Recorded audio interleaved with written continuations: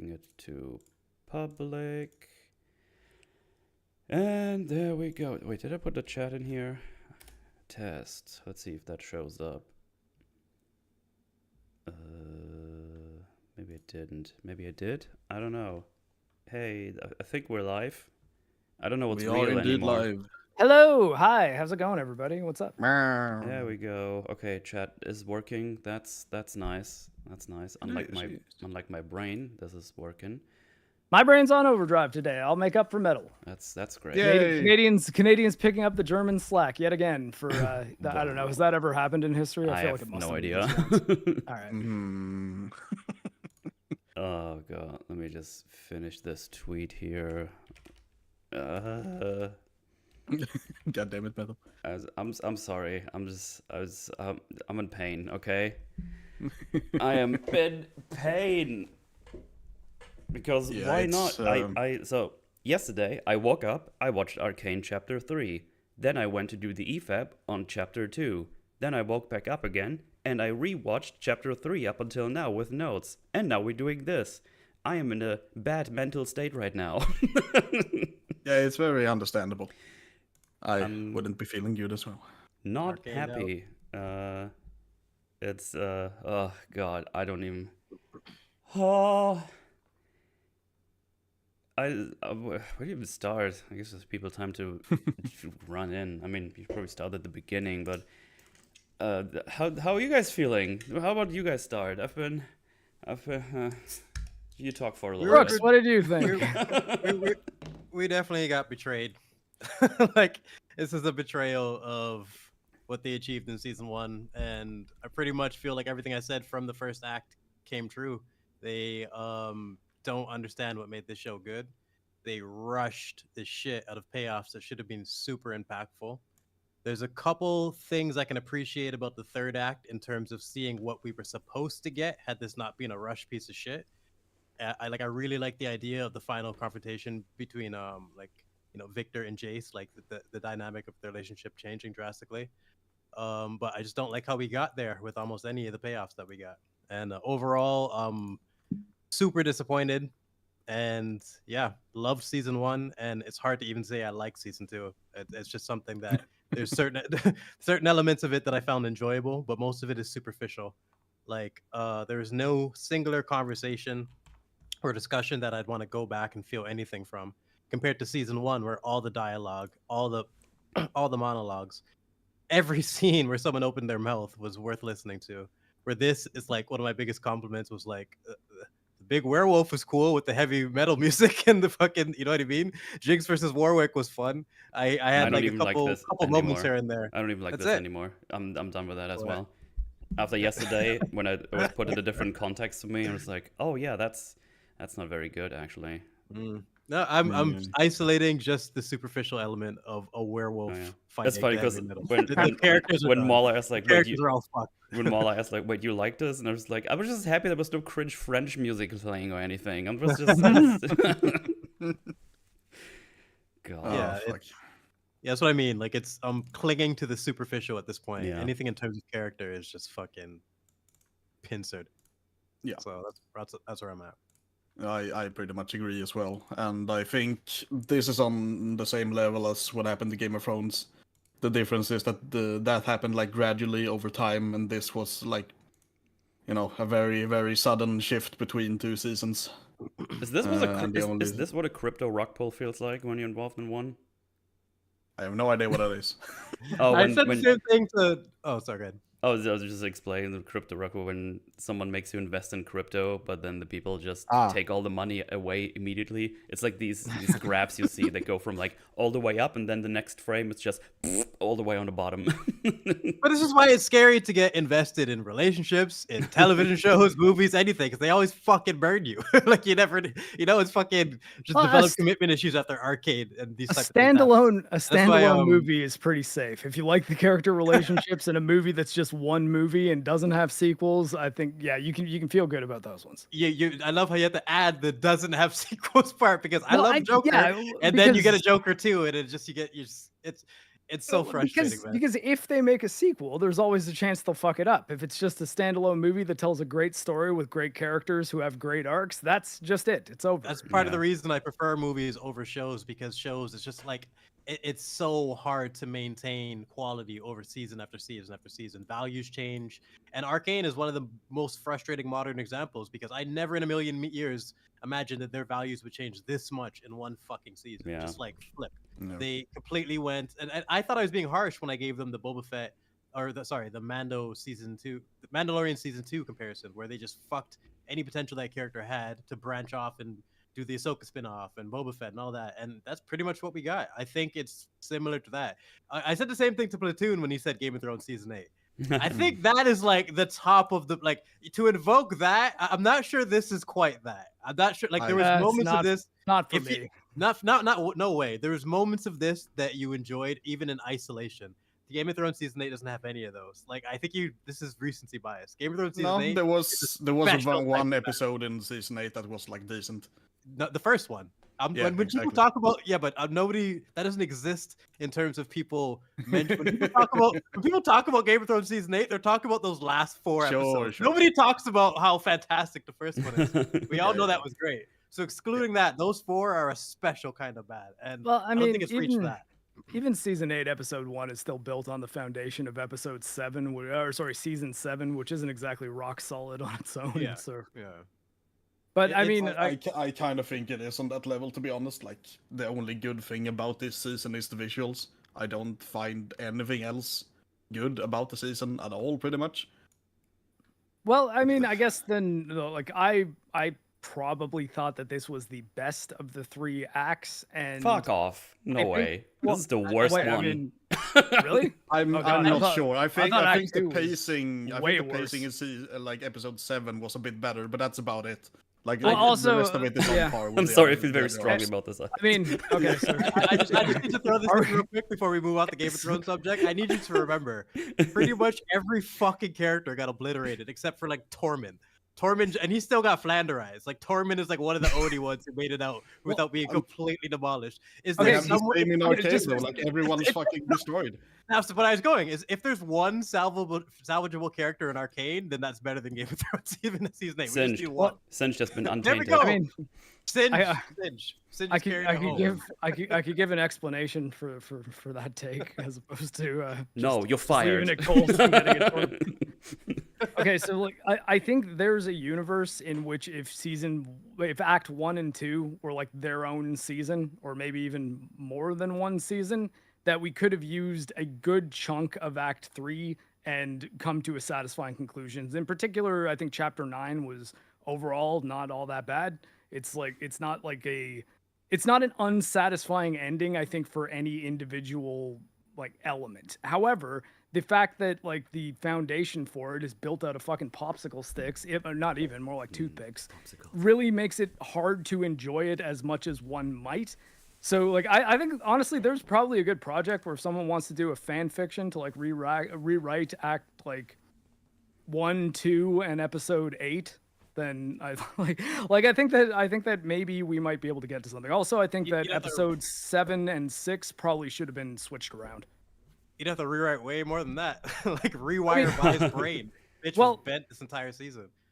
I mean, with context, I don't think that's impossible, right? Like, I mean, I think that the big problem where any character ends up by the last episode is that it's just not developed in a way that it really makes any sense. Yeah. Even if the events of episode 9 are, I mean, you get your big battle, you get a lot of situations in which like Jinx gets the ending that, well, I guess here we're probably spoiling things, right? I think Jinx gets the only good ending that she could possibly get and have it not be insane, which is her sacrificing herself for something good. So she still dies. She still. Wait, what?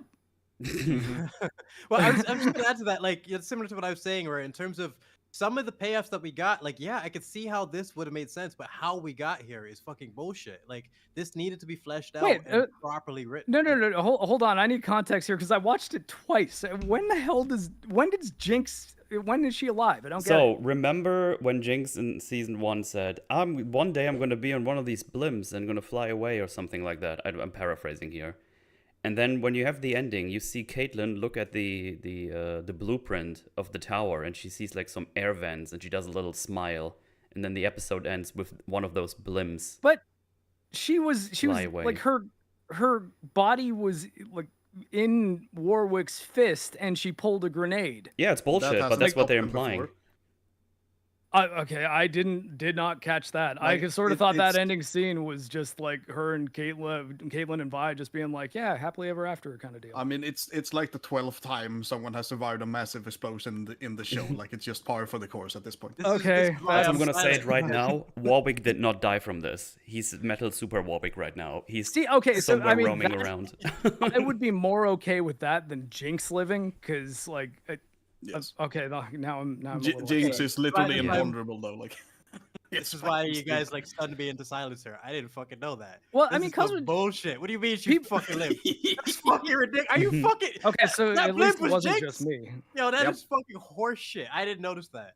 But now that you're saying it, like, yeah, the fact that Warwick. Wait, didn't I put this in our group, or did I put this somewhere else? I thought I put this in the group. I tried to not look at much because you guys were talking about it before I'd watched it, so I kind of just popped in and said other stuff later. I saw it somewhere else. Yeah, that bothers me because I actually thought fingernails were digging into. Oh my god! Okay, sorry. Yeah, that's the thing. I don't buy it. So stupid. I'm just. Even if she didn't pull the grenade, I don't really buy her getting out of that. Yeah, I know. I'm just like, looking at did she suddenly just like hit a pressure point in Warwick's wrist or something? like it's nonsense, but that is a death that I could at least live with when it comes. Yeah, to like that's what I mean. I was like, there's a world in which if the story built up to that ending for Jinx, I think that would be a fair ending if you're going to do the Jinx redemption arc.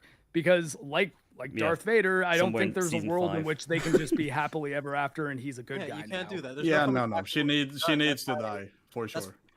Grogu arc was just fucking lame because we already know Jinx is like completely past that line, and he already did that in the first season. Once she shot Piltover with a fucking rocket, like it's over. Like they really should have committed at that point, and I think she would have been a much more impactful character. Jinx I feel like is Jinx dead. was flopping around throughout the entire season, and then got a pretty decent ending. The whole Grogu thing was a waste of time. Yeah. And yeah. By the way, I'm just looking at the EFAP group for Arcane, and Maha just posted like an article headline: Arcane season 2 just gave Heimerdinger the ending he always deserved. What? Yeah, well, go fuck myself.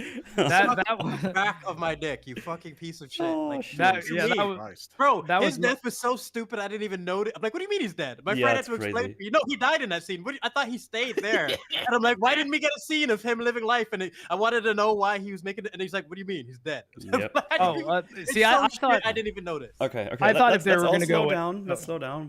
We can start from the front. What? Because I have things to Somehow say. Jinx returned. And man, I would have had more to say if I had even more time, but I got more than enough notes. I've been fucking doing that for hours. I've been watching Arcane for hours, probably over a day. Whatever. I'm not well. Okay, I've been having to. I woke up this morning and the first thing I thought of was the League of Legends song they made for the World Series for some reason. So my brain is not in a good place. Okay. I just want to say somehow Jinx returned. Somehow Jinx returned. Yeah, I wish I stayed ignorant on that because so I'm with you, Mark. We both got tricked completely. We fell for it because I was saying that's my lack of media literacy turned out to be a win in this context. I'll probably wait for the full EFAP for this. Never caught up with the full. That's fine. Just be warned. There's going to be 2 more EFAPs probably because we only did 2 more episodes yesterday. So you might have to wait for like 3 weeks. It all depends how far we're gonna get next week, but yeah, we took a bit longer than we expected. There's probably gonna be 2 more, right? Like yeah, makes sense.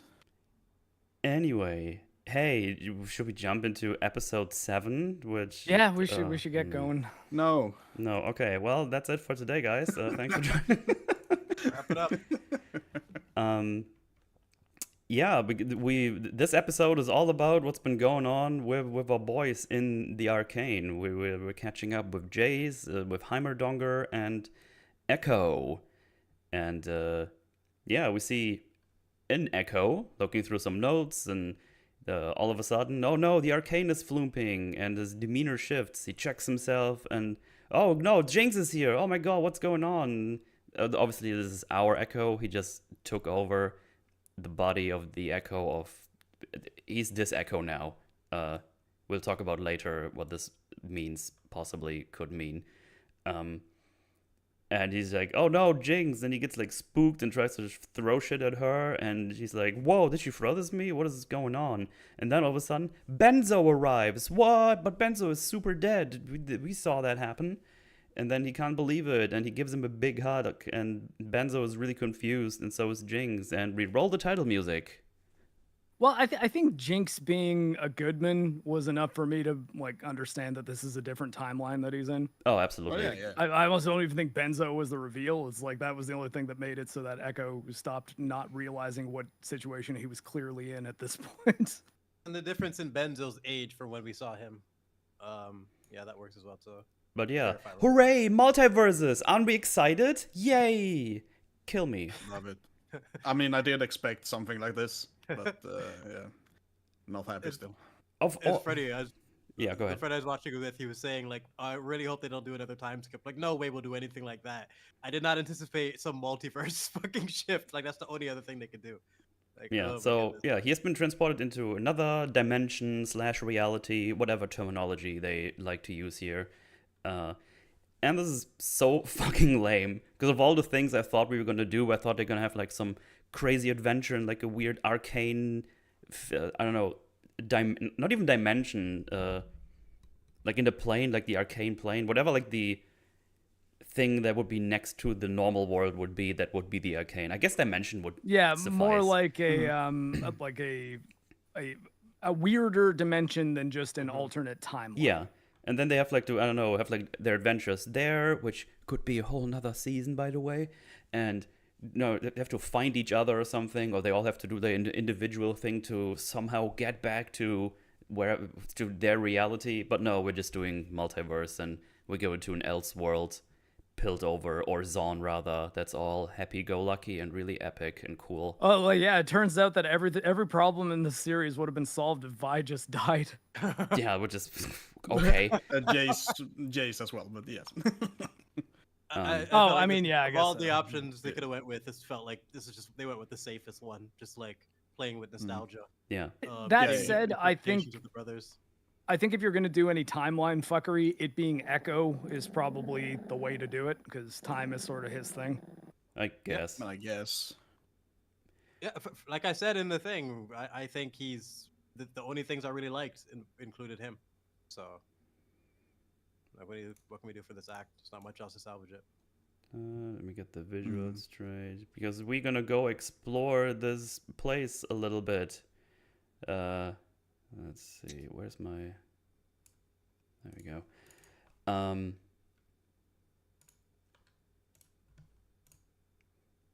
Yeah, we go to the last drop. We go hang out there, and everybody's here. We got Vander, Clagger, Milo, all the people you liked of season 1. Aren't you happy? Aren't you excited? Isn't this cool? They're all here. Aren't you? Do you feel anything yet? Do you feel it? Can you fucking feel something? Yeah. I felt distress when I was watching it. I thought they were gonna fuck with all of them. I mean, I spent a good chunk of the episode wondering if it was just the Hex Core kind of giving Echo a delusion of some kind, like painting a world for him that would make him want to just stay in there and not get out. Given how many of them that did not act what he's seem saying, it kind of seems that way, like it's all a fake reality, but it's not. No, it's another real reality, I guess. Because they don't really react, like, except for Powder, like, she probably reacts how she should, but the rest of them don't really react to what he says as they should, given what, like, how they are as characters. Yeah. So one thing I find... Oh, go ahead. So. I honestly don't know why he wasn't more forthcoming about, look, I'm not the Echo that you know. I'm from another dimension because I was fucking with some really crazy technology and it sent me here. I don't know really you, even though I knew you a while ago in my reality, and you're way different. I really need my help. I really need your help figuring this shit out. But he kind of kept everyone except for Heimerdinger, who obviously already knew stuff, in the dark about it. It's Heimerdinger. they do the retarded trope that's so super boring, where the one person clearly behaves like an absolute maniac, has like convulsions, like, I don't know who my best friends are. I don't know this information. I clearly should know. And they're like, you're tired. Go to bed earlier. It's like, what the fuck are you talking about? Yeah, that's what I mean. Like, it should be weird enough to him, to them, in order for him to have to explain it. At least Especially to Jayce. the people close to him. Or like Powder. And they never do, because later on he just goes like, humor me, and she just goes with it. It's like, what? Yeah, they just skip past all that when they should have had the fucking. They don't skip it. They just don't do it. Yeah, that's what I mean. Yeah. They skip past actually having those Oh, conversations. you mean the writers skip writing that? Okay, gotcha. Yeah. Like that's something that needs to be addressed when you're doing this time skip, time loop, you know. Which is why, like, in a decent show, this would be a fake reality, and if the people are gonna act like this, And our frustration what they're comes seeing from, here isn't real. You say a decent show, and I think part of the reason all this is so frustrating is you had one. Like, all you have to say is in season 1. You don't even have to say a decent show in this show. But the first season, that's what I mean. It's not anymore. The values have just plummeted, man. It's incredible. Yep. It very much feels it's been written by different people. Like, I find it hard to believe that the same people wrote this, who wrote season 1, having seen it all now, because it's all just complete, it's all fallen to shit. Yeah. What I find funny is we have like like small scenes with like Milo and Clagger, and it's really funny because I understand their characters more than Isha, who was in the show for like 5 episodes or what it was. I know. It's crazy. And Laris and stupid Hattie. Yeah, Shield Man, Fish Man, Man. Just the fact that we have, you know what, Fish Man was cool. Leave him out of this. He did nothing wrong. But the other, you can have a line. Well, here I'll give it. They kind of established in this one that the Fishman is mute. Also, he doesn't seem to be able to talk, because in situations where he would be saying stuff, he was just totally silent and just. And I still feel like just through like visual storytelling, I got a little bit of his set, like loyalty and determination. Fishman, I don't know what the other guy. I know one guy's a drunk and the other is like a raging lesbian who should betray you in a split second. Oh my goodness. Oh, Jesus Christ. Oh man. But yeah, what a character. Yep. Yeah. Milo is trying to be like a little charmer and is trying to get with the bartender lady. Trying to do some riz maxing or whatever. I don't know. Clagger has just become like an engineer, mechanic of sorts, and he talks like some mechanical stuff. So yeah, that's what they do. It's like, okay, I understand what they are. I mean, they have like no weight to this episode whatsoever, but I guess a good job that I understand the characters. This doesn't feel earned at all. That's it right there. None of it felt earned. I'm like, yeah. And that's you shoved this in like, remember Gregor? Yeah. The fact that they didn't do anything meaningful with them is a real highlight of how little they earned this. They didn't know what to do. They just know that they're just skinwalkers, you know. Also, having two noticeably underdeveloped characters both be mute is not fantastic. Yeah, why make that decision? It's fucking well, because there are mute people in the world. You're racist. Racist? Racism. Mute people are a race now? Yes, they are now. You heard it here first, folks. Put it down in the timelines. The part with Silco popping up with Vander, both of them. Oh my god! That's later. That's like right before the party. Yeah. Okay, no, I'll try not to jump in. Yeah. We'll get there because I glazed over something last time when we did the Forge, where I was talking about the flashback. I was like so annoyed by the placement that I said like the thing in isolation is fine, which it was without any context from the rest of the show, but it actually just doesn't work. It just kind of ruins Silco even in retrospect. It's pretty bad. Pretty bad. Metal glazing all over Silco. Yeah. Leave Silco out of your mouth. Leave him in season 1. He was a great character. Don't touch it. But yeah, they also I was just before we move on from Silco also explains in like a basically kind of a what would be the word for it, a platitude, why he's like not like at Vander's throat for trying to kill him, and in a way that implies that Echo has no idea why Silco is here or why they're friends. Which, like, I mean, have Silco and Echo not interacted in the last 7 years or 8 They both years, should have just however long looked at it's him been? and been like, "Are you all right?" Like, had you Yeah, like I mean, it's like, I mean, Dude, there's a lot. we there's a see lot you hang wrong out there, here like, every night. I bought you a beer it- last week. What are you It talking shouldn't about? even be a thing. Like Silco shouldn't, like they shouldn't be able to make friends at that point. Really, like it doesn't work. I think this It was conflict just that they're them trying wanting to make good here, where they forgive each other, just shouldn't happen in this universe, from what we understand from this universe. But we'll get there. That's a bit later. Yeah, we'll get there when we cover them. Yeah. There's a lot of things in this episode that has like the usual traits of an alternate universe stuff, where you're just like it just doesn't work the way you think it does. They also really glaze up Powder here. It's like, oh, they say like twice, oh, what would they do without you? Stop saying glazing. I saw that. I did notice that. It was so strange. It was like 30 seconds apart. I'm like, Yeah. guys, relax. Yeah, and then yeah. Vander gives It's her like some advice, like, oh, it's nice to pour other people's drinks, but you gotta pour your own glass once in a while. It's like, yeah, I guess. Okay. This Also entire because fucking episode is just like, oh, isn't Powder amazing? Oh, look, she's so And- amazing. Isn't she and what- amazing? Oh, she's so amazing. What kills me is we don't need that because we know who Power was before she became Jinx, and we can infer what she would be like if Vander was alive and just being a good Yeah. father to her for her whole life. But That- they need to thank you, to Mark. hammer home like, oh, she could have been a good person, if shit didn't happen. Thank Yeah, you. you. She's Yeah, actually that- a good person deep down. That's what Yeah, I was when- saying completely to my friend I was watching it with, of just like half of like 90% of this episode I could have like just assumed or interpreted from what I know of these characters. I didn't really need to see almost any of this. I enjoyed some of the Jayce stuff, but almost all of this I was just like, this is just key jangling nostalgia bait. I'm curious that you to didn't hear what you earn, and liked just- about the J stuff. I can't wait.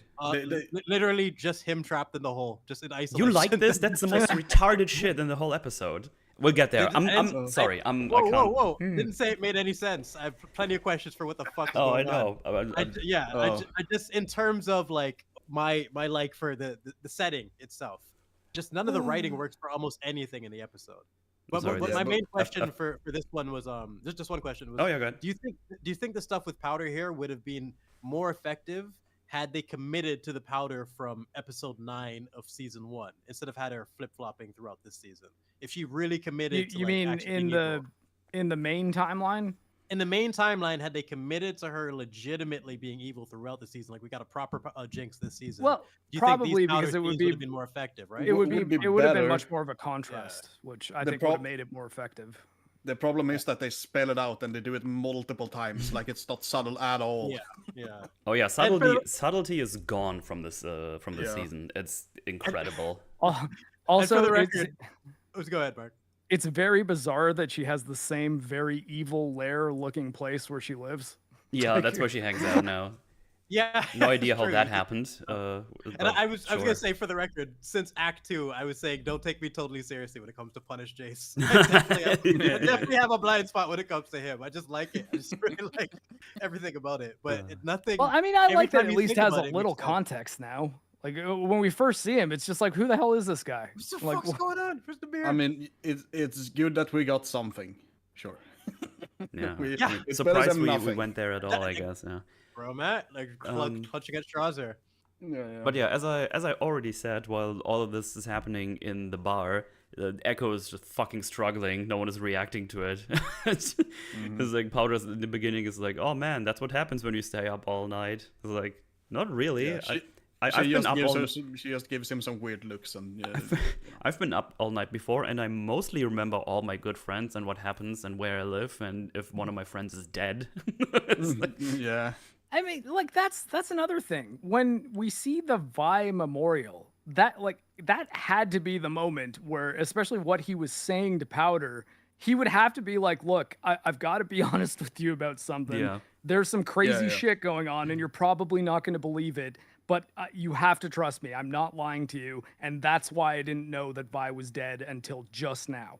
Yeah, And then time to bring it up. explain something to her. Yeah, but he's a fucking retard, so he doesn't do that. but hey, Heimerdinger's here as well, and they're like, "Hey, Professor, what's up?" No! Oh god, Chad, if you don't know, fucking buckle up. Oh my god. Because this so shit angry. is getting nuts. You remember the lack of Heimerdinger and the excess amount of music videos? Yes. Well, So Heimerdinger, and Echo's like, I can't take this anymore. He goes out and has a little puke. But he's been scribbling the anomaly in his little notebook the whole time, and he drops it. And Heimerdinger looks at it, and this is how he realizes, oh, that's my Heimerdinger, because this is our Heimerdinger. He's also here in this person. So that's very lucky. Yes. Considering we have unlimited options how this might happen. But it gets better. Yeah. It gets even better. So he sees that, he goes out like, hey man, I've been here for a while. I thought you never arrive. I was like, oh shit, you're here too, Heimerdinger. That's crazy. How long have you been here? And he's like, 1,128 days. A bit over 3 years. Exactly. He's been here for 3 years. And I was like, oh man, I can't wait what shit he tried to get back and what he's been doing. I can't wait for all these conversations we're gonna have. Like, fuck you, show. He's been here for over 3 years, Yeah. and he's done fuck all the entire time. Because He Echo, became a hippie conclusion and started playing guitar like a fucking. Echo his obviously conclusion wonders. was his conclusion was guitar. there's no hex tech here, so I shouldn't even try. Wow, you spoiled it already, damn. No, that's it, yeah, absolutely. It's fucking annoying. Because Echo is like, oh man, please tell me you found a way out. Like, you're smart, you're super old, like, you're wise. But yeah, he's like, oh, there's no hextech here that's been invented, so there can't be an anomaly. So I'm just chilling. But hey, it's pretty cool here. I learned the guitar, so you'll like it. It's like, what? I took You over the what? body of other Heimerdinger, but it's cool, dude. He's fucking Completely hippie dinger obliterated. now or something. I don't know. Completely obliterated. Like, we already discussed how he was fucking ruined from the last one, and it's just, it's incredible. And it's one of those things where I don't even think they realize how bad this is. Like, there's not one good scene with him in this entire season. It's a complete waste of time. He's And everything they do completely with fucked. him shits on the scenes that I liked with him in season 1. Like, you can't watch those scenes in season 1 without getting annoyed now. And that's where the Absolutely. comparisons to season 8 come through. I don't think it's season 8 level, but it deserves to be compared in the way that I can't watch Game of Thrones anymore. When I've watched that season, I've watched that show like 12, 15 times. I used to fucking spam it. Never watched it again after season 8 because the second someone says winter is coming, I'm gonna fucking vomit, you know? And it's just one of those things where you go back and you're not gonna be able to like appreciate the little details anymore. I think it might be on the same level of downgrade, like overall, but it's When House of the Dragon season 1 came out, I rewatched Game of Thrones, got through 4 seasons to watch Hard Home, and then stopped. And I skipped to Hard Home, by the way. To this day, I've only seen season 1 of Game of Thrones, and that was very good. like season 1 to 4 is amazing, and then it starts. Some of the getting, best television ever, and then it starts And to get. then- I tell that story every time. It's because slowly like downgrades from season 5. I tell that story every time when that comes up because Mahler was on my ass every time a season came. I was like, you need to watch it, and then season out came. I was like, don't watch it. I still think Hard Home is my favorite action episode, though, in the whole series. It's between It was that. like- It's really in a like- bad season, but that is a good Yeah. episode. It like literally through- carried throughout- season 5. It's the best part of season 5. Yeah, like throughout season 5 to season 7, there's good moments in there, but overall it like starts to get pretty bad. A part of the reason Hard Home is so good is because season 5 is not only a shit, but it comes out of nowhere. It's like, whoa, holy shit! I didn't expect to see like one of the craziest like horror battles. The blend of horror and medieval battles in that episode is just fucking perfect. So I think it's between that and the Watchers on the Wall. But Metal, you missed out on some good shit. Yeah. Mahler was right because it's one of the best shows ever to watch with someone else. There's so much to discuss, there's so much to digest, and that's why we're all so bitter after all these years. I'll say I'm sorry. I Yeah, need we were Bloodborne never 2. gonna let it We go. don't have any Bloodborne 2 here. I would share if I had it, but we don't. I'm sorry. We only have Arcane Also- season 2. Also, if anyone thinks the Battle of the Bastards is better than Hard Home, you're wrong. You're It's very not. wrong. It's a shit battle. It's literally one of the worst battles in terms of rewatchability. You watch it, it's like, oh my god, I love the stars. It was so satisfying. You rewatch it, none of it makes any sense. Yep. It- I it love literally the sudden falls apart. piles of massive piles of corpses that appear like from Absolutely scenes. nothing makes any sense. You're so invested in the characters that you're willing to turn a blind eye to like most of it, but then you rewatch it and you get the truth. Oh, maybe to That's why, to make this clear, in this universe, Jayce died in the explosion. I'm pretty sure is the idea, so he's not around anymore. We get a scene for that later. Like Vi and Jayce died in the explosion with the like theft in the first episode of season 1. Yeah. And luckily Jayce went to a they never future. cleaned up his apartment in all those they years. just left it there. Yeah. I know, it was perfect. So they both died. Jayce went to like basically the future, and these guys went to like an alternate present. That's basically what I'm gathering from it. Yeah, pretty much. Well, talking about Jayce, we go visit him. Well, very briefly, for now. He has a wild adventure somewhere else. Where he's eating anomalous animals, I guess. It's just, I don't know, some goober fish. I don't know what's keeping him sustained. I don't know how it worked. I just know when I saw it, I just, for how much I love survival movies and whatnot, I wish it was much more fleshed out and like we got better understanding for it. So yeah, Jayce he wakes up in like a foggy area, I guess you could say. He also has a little vomit. There's a lot of vomiting in this episode, which I get. I feel sick too, but at least that makes sense. No, it would make sense even if you're just eating things that your body has no experience digesting. You will be vomiting it quite a bit before you've got a tolerance enough. I mean, he just woke up. We're not in the hole yet. This is the first scene with him. He just woke up in the fog area. I was just making a meme because there's so much puking in this episode. Fair enough. Like I agree with the puking. I am okay with puking. It is allowed. But yeah, he tries to grab his hammer, but the Hextech stone seems to not work anymore, or at least not properly. And then a hooded person appears. Apparently the one he has seen in his dreams, and the one who gave him the little bracelet flame, or the rune, I should say. It's like, hey, did you bring me here? And then the figure leaves, and then Jayce follows the figure and sees some hollowed out person. And it's a nuked Piltover, which makes him really sad. Yeah. So are we to assume that he currently correctly thinks, oh man, this is definitely my Piltover and it's been nuked by Hextech? That's definitely what happened? No other explanation whatsoever? Mm-hmm. Oh, okay. Well, moving on. Yeah. Yeah, I guess so, yes. Yeah. This can't be like the fucking Hex core fucking with him or anything like that. No. He is 100% certain that he's been thrown forward in time and is not in an alternate dimension where this happens, for sure. Yeah, this is not even... Based on nothing. That's the only conclusion he comes to later on. It's like, oh, this is because of Hextech, right? And it's like, yeah, I guess.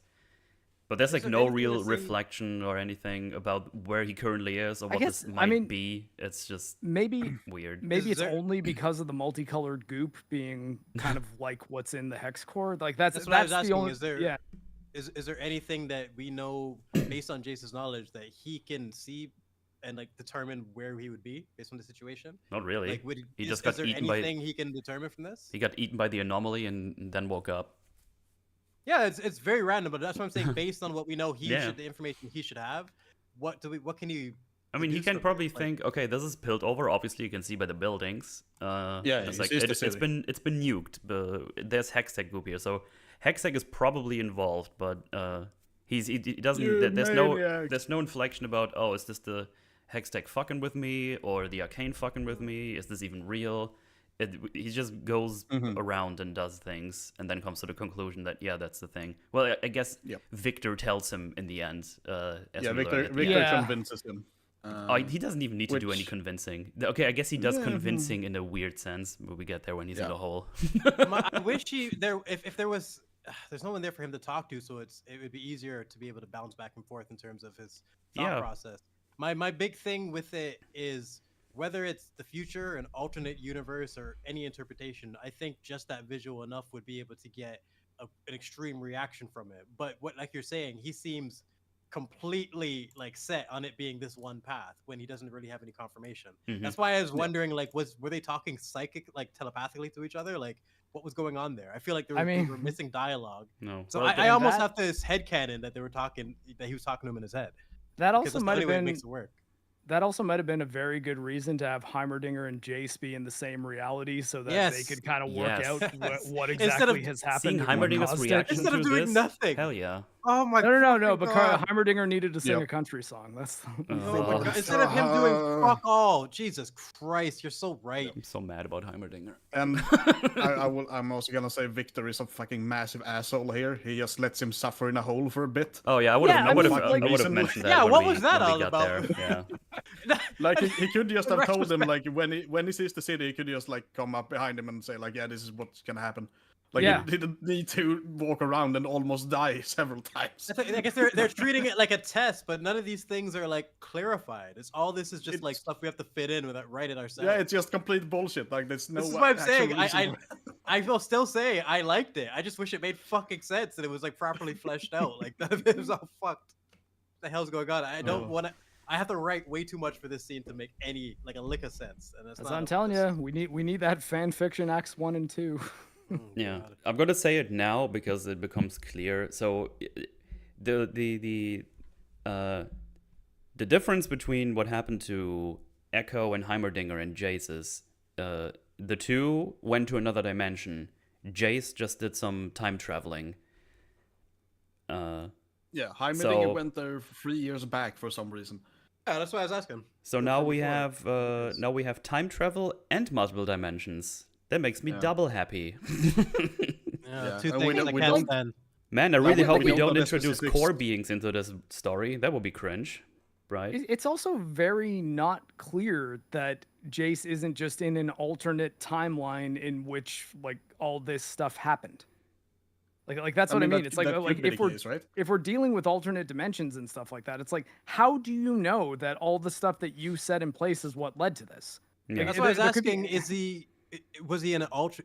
I wanted to clarify at the beginning. Like I assumed that Jayce was in the future, and they were in an alternate version of the present. But doing those two things at the same time just makes it hard to like, there's so many people who were probably confused watching that. Jayce could also be.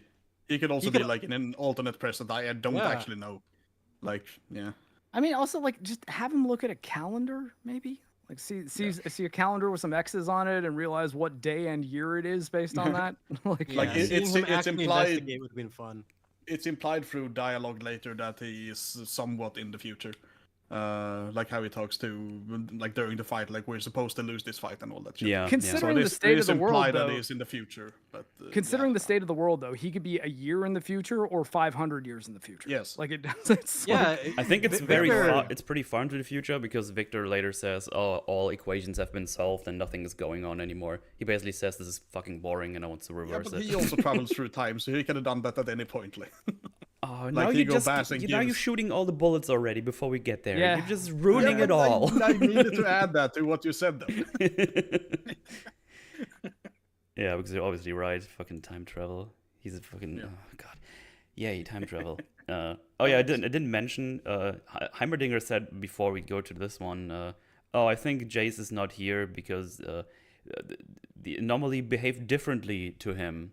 I don't know when or how he saw that, but I guess how do you know that, and how do you know? How could he possibly know that? That's just the writers talking directly to us. Yeah. Yep. He's just being used like a fucking horror man. Yeah. Mm-hmm. Like, used by the writers to give us that information, and then used to just fucking get Echo back and poof him out of the story, so we don't have to fucking write anything. He just fucking got. Heimerdinger. Oh man, Heimerdinger, seriously.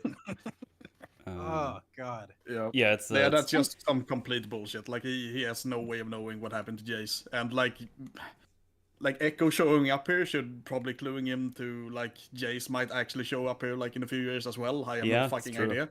Also, I mean, would it really? Oh, sorry. Go ahead.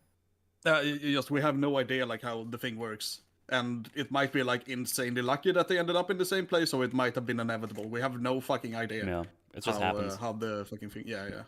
Also, would it have been the end of the world if we just got Heimerdinger back in the main timeline and just had him do? Well, no, I'm saying that like as far as like giving him a role to do and still basically having the same things happen. Maybe have him like work out a way to make the Hextech artillery cannon exist because like that's the first time they've used that. chucking shipping containers. So we never got to see Heimerdinger and Mbessa talk. I really would have liked to see like the different perspectives like clash right there. And, that would like, have been fun. There's so many things you could work around. He's a character that needed to be a part of this season. It's on everything. Yep. Like tell Caitlyn to chill the fuck out. Heimerdinger needed to just come and have his redemption arc of like, I told all you motherfuckers. I told you, fuck. Nobody listened to me. I needed, you know, the Tyrion scene. We needed the Tyrion scene with Heimerdinger. I fucking saved you with all your rotten lives. That's what we needed, and we never fucking got it. So he gets fucking boofed. And I just don't know what they were thinking with that. And the idea of him and Echo, their science relationship, which was like the most interesting part of their relationship, being squeezed into like a 5-minute montage in one episode instead of actually seeing them do it over the season. The second of 3 music videos in this one episode. Fucking stupid. Like it happens a bit later, but they do all the fucking hex tech research in like a day, and builds the fucking time traveling device. It's fucking retarded. Tired, man. They just A stopped doing that. day is a short timeline, but I guess there is like some element of Heimerdinger is from a world that already has hex tech and has a good understanding of it. He just thought that there were none of the blue orb things. Yeah, they just mentioned that party thing is coming up, right? And they're basically done when it happens. So it can't be that long. It would make more sense if he was actually doing something during those 3 years and he had the plans and everything ready. Yep. Like, Exactly. He could have done all the like theoretical research. Like I had a discussion with some other people about this. Like he could have done all of that, and that would somewhat explain how they do it really fast. Like you know, he might not want to mess with this world and like risk blowing this shit up because this world is like, you know, quote unquote saved from Hextech. Well, yeah, and actually, come to think of it, also maybe if you have Heimerdinger having figured out how to get back to the other dimension and say, yeah, but we're years past where we would need to be. I haven't figured out the time element here, and have Echo be the one that figures some shit out that gets the time travel going, which you know, also thematically pretty relevant for Echo. Yeah, like Heimerdinger is in this world and he doesn't want to fuck it up, so he would be cautious in doing it, but like he would still try. He would still make an attempt and see like if he can do it in a way that would be, you know, safer. He could also like fuck off somewhere else and do it outside the city, so he doesn't risk blowing it up. But no, he doesn't do anything. No, he can play the guitar now, so that's pretty cool. Fucking cringe. Yeah, going back to those peeps and happy-go-lucky Elseworlds, Piltover, on whatever. They go to Powder's hideout, and we already mentioned that's the same hideout that Jinx uses, which is, I don't know how she got here, because the reason she got here is because she went with Silco, and she needed somewhere to chill, but I guess she found the same thing here as well, because that's just how it happens. Shut up. Went exploring one day, and they have said, hey, I bet that this, like, very dangerous-looking engine, like, tunnel is probably where I should be. And just, I'll live on the fan blades. Yeah, like it's somewhat implied that this is close to where Silco's like underground empire base is, but we have no idea really where it is. But no, she shouldn't be here at all. She just be at the tavern. Yeah. But yeah, he goes on to ask all the questions by saying, "Oh, you know, humor me," because he keeps asking all the questions where Powder should go, "Yo, what the fuck is wrong with you, actually?" Yeah. But she just he just says, "Humor me," and she just sighs and. I was going to go through the transcript here. It's like, oh, you had one of your funky dreams about an energy storage device that you swore would win the competition, so you came to me for help. It's like, oh, okay. Yeah, so, and that's also then implying that for this 3-year time gap, this universe's Echo has been having like weird dreams about apparently. Our timeline's Echo? So. I guess so, because they keep mentioning some weird dreams and him having an identity crisis or something, so I don't know if that's supposed to be some weird foreshadowing, or... That's not foreshadowing, but that something was up with him for a while already, but it's weird. But yeah, he asks, like, I came to you, and she's like, you weren't going to figure it out yourself. And then he looks at some things on the table, it's like, 0 lost chemical energy cell. And this invention, you don't have some alternative purpose for it, so he's still like, this is evil Jinx, obviously. But obviously not. And she's like, "Oh, you're the big idea guy." Sorry, sis. She's talking to Vi because Vi is dead. She has like a little shrine there. Yeah. And she just goes on to say like, "Someone's wigging out over his project and having an identity crisis again. No names." It's like, okay. And it's like, got to not living up to my potential speech from Vander's speech again, blah, blah, blah, reminds me of you. And then Echo's like, she's dead? How? It's like, and it's like, what the fuck? Like, Powder, react like a normal person. She just says, that's not funny, Echo. She thinks he's fucking with her. Yeah. That's what I mean. And like, in this universe, is he not your boyfriend? Like, because that's pretty heavily implied. They do imply it, yeah. Yeah, so it's like, wait, why the fuck would you say that about my sister? Like, you... Yeah. Yeah. But none of them realize what's going on. Like, he doesn't realize it's in an alternate universe for some fucking reason, or he doesn't act like it, at least. And she doesn't realize he's a different person. I'm just trying to imagine when they tell him, oh, you can go home now from whatever the competition is. Like, actually, I don't know where I live. Can you tell me where I live? Do we just go where I normally go? Does he many things that could have screwed up. Maybe he just lives with Benzo as well here. Who knows? But they seem to be pretty well off. I don't know why he would. He's still fixing Benzo's clock. Yeah. Like, for all we know. But that's what I'm saying. Like, these are the little things that they skipped. And like, these are the type of details that reveal to me that this is all just nostalgia bait. You're not really trying to fit it together in terms of your understanding of the continuity and to give us something meaningful. Like, we could have gotten something meaningful with Vander, could have gotten something meaningful with Benzo, could have gotten something meaningful with Milo and Clagger, but we just got them dangled. And it's just so fucking weak, man. None of them act like they should. They're all just skinwalkers. Yeah, because even here, because she says, you gave us the tip, we went on the job because of you. And he's like, oh, the job, that's why there's no hex tech here. And Powder's like, what the fuck are you talking about? What do you mean hex? What is hex tech? Are you insane? But she just tells him, you should leave before you do something I regret. And he's like, believe me, I'm working on it. And then he leaves. Obviously, he means trying to get out of this universe and not this room specifically. So he does know. So he still knows something is going on. It's so fucking bad. Yeah. Oh, fucking hell. So here's my first questions about this universe. I say first, like we haven't talked about some of them already. So they talk about, oh, you gave us this job, you gave us the tip. This place seems to be super chill and nice. Why did they do a job to steal something? Like, it seems like they all do exceptionally well, even in Zon. Like, what yeah. Why did they need to go and steal shit? Like, they all hang out. Right. It's implied that everything turned good after that happened. I guess somehow. Because, well, in a world where I guess it's the world where Silco and Vander are working together, because which that was kind of lame. Yeah. I mean, it needs more. Like that's the thing. It's like I can think of a world in which that could work, but we need the context. We need to see thing. It. Well, like the thing is though, like the day of the robbery where the explosion happens, that's pretty much at the same time where Silco is getting to Shimmer, right? So he's already built this like underground empire. There would be no fucking way he would just stop and go back and be friends with Vander at that point. Yeah, there's no turning back from there. Yeah. Like their relationships, the rift in their relationship was firmly established by that point in the story. Yeah, and they already betrayed each other. Silco was already. Oh, they're just buddies. Yeah, because at this point they have fundamentally different beliefs as to how to do anything in the underworld. He already controls like a big part of the fucking the underground.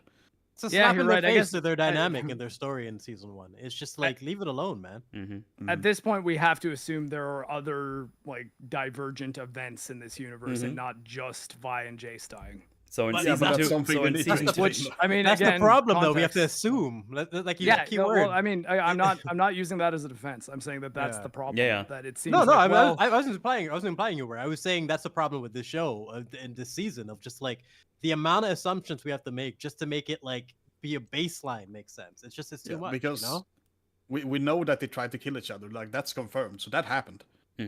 Like what happened after that, we can't really. I mean, they even mentioned. They even highlighted it. They highlighted here, and it seems that happened, and they're just like, you just need to forgive each other. It's like, fuck off. No, it's so lame, man. It's so cringe and retarded. Their relationship was flawless. Everything with Vander and Silco, flawless. Not a single scene out of touch. And with a single that's not even a flashback, but whatever the fuck this was, this stupid fever dream. It just taints it, man. I don't like it at all. Like you said, skinwalkers. Yeah. Nobody was acting character, and they didn't make an attempt to make sense at all. No drama. I didn't feel like if I'm seeing Vander, Benzo, Clegger, and Milo, I should feel something, and I felt nothing. I didn't. And Silco. Yeah. He shouldn't have been there. That's why I didn't include him. Well, I mean, he shouldn't have been there. I liked the other Silco. Like I kind of like the Silco flashback that comes on that happens later in the jail cell. I didn't mind that one. Wait, where was I? Oh, oh yeah. So he leaves. He starts going to side, and he's on the bridge where he fought Jinx and thought she's dead. Actually, does he know she's alive by now? I actually forgot if they had an interaction after. I don't think they had. I think he was just hanging out with Heimerdinger, and then he got eaten by the Arcane. He should know though, right? I mean, I guess so. But somehow nobody knows Silco was killed by Jinx, so I'm not surprised by anything anymore. Yeah, but like Jinx is like the most wanted person in all. Yeah. Like he should absolutely know. He should that. know That she's would make alive, no for fucking sure. sense. But yeah, it's like a flashback to that fight, or the combination of that fight. But yeah, everything is nice and lovely here. The bridge, there's like a market on the bridge. There's everything chill. There's children stuff, and everyone is having a great time. And Everything's just perfect. everyone is just hunky dory. And then we get a cool song by Heimerdinger who's singing to the people. And it's we could probably even just skip over our criticism of this. This is No, not the Heimerdinger absolutely not, content because any of us wanted. I feel like they're throwing bricks in my face when the song includes, join the circus for a while, because this is not, you're just pretending to be another person in this universe, and just turn that hourglass around, time travel, just doing, fuck off. Yeah, when I was watching this, like, this is a weird song. It kind of sounds like Heimerdinger is singing, like, what the fuck? And then we see him actually sing, like, oh my god. It is Heimerdinger. Oh. It's just kind of lame. Like it proves like, hey, you had to skip over too much in this to make it make sense, and you didn't even accomplish that. Like, it still doesn't make sense. No. It's insulting. It's insulting. That's the only way I can put it. Of just like, okay, you don't realize how badly you fucked this up if you're willing to mock us with this stupid song at this point. Like, moving on. This is the show poking me in the eye, like fucking. But yeah, in the meantime, we see Jayce just running around this landscape of Hextech goop or whatever. Oh, jeez. Someone. It's just one thing, Metal. I just want to mention for the Heimerdinger. He doesn't acknowledge that he basically killed another version of himself. Like, what happened to that dinger? He's just dead. Oh yeah, I mean, we would have gotten there. Even when you. Okay, well, yeah. Oh, yeah. I guess, yeah. Like, if they both currently they're doing the same thing as Wonder Woman. They're just inhabiting like other people. Yep. No.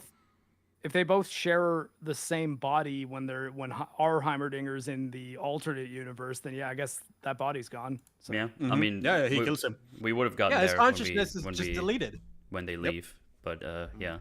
Well, I was just saying to pair it on to my issue with the last act was the fact that we didn't see his reaction to the council members being killed. I think that's a colossal fuck up. Just because, he arguably would have known them longer than anybody else. I think you add those two together, and he's got to be number one, like just for damage this season. And he should be on the council in this universe, but he's not. He's just fucking around playing guitar all day. Fucking around. No. He's not even doing science. Yep. No hex type. Yeah, no like that's what we science to be mentioned done. earlier. He would try to find a way to get back, but he doesn't. He doesn't care. We had more time with the Fishman than fucking Heimerdinger. Good old Fishman. Oh. Fishman McGlipglob. That's his name. Mm-hmm. But yeah, while the song is playing, we see Echo going through through Jayce's apartment, which has not been renovated or repaired or whatever. It's just been barred up and left alone forever. Yeah, right. So we can have Echo go around and find pieces of Hextech stones. I mean, yeah, that are still scattered around. Arguably a massive safety risk to not restore an exploded part of any building. Like, if you're mean, not plus going to it's- just demolish the whole building, you really do need to do a lot of repairs.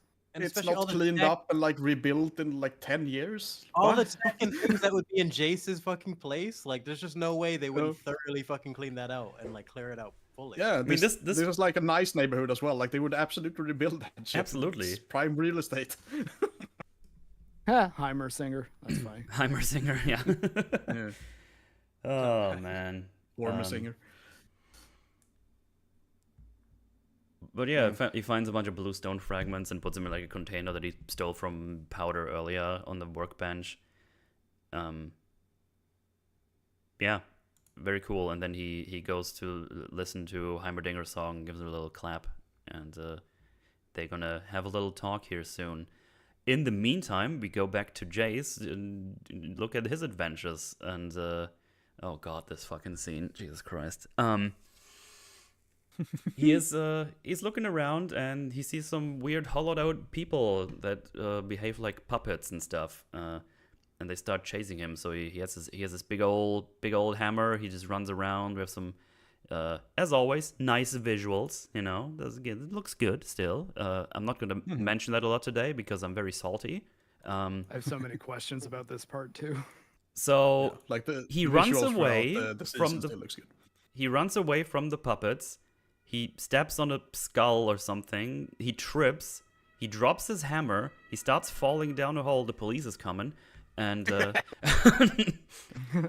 Riot Games have found metal. yeah, and his hammer lands on his fucking leg and destroys it. That's how his leg is broken and fucked up. And then he falls down onto the floor and is unconscious. Oh, he's dead. He should have died. He definitely should have died. He's That like- there's fall literally- is hard. This is one of like I think 3 or 4 instances of someone falling and specifically hitting their head, and they just like. Yep. There's a scene with Jinx and Vibes, like neck broken, paralyzed for life, dead, and they're It was just like, very "Oh." soft rushed stone off. he landed on, right? It's Yeah. it's crazy. Everyone's extra thick this season. I don't know. I was gonna Yeah. put this visual here while I talk about this. It's like half the height that Galadriel fell in Rings of Power, so he should absolutely be dead. Yeah, they Yeah. are tricking us here a little bit as well, because he falls down not very long, but when he climbs back up later, it takes him like a long time. He even takes like a break in between where he Yeah. we see You're we right. see how far it is. camping out. Yeah. we can't even We- see we- how high we can't really properly see how far up it is. Not here, but we do later, right? He looks up and we see about how far it is. Yeah, He also- you can't really see the exit properly, but you can see like the light later on. Yeah. Yeah, absolutely. Metal, landed- Mark, does he it land- annoy you? Does it annoy you in movies where like doesn't matter what the fucking bone break or injury it is? Well, they I mean just that's what I was crack about to it say. back together. Well, yeah, like him doing a field reduction is fucking ridiculous. But like, let's put that one on the back burner for a second and talk about the fact that he landed on his chest from like a very high height. Like, you don't understand. His rib cage and sternum would be fucking destroyed. Yeah, his Like, skull oh will be yeah, he's cracked. fucked. He's There's completely no fucked. even discussion on the details. That he's dead. He's deader Yeah. than dead. It doesn't make any 100%. sense. But why I said like, and I still say I liked this scene is because I liked the premise and the idea of the scene and what it could have been. There's so many fucking elements that work that could have worked in a really great way here. I mean, the thing is, Seeing him that's dig something his way out of this. That's you something I know? expected to happen on with wherever they go. They go into like a really weird place that's kind of fucked up, and they have to survive. So you could have still have all the injuries and stuff, but sensible. A Jayce survival episode would have been fantastic. I didn't need all the Jinx stuff. I really didn't need almost any of Yeah. that. Also, I think think it that can't could be have been, like, 5 understated. They make such a deal about showing his leg, and you like in your head you go like, oh, what could have happened? He maybe fought like some void monster, and he had to defend himself and something. His fucking hammer accidentally falls on his leg while he's falling Yeah. down. What the fuck? It's okay, Jojo. That's not only lame, that- but what the fuck are the odds that this happens? Like that's how it looks when he looks up there, and like it's far beyond that because we see the little ledge there, like it climbs up that, and then further beyond as well. So it's super far. Yeah, And if it's- I'll pop it up when we get to the scene. I think Yeah. it's the next one, but it's there's no way he survives. They try to save themselves by showing him roll on the sides, but nah. Mm-mm. No, fuck no. He doesn't lose any momentum while doing this. What So he they, should have Not done much. was not. He should have used the hammer to stop his momentum, and the fall is what broke his leg. So we can still Yes. get the leg break, and there's no reason for him to be dead. yeah. And like you can also justify the damage to his hammer. Like I feel like almost all of it could be tweaked, and that's part of the thing that was a little frustrating. But like I don't know, I'm such a fan of survival and these premises. You could have made an incredible half an episode out of this. Instead, Is Hollywood we just got trying to fucking Jinx's indoctrinate bangs. people into no longer being afraid of heights? Like, is that what's going on here? I saw Yeah, John this- Wick reference in the chat because, like, between John Wick 4 and this, it's like, guys, fall Black damage Widow. is not that easy to survive. Granted, I don't like fall damage in most video games, but John usually Wick off because the it cliff. results in cheap deaths, not because I want the video game to be far more realistic. Just aim for the the pushes, one man. in the one in Black Widow where she literally gets dumpstered like all over the place and then lands on her feet. That might be one of the worst ones I've ever fucking seen in my life. Like that's like you're gonna get kids killed like with these things. Like you're distorting their idea of what. Oh yeah, gravity it's really fine. Is. This is only 3 stories. We're good. A fucking 3-foot fall can ruin your life. You know what I'm saying? Like yeah. get the wrong thing, man. I could at Absolutely. least get a 7-story fall, no problem. It's like no, 3's gonna fuck you up, man. You might not Oh, be yeah, yeah. dead, but you're not gonna be happy. You might You're never gonna walk break at again. least like a few bones if you do that shit. This is fucking hell. But yeah, the Jayce is now in the hole, and we'll come back later. But yeah, that was a fucking embarrassing scene. Holy shit. Looked good though. Anyway, I'm so fucking salty. I've had too much Arcane. And should we go back there Sad, pretty quickly? We just have a short intermission with Echo, where he talks to Heimerdinger. It's like, hey, I found these things. We could probably do this. And he has like a little stare with Powder, and he goes like, hey, what's up? And she's obviously mad. So I don't know what the fuck they're doing here. They obviously we just learn later there's like a romance happening, but I don't give a flying fuck about this. Like, what the fuck are we doing? What a waste of fucking time. Just leave me alone. This Jayce also really shouldn't care about that much. Yeah, I don't know where this comes from. I mean, they were separated when they were really small, and then he became like a rebellion fighter, and she killed people. So I don't. Maybe he's just horny here. Just wants to smash. I don't fucking know. I mean, I think like his crush Possibly. on her developed when he was very young. So Yeah. I don't think that's It's like, his, wait, hold on. independent This is making it out. this is a version of her that did not turn into a terrorist. Yeah, the idea, like, he probably was in love with Jinx. They were probably best friends, and they were both like Vi's little siblings. Like, I don't have an issue with him, even if it's a version of her Yeah, being it's sympathetic. just Like, I didn't have any Also, issue the- with that at all. they Like, both it's just how he's tinkering. shown like acting towards her like in previous scenes in this episode. But I guess he slowly realizes that she actually is different. And they're both into tinkering, like they do mechanical stuff, both of them. So Yeah. Yeah. I mean, you could see them even if they weren't childhood friends, maybe getting to know each other and getting along. Someone chat just Yeah, wrote, yeah. I had a crush on you until you started talking to the gun. But yeah, Echo. Yo, that's another thing. Yeah. They completely dropped the fucking Milo and Clegger like influencing Jinx thing. I really love that in season 1. Oh yeah, they just dropped that. I This is mean, not here. We have like one scene where it Holy randomly pops shit. up, but that's it. Yeah. We I mean, can't have that. Jinx is amazing. I mean, we've talked about this. Or She's Powder is she's like she's like more happy in this season than she was like arguably before while she was a child Powder. with Powder. Yeah, she's happier than Powder. Yeah, like which it's is not. nuts. Yeah. We This got world this is just goofy perfect. version of this Jinx, man. It's Grogu. They fucked everything up with that fucking storyline because they wanted to soften her up for that. Yeah. It's this fucking stupid shit. No more fucking orphan kids. They screw everything up. But yeah, But I mean, at least give them a personality, have them talk. yeah. No more mute. Give people. us a reason to No. not want them to die, not just be like, No. well, that character who didn't say Ban shit's gone, mute I guess. people from No. media. We can't risk it anymore. Grogu and now this piece of shit. They've screwed it all up for all the people who actually know how to write them. Yeah. It's over. But yeah, Echo's like, hey, we can build this thing with the things, and Heimerdinger just says like, no, I'm pretty sure it's impossible. But then Echo says, pretty please, I need a partner, and then he says, oh, okay. Yeah. I fucking hate that shit, man. I hate that shit in movies. because There's all these reasons why I can't do it. Come on, bro. All right then. And it's just they skip it all. It's so stupid. there's a small thing here as well, because he's like, oh, I can't leave, I can't betray a brilliant person again. And when he says again, it cuts to Victor, to Jayce, sorry. So does it mean he was cool about what Jayce did to him in the council, and he thinks he abandoned Jayce? But because Heimer had some very good reasons to believe they should be very, very careful with Hextech. And then he gets yeeted out of the council. Like, we need this conversation between them, but we didn't get it. We should get a scene like that here. Like, he should say, like, we can't risk inventing Hextech. Like, it was saved in this world, you know.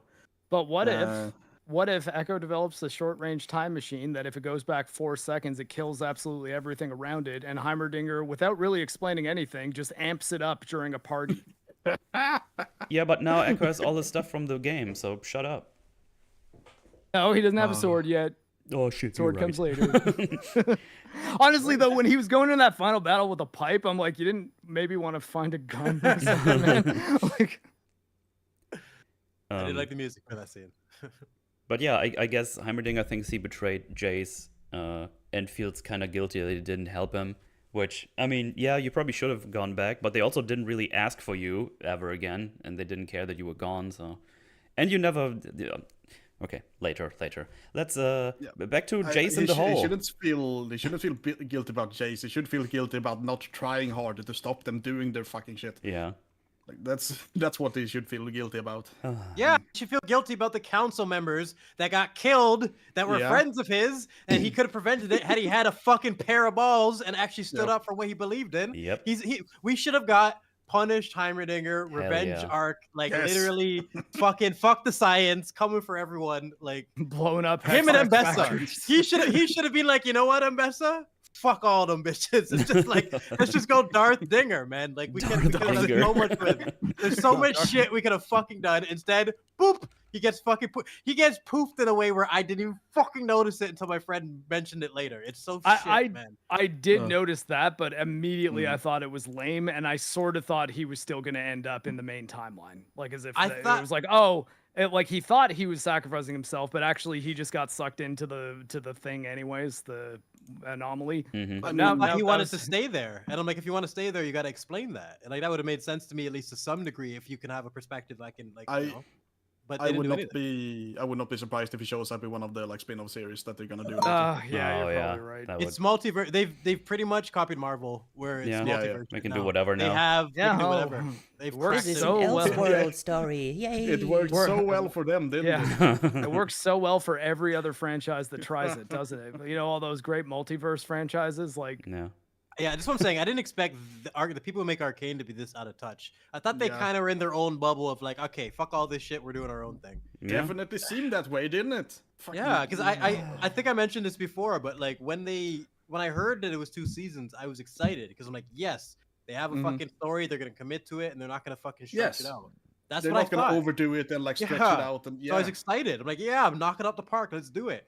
Because I don't think you can nail 3-4 seasons of this, but I think you could get one more good season. Yeah, you can do it. Absolutely. And it's the opposite. We got to get rid of this shit quick because there's more money to be made elsewhere. Like, fuck off. Fucking retarded move. Absolute retardation. Absolutely. Yeah, it's travesty. Let's burn this down so we can make something else. Like, what the fuck? Yeah, it was a choice. It was a straight up choice. Like, just So they're breaking Jayce in the hole. I'm really excited for Jayce in the hole. So his leg is fucked up. So we see him put it back in place or something, and I'm pretty sure that's not how this would work at all. I'm sure where does Mark he is going to be mad now. Wait, what did I do? Bones. Jayce, I said his leg is fucked up, and we see him put it back in place or something. He reduces the bone himself. Yeah, that's insane. Okay, just so you know, what you're doing there is you're moving a piece of bone that is broken. Broken bones are sharp. You're moving it in a manner that will be making contact with other tissue. If you don't know how to do that properly, you might just tear apart all the muscles in your leg trying. It's not. Nick an artery, right, or something like that. Even like, Jayce is someone who's smart enough to know that. Like, you. Well, I'm saying, even army medics, like, even at the peak of our training, we're not allowed to do that. We need to just transport the person to a UMS, like a unit medical station, and have a doctor do it because it needs a doctor. It's not a well, I've seen this on TV, so I'm going to try it and do it perfectly on my first try. Yeah. Because I mean, And I mean, Jayce if could be it a was character only that's this- intelligent enough to know how risky that. And is. as James I just think points that- out in chat, it was smashed with a hammer. It's like so many little pieces of bone Yeah. currently in there. Yeah. The thing is though, like he doesn't really have any other options, so Yes, and I think that he can't find a doctor here. You know? well, and I would more or less be okay with the movie field reduction if not for like, well, he also just had his like entire rib cage shattered. So like, Yeah, he's I'm just just like, like, why- saying the like, fix of it. Oh, he's dead. I guess just like also he's in a hostile environment alone. Is like, could you not have thought of other things, other shit to put him through? No. Like it's like, I did mean, he there have are to a bunch of, fall? like- And There are a bunch of like robot people just watching him. They're not doing anything. Yeah. Why didn't they help? This is what I'm saying. What's the point of this? Yeah, let me get through Like, the it's trying scene. to test him. Let me get through the scene, That's then what I we mean, like, get into it. They're So- controlled by Victor, right? So he sees him like just lying there Let me doing get through the nothing. scene, and then we get to it. Sorry, Michael. I'll kill you. But yeah, his leg is fucked up. We see it back in place. Gets infected, looks really gross. There's like green goop on it and hextech goop and stuff. He sleeps on the floor. He eats bugs or something. Drinks That water were- from bugs from which a, were thankfully very high in antibiotics. Yeah. Apparently. drinks the water Yeah. from a puddle. So yeah, everything is luckily for him available, so he doesn't starve to death or something. And yeah, Victor Drinks is water watching from a him. puddle without boiling it too. Also, you're gonna Yeah. die. Victor You is get watching him. hepatitis A at the very least. Yeah, Victor is watching him, but he's not helping. The weird puppets keep the fuck, watching him bro? while he thinks about how he has been warned about the corruption of Hextech and magic by Heimerdinger, but also pushed by Mel to go with it, wondering what is the right thing to do. But all the things stop with Heimer's words. I've seen nations being destroyed exactly like this. And I think this is where we are supposed to believe that Jayce realizes that Hextech is bad news. And Which Heimerdinger did. yeah. And I think they want us to believe that Victor purposefully yeeted him in here, or at least kept him in here, so he realizes that question mark. When you could have just told Yeah, him. why not just talk about what happened here? He does talk to Victor later. We see that in Yeah. the last episode. Why Why make would him it be go like, through all of Jayce? this? This could have been a really Making him interesting go through- conversation where he tells Jayce, yo, this happened because of me, and I realized my errors. Thank God errors you're and here, stuff. so now we might have a chance at fixing it. Now I Had have they someone did to send this- back. and had it build up, have them have the scenes, actually have them make sense, and have it build up to a conversation, the one that we didn't fucking get, that I had to assume that took place telepathically, then we could have actually had the Yeah, explanation of why. They could have justified the purpose of these tests Yeah. and connected the dots in so many different ways. And I don't know, man. I don't know what they were thinking with this. And I know we're gonna get to this, but the amount of doors this opens up with Victor is just insane. I'm not sure fucking why would they do Victor this. doesn't even need fucking Jayce. That's the base version of it. He doesn't need anyone to stop this from happening. Yep. It's like we need to Uh. explain to these people what multiverse and time travel does and what you can do with this. If you can just go He's everywhere. the one that leads to Jayce creating Hextech in the first place. It's so Yeah, that is true. annoying, dude. It's Yep. just makes me want to puke like Jayce and Echo. But yeah, absolutely bizarre that Victor just watches him and later tells him, "You're the only way to stop." Fuck off! Shut up! You're lying. You're obviously lying, or you're not as smart as you tend to tell us. God, cringe, absolute dumbassery. I hate it. Yeah. But yeah, but he at the end he finally he as you God, I'm losing it. He's been watched by the puppets. So yeah, because that's the thing. That's why I believe he's been put into this purposefully. Yeah, here's. I mean, there's no other explanation. Victor just That's wants to just fuck it. with him a bit. Here's That's the what I'm thing. saying. because I really wish we had a puppets, combo. at the the puppets end. don't follow them, so they just watch him. And when he decides to go back up, they're gone. Meaning that there's the look. But now you can see that up there where the mouse cursor is. That's where he fell down apparently. Yeah. What the It's fuck? even further than that. Like where exactly where you're pointing it. Yeah. Like the little lip just below it. Like it's further than that thing. How It's in the super flying fucking far. fuck? Despawned, he lost aggro. That's probably there's also one way closer to him in an earlier scene as well. Not to mention, like he does still have the hammer with him when he falls, right? Yeah. Am I remembering that wrong? He drops it falls on his leg, and then it lands first, I think. Oh, okay, it lands first, so he doesn't have it in his hand. Because I was thinking, I was like, also, like, doesn't he have a device on him that has a shield? Well, the hammer doesn't work currently, so he couldn't use that anyway. Yeah. But he does have a shield. He should probably use that if he could. Absolutely. It would have been a cool way to see, even though the hammer's not working, a quick moment of Jayce's ingenuity, enough to save himself, but not enough to save his leg. So he's still injured, but he's not fucking dead. Like they can Oh, that actually might be cool if like he sees the hammer, knows that he's falling, and then goes head first to try to pick up speed to get the hammer in time to turn the shield on. Something. Yeah, but no, it wasn't working though, right? And got crushed. So instead they have him tripped. Even the hammer not working is like, does that really matter? Like, how many battles is he in where the hammer not working would be a major problem? Every battle, because it's really heavy.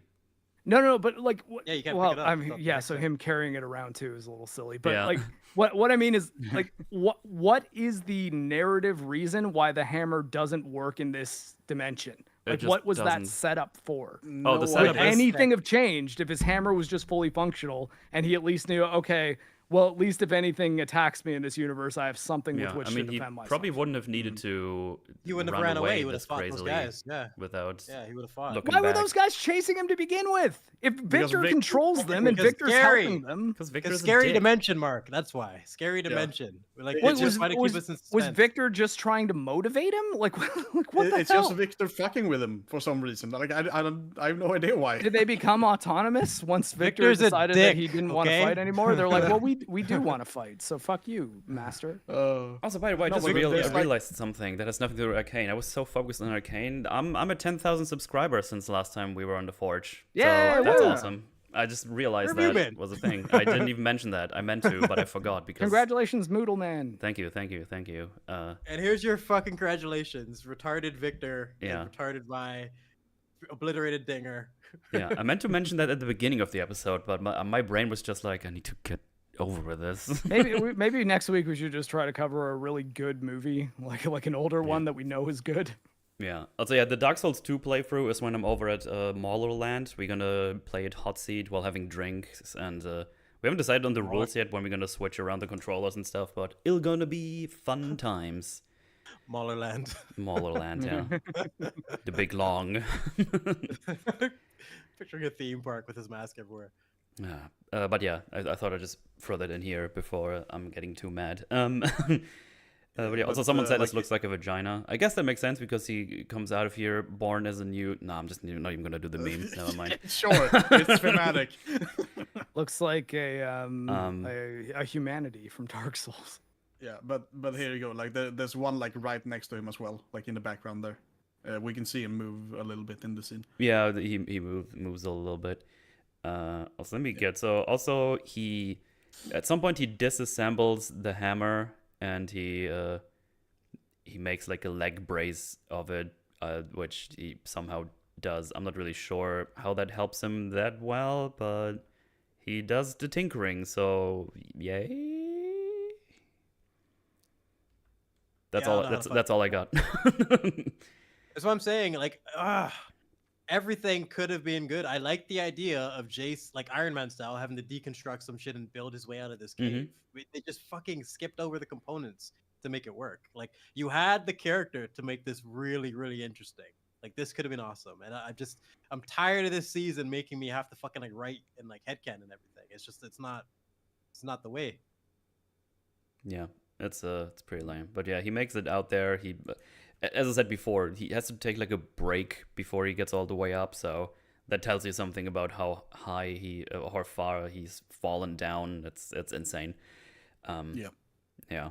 It's also climbing with a fucked up leg is not easy at all. No, well, because you need your legs primarily to climb. Like you climbing with your arms, you're not gonna get that far.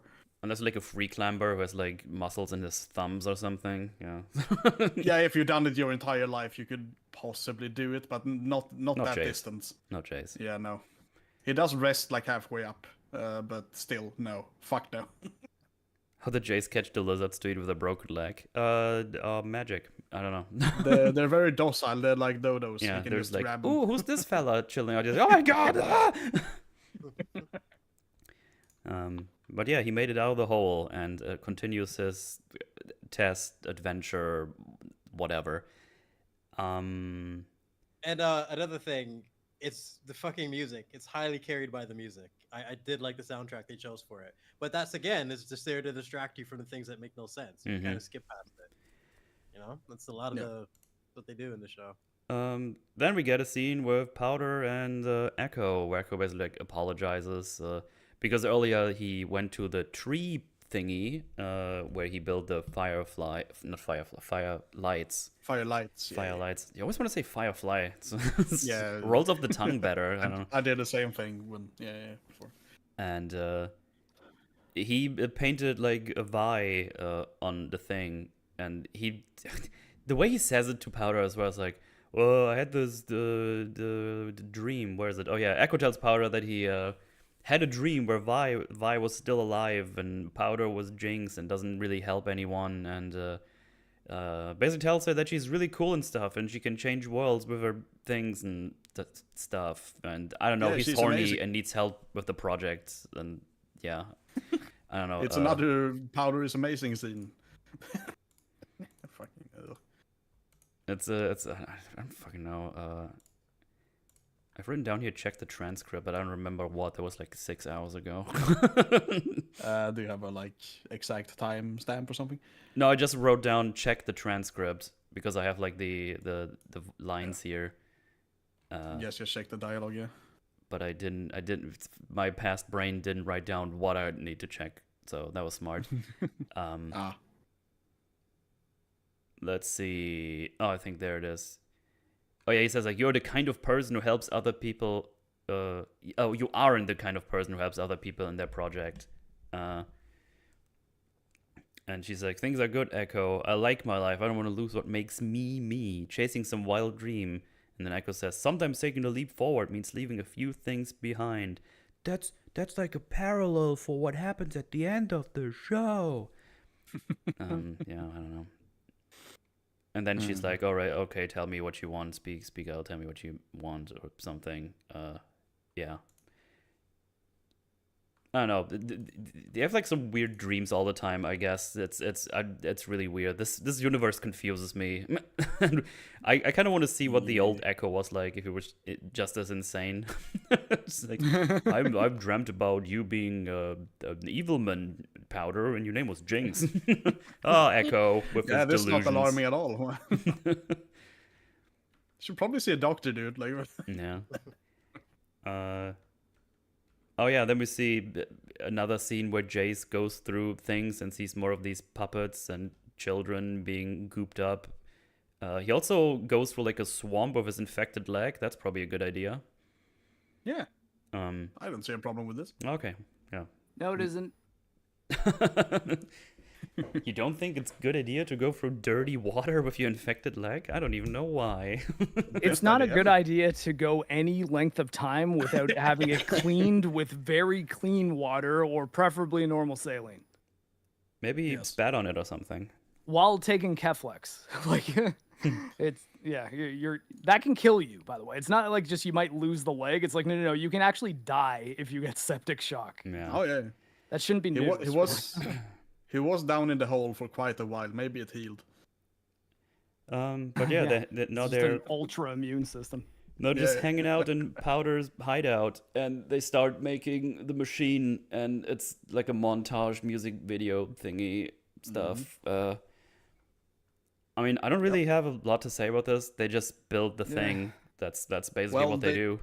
It does the thing where it's like, oh, hey, look, it's 8 frames a second, which infuriates me generally. Yeah. Like they do all the research and like engineering in record fucking time. Yeah. I actually have a question for you guys because I'm not sure even after watching it twice. At some point, Echo says that he switched something around on Jayce's runes, and I'm confused where they got the notes from. Are they implying that they just found them in the fucking flat? They just left those there as well? Yeah, the notes didn't blow up. I was like, how do you get these runes? Heimerdinger didn't memorize them all, surely, and Echo never saw them before. Well, I guess he saw them once when they were talking briefly. He was in the lab, maybe he saw them off screen, and he just remembered all of them. Memorized them all. He has a perfect memory, okay? What a lad, what a lad. But yeah, that confused me a little bit.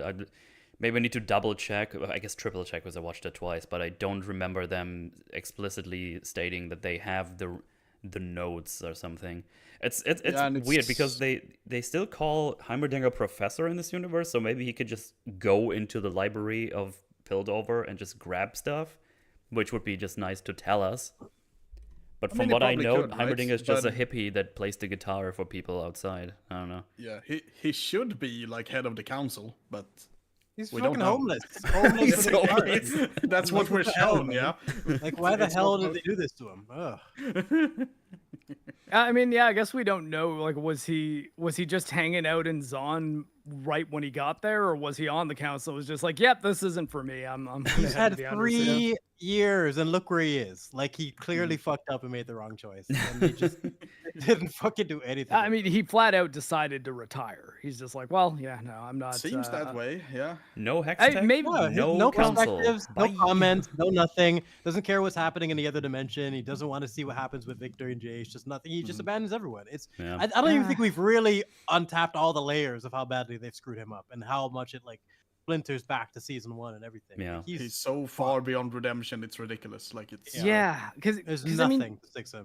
Even if you could see him being like, yeah, I don't want to have as much of an effect on this world because I know it's not my world, so I should resign from the council. That's still removing their Heimerdinger from the council. Exactly. Yes. You killed a Dinger. You removed Heimerdinger from this world and how much he could have done with it so you can fuck around with the guitar. Like, it's just crazy. Yeah, you're occupying his body and like hijack his consciousness. Wasting his time. Oh, man. I mean, and a world without Jayce and Victor is also a world where Heimerdinger is like the only like ultra smart scientist too. Yeah. Right. No, Powder. Or at least that we're aware of. Well, I mean, like Powder, she's more of an engineer than a scientist, I'd say. I mean, she's whatever they need her to be. We've been told like 50 times in this episode how amazing she is. She's really good at things. Yeah. What would they do without her? Yeah, I know. Yeah. But yeah, wherever they got the notes, amazing. Wherever they got the notes from or whatever, they finished all the things. Remember how Heimerdinger said 5 minutes ago or whatever it was, that's basically that he deemed it impossible to do. Yeah, they did it. In the montage, they were able to recreate an anomaly, but it's a very small one. It's a small Fleam anomaly, just a small tiny PP. And he's like, okay, well, we did a small one, we're halfway there, can't really do anything with this. And then he pulls the toilet flush chain or something. I guess it's like a reset chain, I don't know. Yeah, it's his like power activation thing. And then he time loop, whoopsie. He just does it, and Heimerdinger drops his thing twice, and he's like, whoa, that's a time loop. And he's like, what? Yeah, it's a time loop. It's like, oh, how the fuck did you do that? And he says, like, oh, yeah, I did a thing with Jayce's runes, and apparently that created the time loop. I was like, oh. Yeah, he fell ass backwards into time travel by fucking around with runes. That's almost more impressive than whatever Iron Man in Endgame did. I was going to say, as I said earlier, like, Iron Man making time travel overnight pissed me off. Like, so annoying. And this is reminding me that, like, you should not be reminding me of one of the stupidest parts of such a stupid movie. I just don't know why they keep it. Like, tech and gear porn is fun, but a part of it, science and everything, is the ups and downs, the failures. I want to see Heimerdinger go through all the tinkering and the setbacks and all the bullshit, trying to borrow money, trying to figure things out. That's what makes it satisfying in the end. So we can actually have an understanding. But they only have 2 seasons. They couldn't possibly do more than 2 seasons. We also all just works perfectly. Like, we had Jayce and Victor spending fucking years researching this shit and couldn't figure this out, and they done it in like 1 or 2 days in the basement. In a cave with if we had the real Dinger, there, because like here's the thing, Jayce and Victor were working together, but they didn't have Dinger. If Dinger being there with 3 years in addition to study it, that would have made it believable with his brain. But he's been fucking around for 3 years, as we've seen, and he didn't really even contribute. So it's just, you have this character that is connected to every plot, 2 different fucking universes. Every character, season 1, season 2, and you're not doing anything with them. I can't believe it. It's so annoying when you think about it, man. Yeah. It's amazingly bad. It really is. Yeah, it is. It's like fascinating. Like I want to look. Yeah. Like I want to watch someone make a video and break down all the ways they fucked Dinger in terms of writing and missed opportunities. Like I wanna look the writer in the eye as the person explains this to me, how they came to this decision to do it this way. I mean, you gotta wonder: are they gonna say, "Look, we were under a lot of pressure to wrap this thing up in 2 seasons, and we had a mandate of how many music videos and action scenes we needed to have per episode"? Well, the problem is the producers themselves were like, "We're gonna finish this up," so they did this to themselves. So I don't give a shit. They said it. They said they fucked themselves with that quote, and they don't even think they've realized it. To admit what we're all feeling, the fact that you rush this because you have other things to make, so you can make money off them. Like, if you're telling me that you have a story that you're that excited that you need to rush to, then then that means you're passionate enough as a storyteller to where you would have needed to complete this. You need to complete this shit first, and actively not want to pad it out. To be like, look, no, we only have 3 more acts worth of content in this story. We're not going to buff it out because then it's going to be less good than it could be. Where it seems like this almost they couldn't have been telling the truth there. Like again, I feel like there might be some things pulling the strings that like force them to be like, yeah, you got to wrap this one up.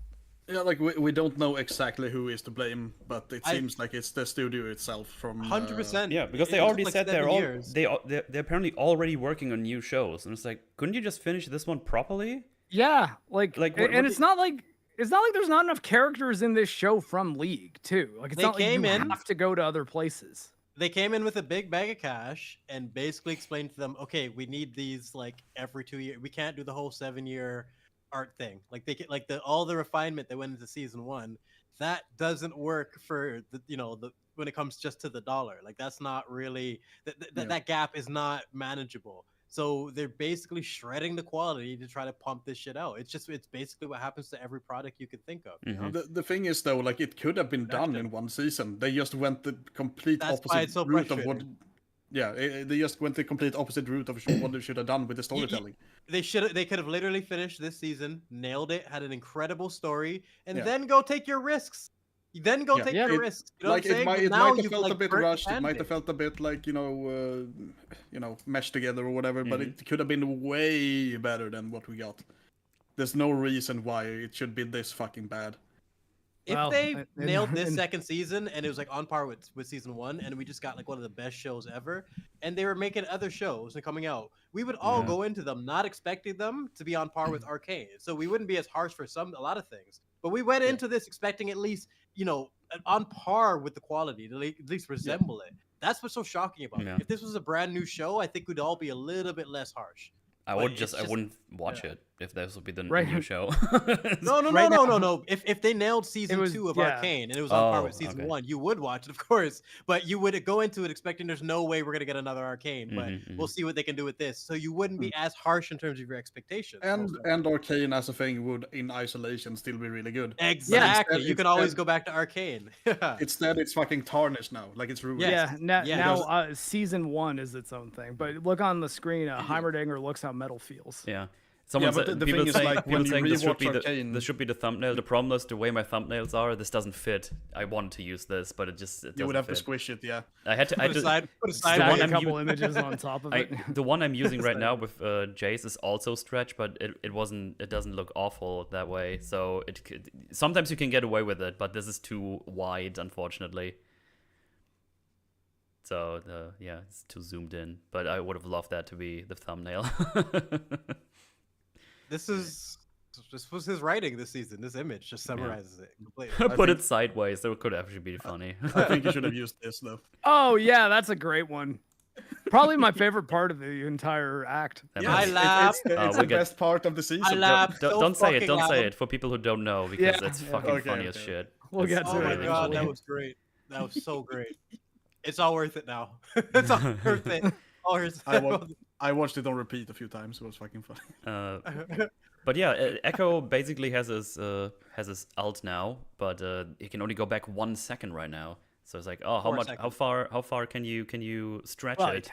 How far can you go? And then they try it, and 4 seconds, and then this happens to Heimer's face while he's testing it out, and he's like, "Yep, 4 seconds. That's the limit."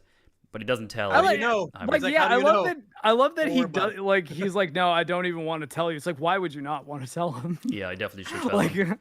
be like, look, yeah. when I went 5 Heimerdinger's- seconds, you all died. Okay, Yeah. trust me, it's Heimerdinger's 4 lack of questions Your face is- explodes. is fucking insane. He's a scientist. Yep. This is a man of science. 300 years of this shit. The lack of interest that he had in anything tech related is crazy. Like, what the fuck do you mean you don't want to tell me? What's the limit? Like, he would have. That would have been a whole conversation there. He got we should have he got- got Why so is much it the more limit? He got What are you not telling he me? got bits of Heimerdinger on his face still. Yeah. My God. Here, look, it's in his face. It's still there. Ah. No. That's pretty fucked up. Yeah. Imagine he had like blood on his face and not just some of his fur or whatever this is. I would be liked if they committed to that. Yeah. Just a big chunk of his face. Like. But yeah, it's like, well, halfway done or so whatever he said, because they can't really do anything with the small anomaly. But Powder says, well, time for the party. You should go change because you got Heimerdinger all over you. So maybe wear something else. And then Heimer says, oh, maybe I can give this a little boost. Remember these words, a little boost. Yeah. And he's Echo asks like, oh, what can I do? It's like, oh, you can just go to your party. What's the reason of having this if you can't enjoy sometimes or whatever? It's like we don't. Do we have the time? Who fucking knows? Maybe they do. They just go back. Also, like, I mean, wouldn't Echo at that point be like, no, don't amp this up because at its Yes. current power level, I killed you all by Yeah. going 5 seconds. He should I think you should absolutely say that. definitely- What if he like fucking kills himself while trying to boost it? Fucking Heimerdinger said a couple of minutes ago, oh, we shouldn't probably do it too hard or before something goes wrong. And then something does go wrong after 4 seconds, and Echo doesn't tell him. And Heimerdinger's like, I'm going to give it a boost. It's like, what? Who are you? Yeah, off the bat, I was like, wait. Echo has no questions about that boost after seeing what it at a slightly higher power level than he was testing it did. Yeah, that's the time where he has to be like, okay, Dinger, let's talk. It's like, no, you don't It's get like- it. Like, this thing is already powerful enough to like solo an entire room of people, like instantly too. What? Yeah. What if he gives it a boost and it kills a massive part of the city? Just. Yeah, like exactly. He might have created the weapon of mass destruction that he was so scared of in the normal timeline in the good season. And if they had this, a discussion on the science here, maybe we could have had an actual payoff where they have an understanding that one of them has to make a sacrifice of some kind. There's only enough energy for like. There's so many things they could have played with to at least make it salvageable, and they just screwed it up completely. And the more we talk about Heimerdinger, I'm blown away. Like It's annoying. It's like sabotage. It's like, how did you screw him up this bad? Like every single aspect of his character is being ignored. Like even his curiosity for science is being ignored. Like his character is just erased. Yeah, he's flanderized. Like he's completely ruined. I don't even think flanderized is like to be flanderized means you're still holding on to at least one aspect of your character. They're not doing that with him. He's just deleted. Like a flanderized Heimerdinger would still be interested in science. He would have questions. This guy's fucked. Like I mean, he's just done. He has interest. He's just retarded about it. You know? But just like, oh god, like being willing to help out. Remember how difficult he was when it came to Jayce and Victor, all the science conversations and like the back and forth, and he needed to literally be pressured into it by the politics and everything. Like there were so many more components. Here it's just like, can you help us? Nah, please. All right, and it's just it's so fucking lame. It's so lame in comparison. It's so lame. Like it's so fucking lame, man. Oh, Why did God. Echo and Heimerdinger get teleported into their alt bodies, but Jayce doesn't? Jayce went forward in time. He doesn't have a different body. Yeah, there's no body there. That's actually Yeah, something I that wanted to is- bring up when we talked about earlier. It's really confusing because you see the other ones go into different bodies and Jayce just appears here. And because my he has first question immediately was, wait, what happened? What's up with the Jayce that was here? If there's no one left to inhabit here, what happens? But then it's like, oh, it's time travel Entirely here. different travel mechanics they're playing on. It's and really none of it's confusing really in the explained. beginning. Doing them both at the same time, like can you ever can you think of another example of like a time skip and multiverse simultaneously? I don't think I've ever seen. Well, I anything mean, like like this. I guess theoretically, if you're, well, I guess no, you're right. Like time would have still progressed there, and it's not like they changed time. No, I mean like doing those two storylines simultaneously, showing us a time skip story and showing us a different dimension simultaneously, while we're still trying to think about our own timeline. Yeah, there's like so many components to piece together. Quantum Mania. And I mean, honestly, that all would have made way more sense if it was just the hex cube fucking with them, like the hex core. Like if none of it was real and they were just in suspended animation in there and going on an acid trip. Yeah, like the hex core definitely needs to have some kind of like consciousness in order for it to send them to these specific places and times. It doesn't make any amount of sense otherwise. Okay, what was happening? I think Interstellar is just time. Oh, Jayce arrives. Jayce is currently playing only up and gets to the top of the tower. That's what he's doing.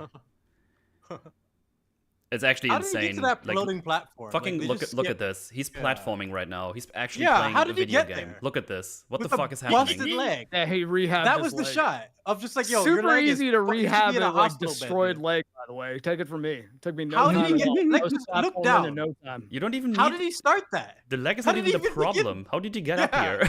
here? You might not know With this about two me, but legs. I'm still super sick at parkour. With No, two no, legs I'm in not. his I can prime, barely I don't know jump how at Jayce all. did this.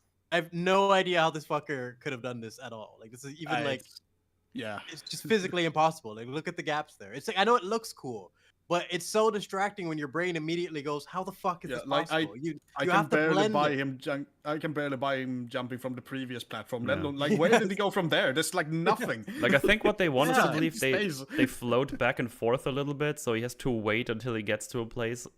Maybe. I think that's guess. what they're trying to do. Now, But now no, maybe, still no. maybe this would have been a good reason to not have his hammer be destroyed, because we established later that the hammer has jets that can allow him some limited flight. Yeah, I can do a little boost at least. Yeah, but no, hammer had to be dead for some reason, even though there's no enemies with which that would make it a If problem. you're wondering how high up he currently is, there you go. There's your answer. That's crazy. How did that absolutely benefit the insane. scene? Him not having the hammer. Like, is there anything we're missing here? Because Or he is it goes just fucking over waste? the clouds and looks really nice. That's And how, he how needs does he needs to find the new hammer, or the But old how- hammer. That like, How does he know it's here? And how does he know to even go up here in the first place? because we had an have- establishing shot that looked at the tower, and yeah. Yeah, that makes sense. It's a high There's like a place. little That's clearly arrow, where I need to go. I played video games before. Yeah, it's a game, man. There's a little arrow he's following, pretty much. We can't see it. Only he can. It's a little tutorial. Sure. there's something okay, important up there. James says he took the hammer apart for his leg brace. I guess I forgot that. Yeah, he did. He did. Yeah. But again, we already You, said you that didn't he- have to have him break his leg though. Also, like it's like that didn't. Well, and the that hammer didn't need to apparently occur. and the hammer The apparently fact that doesn't we- work here as well. So it's all Yeah, that's what I'm none- saying. I don't know the purpose of that was other than just seeing the rehabilitation of him deconstructing it. But again, none of that really works because we don't know why he was being tested in the first place. All Yeah. of these scenes would have just been immediate, even without the fixes to the details in them, would have been better if we knew there was a test, specifically that it was a test, and why he was, why a test was even necessary at this point. Yeah. It's just you can't explain to me why Victor didn't just say like, "Hey, come, let's have some tea and like actually talk about this," and like Exactly, sit down like- for an Yeah. hour. Right away, None of too. this needed to happen. Like, I none would of have it. gone for a conversation with Jayce and Victor. Give me 10 minutes of that. Yes. I'm good. Heck yeah. Absolutely. Yeah. Like the moment he sees the ruins of Piltover, he just walks up behind him and they have a conversation. And you didn't have to waste time with him breaking his leg and climbing up this retarded bullshit. Like it's just a waste of time. It doesn't accomplish anything. We needed the pie room from Loki season 2. We needed. I mean- to sit down. Yeah. I'm Sit down assuming and that chat. I'm assuming the writers must have thought that Jayce needed to go through all this and find out about things like the autonomous robot things that are aggressive but stop from actually fighting with Jayce. Like they just kind of get up and chase him a bit. There's And, like, other ways to I do mean, that. but that's Why that's would what he I need to mean. be- It's like no, you don't necessarily have to have them come to this organically, even if he doesn't trust Victor, because all Victor would have to say is, "Yeah, this is all my fault." And I think that with your help, I might be able to turn it back around. Literally 30 seconds. Victor could convince Jayce in 30 seconds. Like the friendship that they have, the amount he trusts Victor. Like Victor's demeanor alone would convince Jayce if he's willing to like admit, Jayce, I made a terrible mistake. This is what we Victor have to do. taking responsibility is all that would they'd really need. Yeah, the weird thing is that's basically what he does when we see the flashback later on.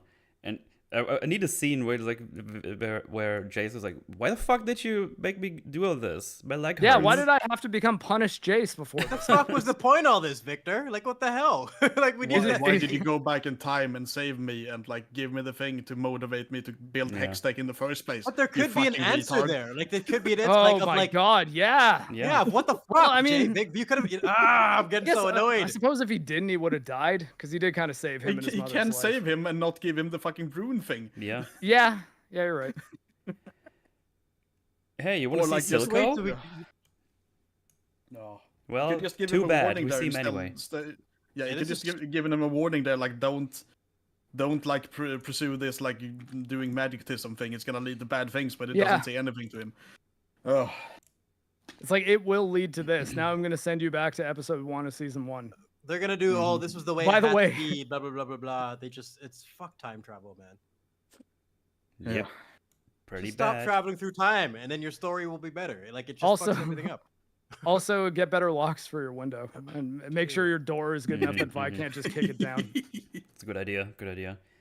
So Echo is at the party now, and he's like, "Oh man, Benzo, in case I don't tell you tomorrow, you always meant the world to me." I was like, "Okay, that's nice and wholesome, I guess, but I don't care." I think that's the only part of the scene that works. That's something that makes like this is my one opportunity to tell him how I feel. Yeah. Like in isolation, that scene I have no problem with that at all. And then it turns to piss. Yeah, and then Silco comes out. Look, Silco. There he is. Look, it's my god. My face. Just pissing my eyeballs. Like that's what that is right there. So there's you go from like we go multiple ways here. So for one, Jayce now already knows he's in a different universe, right? And he's like, Silco, you're here. So okay, first of all, why are you surprised things are different? You already figured this out. You're somewhere else. We're doing this again. Yeah. I know. Yeah. Stupid. And then maybe it's just because he sees Silco's scarred face and he's like, wait, Vander did that to you, so why the hell are you friends right now? We need Echo to be momentarily stupid just to have these fucking scenes. Yeah. Like, and then Echo to blow his cover, shocked and not say anything. Like him saying that is just retarded. Totally blowing his cover too, because Silco would be like, Echo, like we played darts here last week. Yeah, exactly. Because Echo goes like, didn't you try to kill him? And then Silco says, the greatest thing we can do in life is find the power to forgive. I'm just like, shut the fuck up. Forgiveness platitude. That's what I mean. It's like you kind of said nothing. Just a platitude about the value of forgiveness. Which, don't get me wrong, forgiveness is a good thing. Like that's not what it's correct, but it doesn't do anything for the story. Like his reaction should be, "What the fuck are you talking about?" Yeah. I thought you guys were like, know what happened. Like, why are you bringing this up? You fucking asshole. Why the fuck you bringing that up? You don't know what happened there. Like, why would you even like echo? Literally, you should just gave him a look. He shouldn't even been dialogue. Just like the fuck, they should just gave him a look. There's so many ways you could have did this without dialogue. It's crazy. He looks at Vander. He's like, "You fucking told him that story? This happened when he was like, seriously, just grab him." But like, why the fuck would you tell him that? Like, there should have been an argument between these two. Yeah. It should have led to a fight. Like, they should have played this scene out seriously. Echo should have caused the rift that fucked up fucking Zahn and Piltover right there with that comment. It's like, is that why so many people in this bar give me dirty looks and I just don't understand why? I thought they were like grossed out by my eye. And like I mentioned before as well, like this does not work at all. Yeah. Because we like at the point where the diversion happened, like Silco already built his underground empire and all that shit. Like he already had Shimmer. He wouldn't just stop that. He couldn't. Yeah, he's far into deep. So it's I have no idea what exactly happened in this universe, but they want us to believe it's exactly the same. So Echo can see the forgiveness thingy or something. Not exactly the same, but to a degree it's the same. But then I wonder if they want us to believe like, oh, he found the ladder that we saw in the other episode I think that's what they're implying, yeah. And this fixed everything, which is and this Silco does not have Shimmer because less of his face is fucked up, and we're gonna assume that he can't see out of that eye. He's probably just blind. Maybe. Yeah, but then I don't know what the fuck I don't know what happened. Like this doesn't add up to me at all. I don't think Yeah, like you mentioned, it's probably him finding the letter, but they don't say that, obviously. But that's probably what we're meant to imply, but I don't buy it at all. Yeah, because like, them, just him... Yeah, it's very thin setup for a major payoff. Yeah, because power of them friendship, fighting only all they cared happens about. when Zahn and Piltover are at odds, which doesn't seem to be the case here at all. So Yeah, like... the first thing, the first encounter, conflict must have happened, and then something else after this to get to this point. Heimerdinger and Jayce not being on the council was all Vander and Silco needed to negotiate peace. Yeah. Yeah, like... It's an absolute mess. It doesn't. I don't think it works out at all. Yeah, like these guys' goals haven't changed at all. Like Silco still wants the independence of Zahn, and Vander doesn't want to like take, you know, the necessary steps in Silco's mind to do that. Like that doesn't change with him saying I'm sorry. Are you fucking 2 years old? Like what the fuck? They forgot who these characters are just for this scene. Like this is just them trying to nostalgia bait us, but it doesn't work with where they were based on like, you know, the beginning of season 1. You can't ever have this. You can't. We're past this point. And they just, oh man. It's so I mean, like, I think if you do enough mental writing, you can understand that maybe Vi's death would change Vander's perspective and get him to want to make a better world. Well, Shimmer I mean, production. Like that's not just going to stop Shimmer production. You know? I think though that if Vander approached Silco in a way that was like, hey, look, we don't need to go to war. Like I have like a police officer that I know who you haven't killed yet, and I think I can get us an audience with the council. Like I mean, there's things you could do, but they just don't. Those episodes don't. Yeah, exactly. Exist. They just don't. Well, I'm with you on piece of that, where like maybe Silco and Vander could have potentially found some, you know, common ground after Vi's death.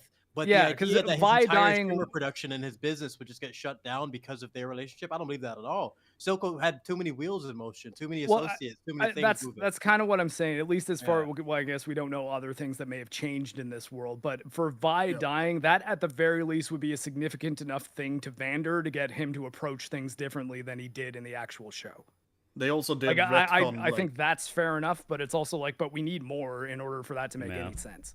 They also did retcon like the relationship Silco had with Vi and Powder, right? Like he's basically their godfather, because of the conversation we have in the tavern, like the flashback thing. Yeah, he was gonna, and he absolutely was gonna kill both of them in episode 3.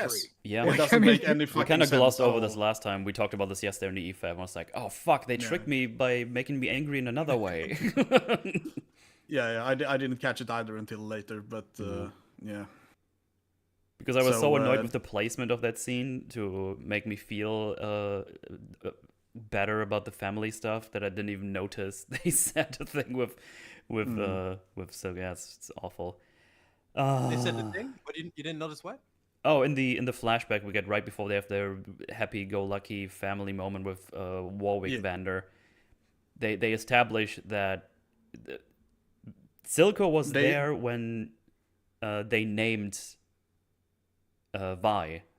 Yeah, and he knows Vi's and Powder's mother. Yeah, like they were close friends. Because the mother said, "Hey, I don't need to be careful how my children are going to be protected because you guys are going to do it because you're my friends. So you're not allowed to fail anymore."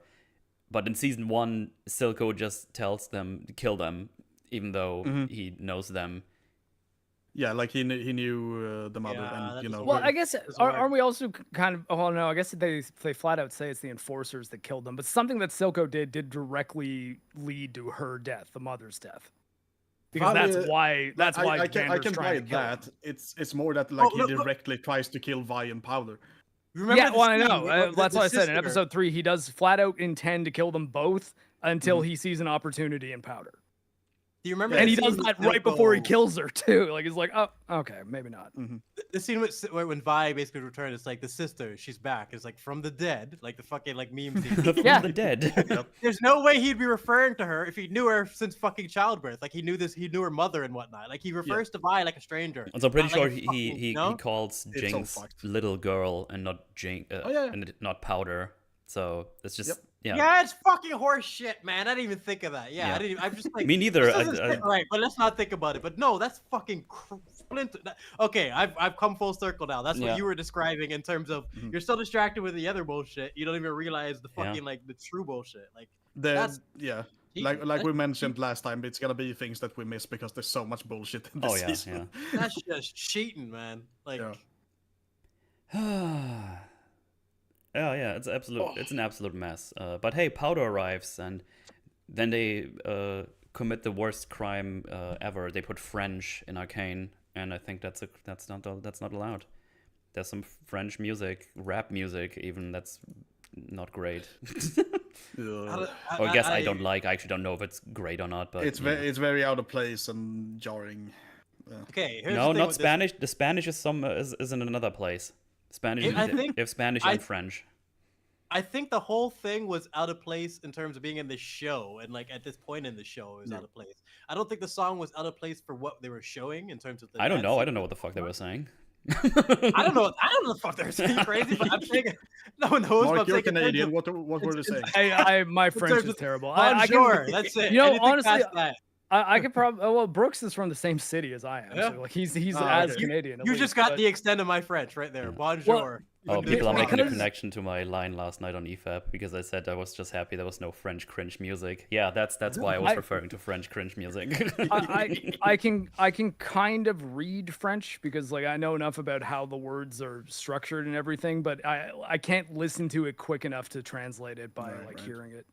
Just quick question: did anyone have a favorite song of the season? No. Just out of curiosity. Probably the funeral scene. Funeral scene? Yeah, in the first episode. I think still Vander Warwick, first appearance, like our first fight. I like the metal song in Isolation. That's what I said.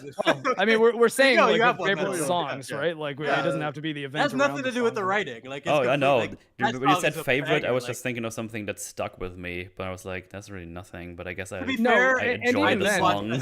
For the song, I rewatched the scene to see if the song was like just a one timer, but no, it actually is pretty. It's on point. I really like the song they chose for it. But that's about it. And then we're doing French and like all sorts of other shit. I'm not sure what's going on. Anyway, the studio is in France, so I guess I'll give them a little bit pass on that. Probably one of their like either animators or writers probably like that song a lot, so they just put it in. But who knows? You know what? You're right. One of the episodes ended with like dedicated to somebody or something like that. Did you guys catch that? Maybe that was it. I kind of just tap out immediately when the credits start. Yeah, same. But yeah, Powder and Echo, they have like a dance, and they're crushing hearts, and then they kiss and shit. I don't know. I still fucking hate limited frame rate animation in almost every circumstance. Echo's and this one, like, I mean, like when it's the more hand-drawn thing they were doing in the funeral scene, it's not as bad as when it's just the same character models, but now they run like shit. Yeah. I don't know if that's just me being gamer brain, but I'm just like, okay, cool, but why don't we see if we can put DLSS on and have this not be choppy and lame? But I don't know. But yeah, there was one thing that Echo says, was like, I used to dream the Undercity could be like this, which, first of all, Powder against like, what the fuck are you talking about? And he says like, somewhere I got consumed by all the way it wasn't. I gave up on it, gave up on you. Like, makes no fucking sense. She's like, to well, Powder. we've been dating for who knows how long, so what the fuck? Like, yeah, wait, hold on. How long have you felt this? Like, what the fuck are you saying? Gave up on me. Are you shitting? Well, that's what I mean. Like, a lot of problems there would just be solved with him coming clean with Powder and saying something that would get her to believe him. Or just her trusting him enough to believe him because they're in love in this universe. Yeah, it's fucking weird. And obviously he's referring to his own timeline. It's like, I gave up on you. It's like, yeah, because she started fucking killing lots of people. Yes, of course you did. That's damn good reason to give up on a person, really. It's like, they're trying so hard to push this forgiveness arc that it just comes out of my eyes. It's like, stop it. You're not earning. This is what I keep saying. Like, everybody just wants the family drama to be resolved nicely, and I just want them to be happy. No, they killed people. Tons of them killed people, and that's a problem that needs to be addressed. Exactly. They want them to be happy so bad that they don't think about the like details of it. Yeah, This doesn't work. that's why being informed about the somehow Jinx returned of the last episode really bothered me, because I was like, oh no. I was like, this is the this is the ending you can give her, because Yes. she's Can't paying let her for her go. crimes and she's doing something heroic. They're gonna Like, bring her that's back. her They can't let her good go. ending. It's Harley Quinn all over again. They're in love with this Mhm. character. They don't want her. Exactly. To die. Yeah. We commented on she was Harley Quinn done right, and we fucked up. They hurt us, and like Yeah, they she just u- fucking- Yeah. you know. She used to be Harley Quinn done right, and then she turned back into Harley Quinn again. Yeah. You know what's funny? You know what's funny? You guys haven't watched Penguin. We saw it. We got a proper Jinx story in fucking Penguin. Like I have seen Penguin. Okay, no, I you think I'm the will. only one who hasn't seen it yet. That's really good. You need to watch it, dude. need It's to. fucking Oh, need it's my You need to. redemption from this show. I'm probably gonna start Absolutely. watching it next week. Penguin is Penguin is as surprising in quality as Arcane season 1 was. It's Yeah, like, you're gonna have. what the hell were you doing? Like what? Like It's balls on honestly this show. it's quite a bit better than the Batman. Yeah, it's Oh, yeah. significantly better than the Batman. That's not even like a hot take. It elevates the Batman. It justifies the third act of the Batman much more Yeah, because you used it properly. This is what continuity So- is for. Yeah. You're gonna get whiplash from the like sudden quality. jump in quality of writing, like between Yeah. that and this season. Yeah. Well, while Echo is making up with Powder, Jayce made it on the top of the tower. That's a scene he gets for now. Back to Heimerdinger. He built a big fuck off contraption, which is a boost. In case you wonder what he in did, a couple hours. look what he fucking built in a couple of hours, maybe. There was a tube Like, before. unless that was an all-day party, like it started at 6 a.m. and this is 3 a.m. the next morning or something. Like, even then, that's a little crazy. It's Yeah. inexcusable to miss this opportunity for a fix. You had him there for 3 years. Just have him fucking establishing this shit beforehand, and then he can give Echo the reveal. Yeah, of what he's been But working not on. having a way to power it. Holy And crap! then that Echo maybe can be being the thing that yeah. Echo figures out. You know? Seriously, He's like, this is an easy way to do this, man, and like connecting those two. Instead I of gave looking them the tools, job. connect I them. know where that lab is. So if there's any particles of it, maybe I can recover enough to make a power source for this thing. And Heimerdinger Heimerdinger- might not have known exactly where that. No, I mean he'd probably know where the They explosion set this was. up in season 1 when he literally complimented Echo's blades and was saying that the blade design was wrong. Mhm. Echo corrected them. He's like, no, they're designed for the Fisher. The air is different down there. And it's like a difference, like, you know, street smart, book smart type thing. Like they could have done something with that. That's completely lost in season 2. Dinger is just there because he's science guy. Echo's there because he's a part of the story, but we don't actually get the connection between them. and He's seeing the time dynamic, guy. You know? We don't actually get to see the Blade and Spud in Blade 2. Or sorry, no, Whistler and Spud in Blade 2. Scud. Yeah. Scud and Whistler in Blade 2. We got to see that dynamic of like the Yeah. old school and the new school and the different techs and them working together. That Yeah, for what lasted was fun. Strengthening each other as opposed Yes. to it just being one of them's the idiot and the other one showing Yes. them what's what. It's just writing, man. Mhm. Just clashing two different characters and like seeing, you know, it is what it is. It's like at work, like your best friend at work is like some 50-year-old man or something like random. You know what I mean? Oh fuck, Jim's not here today. Damn, today's gonna suck. Because you never know who you're gonna click with, and you could have done that. Well, we jump a little bit back and forth, I think, now between Jayce and Echo and Donger here. Jayce reaches the top of the thing. Oh wait, there it was actually. And he's like, "Oh, I understand now. We need to stop Hextag. This is how it all started, right here, huh? With the Hextag. That's definitely what happened. Are we gonna have a conversation about this? No, because he doesn't get to be talked back to in this episode. That's a flashback later. So shut up. We couldn't have that eat it. conversation because we needed to suffer in a cave for a bit. Yeah. No internal. So There's he no gets way to do the- internal dialogue or either anything with this. Yeah. Jayce, you had to prove to me that you are worthy. So this is how he gets his Why? his Hextech Goompy hammer from his I don't know, Hextechified corpse. Mhm. And he's like, I'm not gonna fail you. There must be another way. Blah blah blah. Yada yada. Why did you give me this bracelet / rune? Whatever the fuck. Well, yeah. Why did you? Yeah. Why did you? You could have just not done that. You could have done another thing, so we didn't need this. Anyway, back to oh god, here we go. Buckle up, Chad. If you don't know, be ready. They're standing in their Terminator time travel machine or whatever it is, and Terminator. there's a thing that flies up, and Heimer says, "Never a dull moment, Poggy." That's what he says in the game. PogChamp. There you go.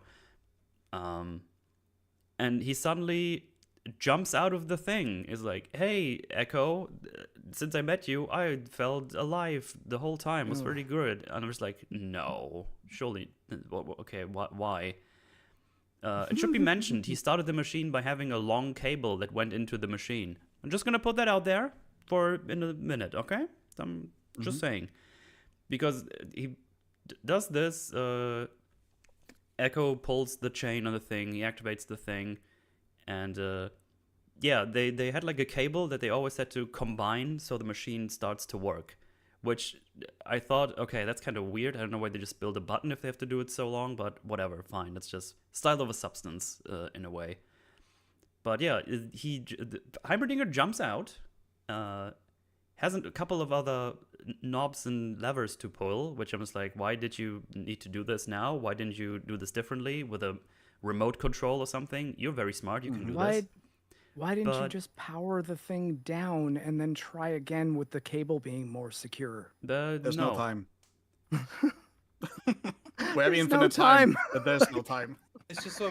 Been there for 3 years, but it has to happen tonight because we just had the big dance and you got to kiss your girl. You could have just done a better machine that has all the cables properly attached, have some controls in this machine, because the time travel thingy is already in here, okay? So you can put stuff in here. If it breaks after, doesn't matter. You just need to use it the one time anyway.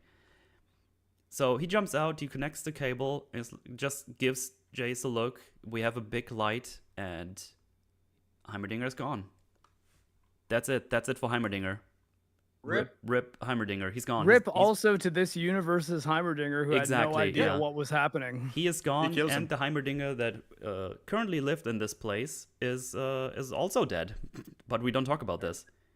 Yeah. Also really lucky that fucking powder didn't come there a few seconds earlier. I know. Because she would be fucking dead. Didn't even fucking tell her what they're doing in her laboratory. Like, what the fuck? Jeez, I mean, honestly, if Echo was like, you connect the cables, and then he just ends up killing her and has to deal with the fact that not only does he have to defeat bad Jinx, he killed good Powder. Yeah. Also, I think that, someone just mentioned in chat, there's like a thing in the League lore that Yordles can't die properly. Did they go somewhere? I don't know what that means or how that works, but that's a thing. Okay. Revert back to magic entities to Bandle City. After what you told me with Jinx, I'm convinced he's still alive. Everyone's Victor and Jayce are still alive. Oh, yeah. Everyone's still alive. Fucking Mbessa is still alive. Like, they're just somehow like. It's just fucking bring back Marcus. Who cares, man? Like, there's no rules anymore. Yeah, it's just fucking. Apparently, the creator said he isn't actually dead. Well, one of the producers said Vi and Jinx don't have anything to talk about when they meet again, so you can fuck off. Sorry. Sure, they don't. Oh my god. Yeah. How the hell did season 1 happen? If these were the people... How? This is where I'm at. Yeah, it's not just different writers, different values. Makes no sense. It's insane. Yeah, I didn't make this up. Check the EFAP last night. Marla actually put up the tweets. I don't know where to find them. But yeah, he said they already fought once. There's nothing else to be said. So they either work together or they don't. I think that's the the thing. Yeah. The second I saw Echo in the other universe create the mural to Vi in the entire scene with them doing like the candlelit thing to where the Vi's fuck memory. did he find the time to do that? No, not even that. You're highlighting the fact that they're fucking like family, and this bitch up to now hasn't even asked if he's alive, even throughout this third act. Like, no mention of Echo. He doesn't even exist to Vi at all. Okay, I'm gonna drop something on you. I don't know if you noticed. Echo and Vi don't share a single line of dialogue in the whole season. Yeah, that makes sense. Nothing. That's what I was saying. I'm not saying it's good. I'm saying it makes sense because I can't even think of a scene I can't even think of a time they were in the same room. They never meet. The end fight. At the end fight, they nodded. Kind of. They nodded. They have a fantastic scene in season 1 that so many people seem to sleep on, of the reveal where Echo goes. No. I'm not talking about season 1. I meant I know. I'm just talking about how part of the reason I'm frustrated is like that hug is such a fantastic fucking scene of like Echo going from full control, being masked and having her locked up, to being just disarmed and a little boy again, fucking crying at his big sister giving him a hug. Yeah. It's perfect. I mean, and to we take also see them that interacting in the first. We also see them interacting in the first 3 episodes as well, quite a bit, and it's implied, that they have a good relationship. Yeah, she even has a nickname for him. He's Little Man. Yeah. Yeah. But yeah, also for Heimerdinger is not gonna get mentioned one singular time in the rest of this. He doesn't get a mural. He doesn't get a mention. We don't even acknowledge that he is the reason that Echo gets to save the day at the end. Nothing. Yeah, maybe Echo could tell Jayce Heimerdinger died so that I could come back. Like he's the reason I was able to save everything. Because I mean, like Echo is pretty much the critical hero in like a moment where everything was fucked. Yeah. We'll get to that though. Maybe sometime today, because geez, we've done 2.5 hours on episode 1. There was more to talk about than I thought. Holy fuck. But yeah, the Echo gets to teleport out. Our Echo gets to look at this guy, this universe's powder, and he's like, "Oh, that's sad. This was such a nice life for 2 days, and I want to leave. Don't want to leave or something." It's probably more than 2 days, but you know what I mean. Yeah, it's been like a few days. We don't know exactly. But yeah, he goes back and he's sad. He's gonna leave this cool, perfect world behind. But there's a world in which this could have been meaningful and impactful. They just didn't pull it off. Like it wasn't earned. Too much dangling keys, and none of the components were there to like really make me feel anything. They're just like, I know what you're doing. Just speed it up. And if only Heimerdinger had split into 2 bodies before he jumped out of there, we might have at least been able to say, well, at least that Heimerdinger is still alive. Like, if we needed to do some bullshit remotely, like he couldn't be in the ball, how about move the equipment a bit so he's not in range of the big ball disintegrating him? Like, there's multiple ways he could have done this just with a bit more time. Yeah, I guess you're right, because Powder's in the room and she doesn't get killed by it. Yeah. So it did have a range. Wait, I just saw something that I didn't even realize before. Fucking Powder has like the rest of the Hextech stone thingies in her drawer. I just saw. Oh, you didn't see that? I didn't see that. Explicit. Yep. It's like explicit. What do you mean? I just didn't look at it. Oh. She was hanging on to them and didn't bring them up while they were doing experiments on it. Like, yeah, exactly. Like she just never mentioned them, even though they had like the fragments things and did experiments with them. You know, it's funny. I saw the shot because I feel like it was like super explicit. They ended the episode with it to highlight it. I didn't really think about what Mark just said. Okay, we're done. I didn't really think about what Mark just said. Of like, why the hell didn't she mention this the entire time? I didn't even think of it. Well, I mean, like it's maybe just a final punch in the nuts to end the episode. Like, what kind of punch is that? It's like, why? Maybe she would have mentioned it if Echo explained the truth about the situation to her. Oh, I mean, she saw the fragments and like that he collected from the house and everything. She would have known what they were.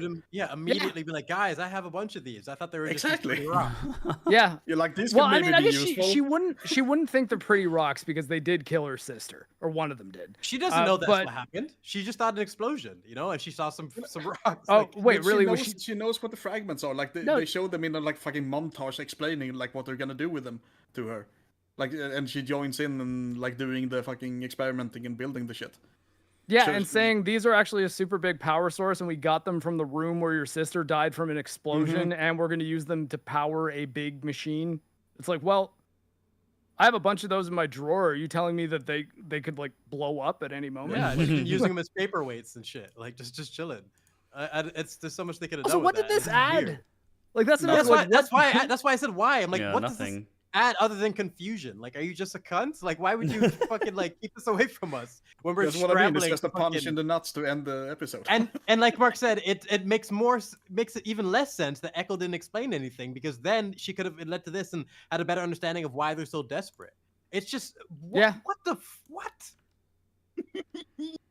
And maybe well, even if you want to have the scene like if you want to have the scene where Echo is still like pulling particles out of the apartment that has not been repaired in who knows how many years, like it could be the kind of thing that Echo gets the small anomaly going. It was like, it's way too small for us to get in, and like earlier on, then her saying, oh, I have bigger ones of these. Like, even where they leave her, a reason why he can't make it work and why he needs her to say, yes, I have like a whole drawer full of them. Like with many other shows, it's like they're intentionally being retarded. And they forget about the state that they leave people in. Because imagine Powder where she leaves off in this scene. Her Heimerdinger's dead. She doesn't know why. What the fuck happened down here? And her boyfriend doesn't remember the last like 2 days of them chilling together. Like, how does she fucking like piece that together? They just the council is probably gonna have some questions about this. How did how did the head of the council member die in your tavern basement? Yeah, Jinx, she's held responsible. Jinx is literally like put in prison for this. Like, well, I mean, I guess it's pretty clear he's not on. He's not. That's on how the she becomes council Jinx, now, right? Oh fuck. That's actually how she becomes Jinx anyway. It's a different time. I mean, actually, yes, because they do find the devices there, and they find the stones, and they can remember back to when there was a big explosion, and she was there as well. And Jayce and Vi got killed, so she definitely would be put in prison for this. Heimerdinger's gone, and she got a big bag of the stones. Like, she's fucked. It's just screwed Elseworld Jinx, and like I don't know why they would do that with one shot. And she probably would be in prison like for the first time she did it as well as a child, maybe. I don't know exactly how the fucking laws work or anything, but she's probably on probation as we speak. When we there would be repercussions for that. Yeah. So this is the second offense, and she's like killed another person. Yeah. Oh, like they would have to. Should have tracked her on her ankle during all those scenes. She throws their Echo under the bus. Like, it was him. It was him. Yeah. And he doesn't remember anything. Yeah, he's just trying to wake up. Baby, why? I have no memory of the past like 5 days. I don't know what happened. Yeah, like, what the hell? What day is it? What year is it? Like, why am I in handcuffs? Puts the rocks in his hoodie and just fucking sends him. Oh god. It's all so screwed up, man. Like, ugh. I knew we were gonna dive into this and figure certain things out, but like the things we're figuring out, it just makes it more stupid or more lazy or pointless. It's just like, what? None of that makes any sense as to why you'd add that at the end, just to confuse people. And especially for the people who were like still on board at this point and were really feeling the Echo and Jinx scenes and like the romance of it. To them, what are they supposed to feel when they see she had rocks this whole time and didn't say anything?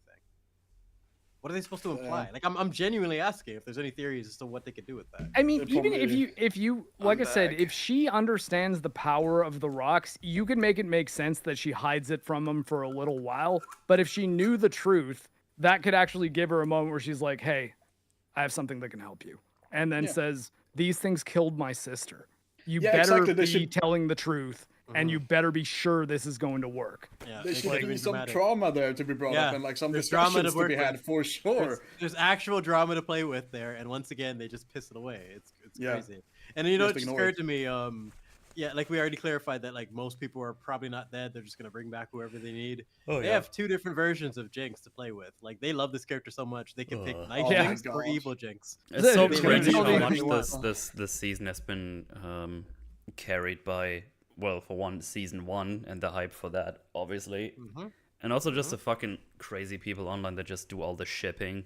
God, it's like... Yeah, and the action, like, the animation and action are good, or something. Therefore... I was like, what the fuck are we... What? There's gonna be a show with a fucking team of Jinxes. Wait, did you just say J-Vic? Yeah. Is that just like my brain trying to wrap my head around? Is people trying to ship them? Seen it at least once, yes. Vic, go away. Victor and Jayce. Oh, Victor and Jayce. Yeah, that's. Oh god, I thought it was Jinx and someone. Yeah, no. J. Wouldn't that be J-Tor? I'm not going to question their insanity. Okay, they can do whatever. Does he do the first part of one name and the second part of the other name? Like, I don't know. Isn't that how that works? They don't understand the concept of friendship. I just don't understand. Like this idea that everyone needs to be shipped is kind of gross. Like these are not the brightest people in there. Those are people who don't understand that people of the same sex can be friends. Victor and Heimerdinger.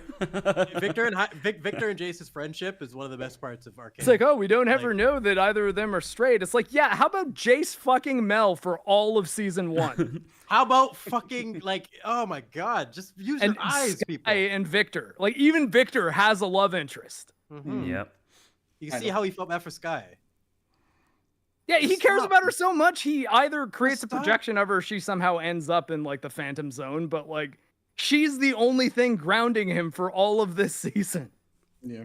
But you know what? This is the thing, Mark. Like the context doesn't matter with these characters. Like they did the same thing with Frodo and Sam, and I always think like, what was Sam talking about the entire time they were going to Mordor? He wanted to get back because Rosie Cottondale's big fat hobbit tits were waiting for him. Like you couldn't stop talking about her the entire time. And what did he do the second he got back? had a go fucking home- pint and Go immediately home and have married her. babies with his wife. Yeah, Yeah, exactly. seriously, like immediately, like literally, he fucking took a shower, got a beer, and found the courage to ask out his girl.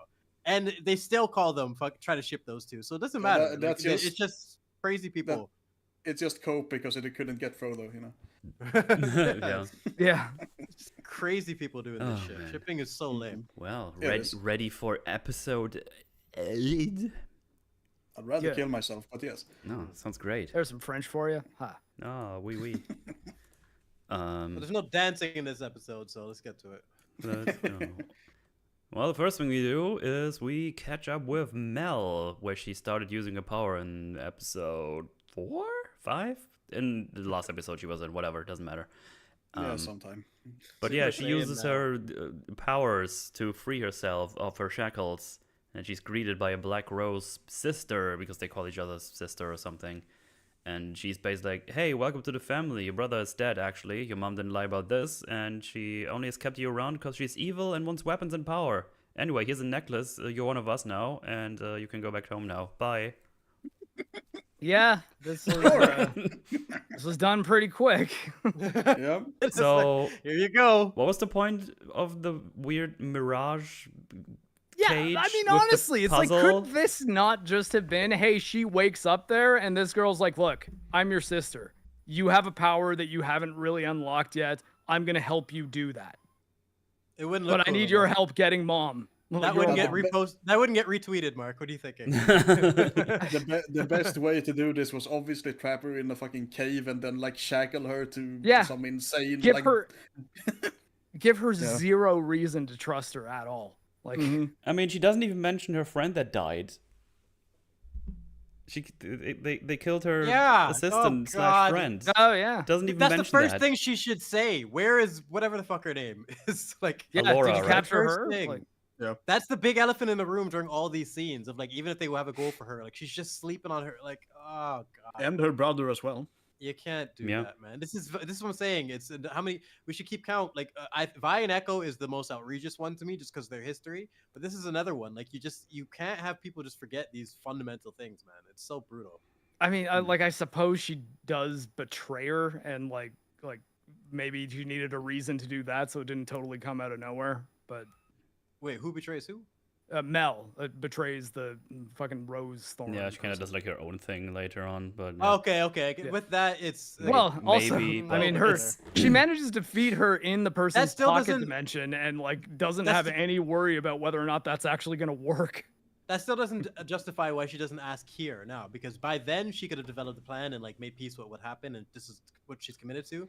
But here, she still has questions, and one of the first questions should be, where's my friend? Is she still alive? Or like, whatever, anything, man. let me Yeah. double check the transcript. But blah blah blah. You're tuned to the ethereal. You're an empath. Blah blah. Conduit mirror. Nobody gives a shit. You have magic is basically the Yeah, that was pretty much this whole scene. You have powers. Truth is the Moving on. greatest illusion of them all. She didn't have a whole lot of Uh, empathy for Heimerdinger. Your power is Pretty merit. cool with him just getting kicked off the council.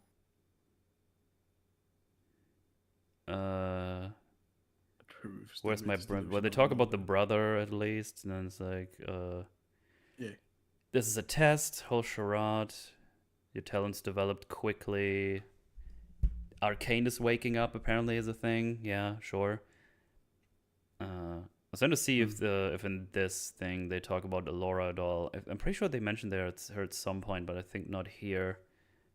I don't know. Basically, the brother uncovered a secret, and Ambessa decided to not save him and keep Mel a secret, so she can possibly use her as a weapon, at least according to what they say.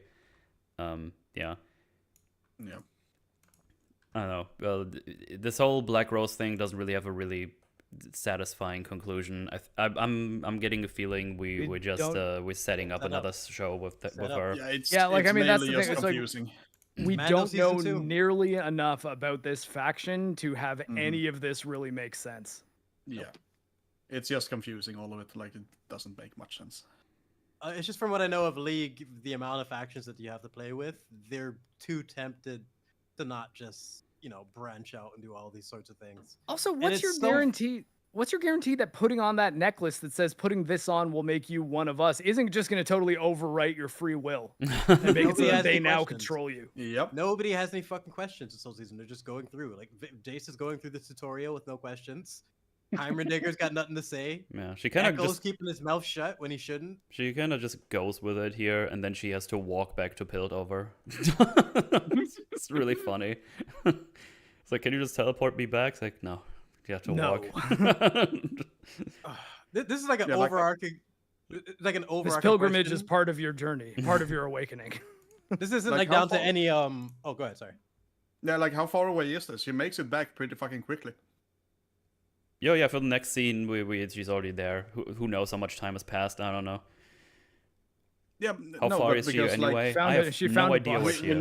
No clue. We know about as much time has passed because we have the big attack thing, and that has to be like shortly after, the scenes with Ambessa and shit, where they create the big army and all that. Well, she arrives before that. Well, yeah. So it has to be like really quickly. Is my point. Oh yeah. Have we figured out the timeline for like how long Jayce and thing were in there? No idea. No. Or like the original time skip, initially, from Act 1 to Act 2. How long was that? Was it a year? Max a year.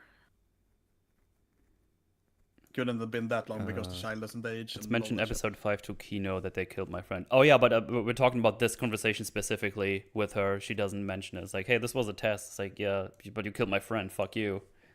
Mm-hmm. That's not part of the conversation here. I know she. I guess that's when conflict. You just accept. You killed my friend. How could I know I can ever trust you? I think that's the mention I was thinking about then, because I remember them mentioning it at some point. But I guess that wasn't in this act. Why would it be? Why would anything be?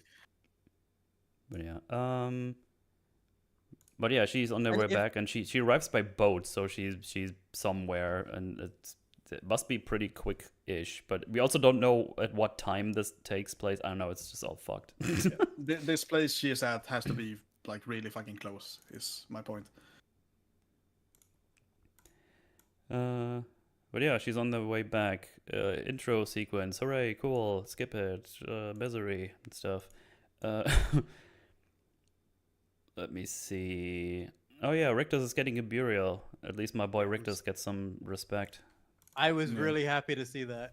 Like it was actually an impactful scene. One of the better scenes of this just because he gets 2. A burial, yeah. It's just like good job. We were talking about which characters made it out. Singe and definitely Rictus. He's got to be on there. Yeah. Smeech, yeah, got no problem with him. We talked about that on EFAB last night. We should make a show that's called Rictus and Smeech. It would be really funny. So I'm saying there's spin-offs in this show that could work, but it's like you've tainted it all so much now. It's annoying. And I'm just gonna say, I'm so done with that intro. I'm done. I'm done. Oh yes. Skip. Let's see. But yeah, you get to. Sorry, I was just gonna add. I also really appreciated that Ambessa kind of like teared up a little bit. He wasn't just like he actually meant something to her. Like she cared about him, and that's a detail I didn't think they'd think to add. So it's something we don't get much from this character, so this is like some of the most we're gonna get from character for her. Yeah. So whoever said last time in chat that Warwick is gonna be fine, you fucking nailed it. Yeah, Warwick and Victor, they're getting treatment by Singed. So yeah, they didn't die. I guess Jayce didn't care to double tap, check if he's dead for realsies. Yeah. Warwick is forms, hammer form. Warwick is still here. So yeah, Isha just fucking exploded herself for nothing. maybe just for an escape, but yeah. Rip Grogu. Sorry, it's Grogu, not Isha. Yeah, seriously. And they did that just so we can just cut to like a mini time skip because I really wanted to see Jayce directly over Victor's body in the aftermath of that. Yeah. I wanted to see the aftermath of the explosion. They kind of just skipped all that so they can get the parts. He just left. Also, like he walked out. He was fine. Can we address the fact that the guy who created Shimmer and thus is responsible for a hell of a lot of the bad shit that happens in this entire series gets everything he wants? Hell yeah. No consequences. Fuck yeah. Give Singed all he wants. Yes. the goat. Like, what's the problem? What's wrong with that, Mark? I mean, no, it's just like, I don't wow. see It's an like, issue. I mean, I guess it's because it's a little kid. He was trying to say that we're supposed to be super happy at the end, but it's like, well, I mean, I guess, but also, like, is he not going to go to jail or anything? No, Like, no, he I left feel at like the right he time. looks at it like it's a product, it's a device, it's a tool. What you choose to do with it is on you, and he's removed from that completely. He's a man of science, and like So his only funny. goals are for his daughter, you know. I So mean, I don't that might really be even how- like. I think that's how he views it in terms of the shimmer. I don't think Singe feels any responsibility for that whatsoever. Just the type of character I feel he is. That's probably a part of how he sees it, but that's not how everyone else would see it. But not I mean, many people no, know Singe, about it. Singe realizes he's a monster because he gets called a monster by Caitlyn, and he has like a little reaction to it. It's like, yeah, but you know. But that's what I mean. That's what I like about him. I feel like he's like proper mad scientist in terms of he's desensitized to all that. He knows he's past that point of humanity at the like he's pushed it to a point where he's totally comfortable being called a monster. It's nothing to him. I mean, like, Not how far I back. get that he's cool with everything that happened. My whole thing is like, from a storytelling perspective, it's like, well, I mean, Yeah. you did let a pretty bad guy get away with a hell of a lot of crimes. With Yeah. like, And Caitlyn knows. Like, Does she would Singe- probably have Mhm. something to say Caitlyn knows about it. about Singed? Caitlyn knows about Singed? Oh yeah, she's the one who confronted Yeah. him in that episode. Oh yeah. She does know. Okay. Let me think Yeah. about that. So she should probably Well, want that's him on- imprisoned that's- or something. Yeah. That's Singe is still clean here. That's damage on Caitlyn. She's being an idiot. Like, Yeah. that's not his Yes. fault. Yeah. That's Put it on the- Character-wise, yeah. Put it on the list, He's- I guess. He's still on top. Let me see. But yeah, they both get treatment. They're just kind of hanging in there, and they're combined. They're like connected by tubes, so they're trying to connect the Singed and the Warwick goop with the Victor Hextech goop and gonna make super goop or something.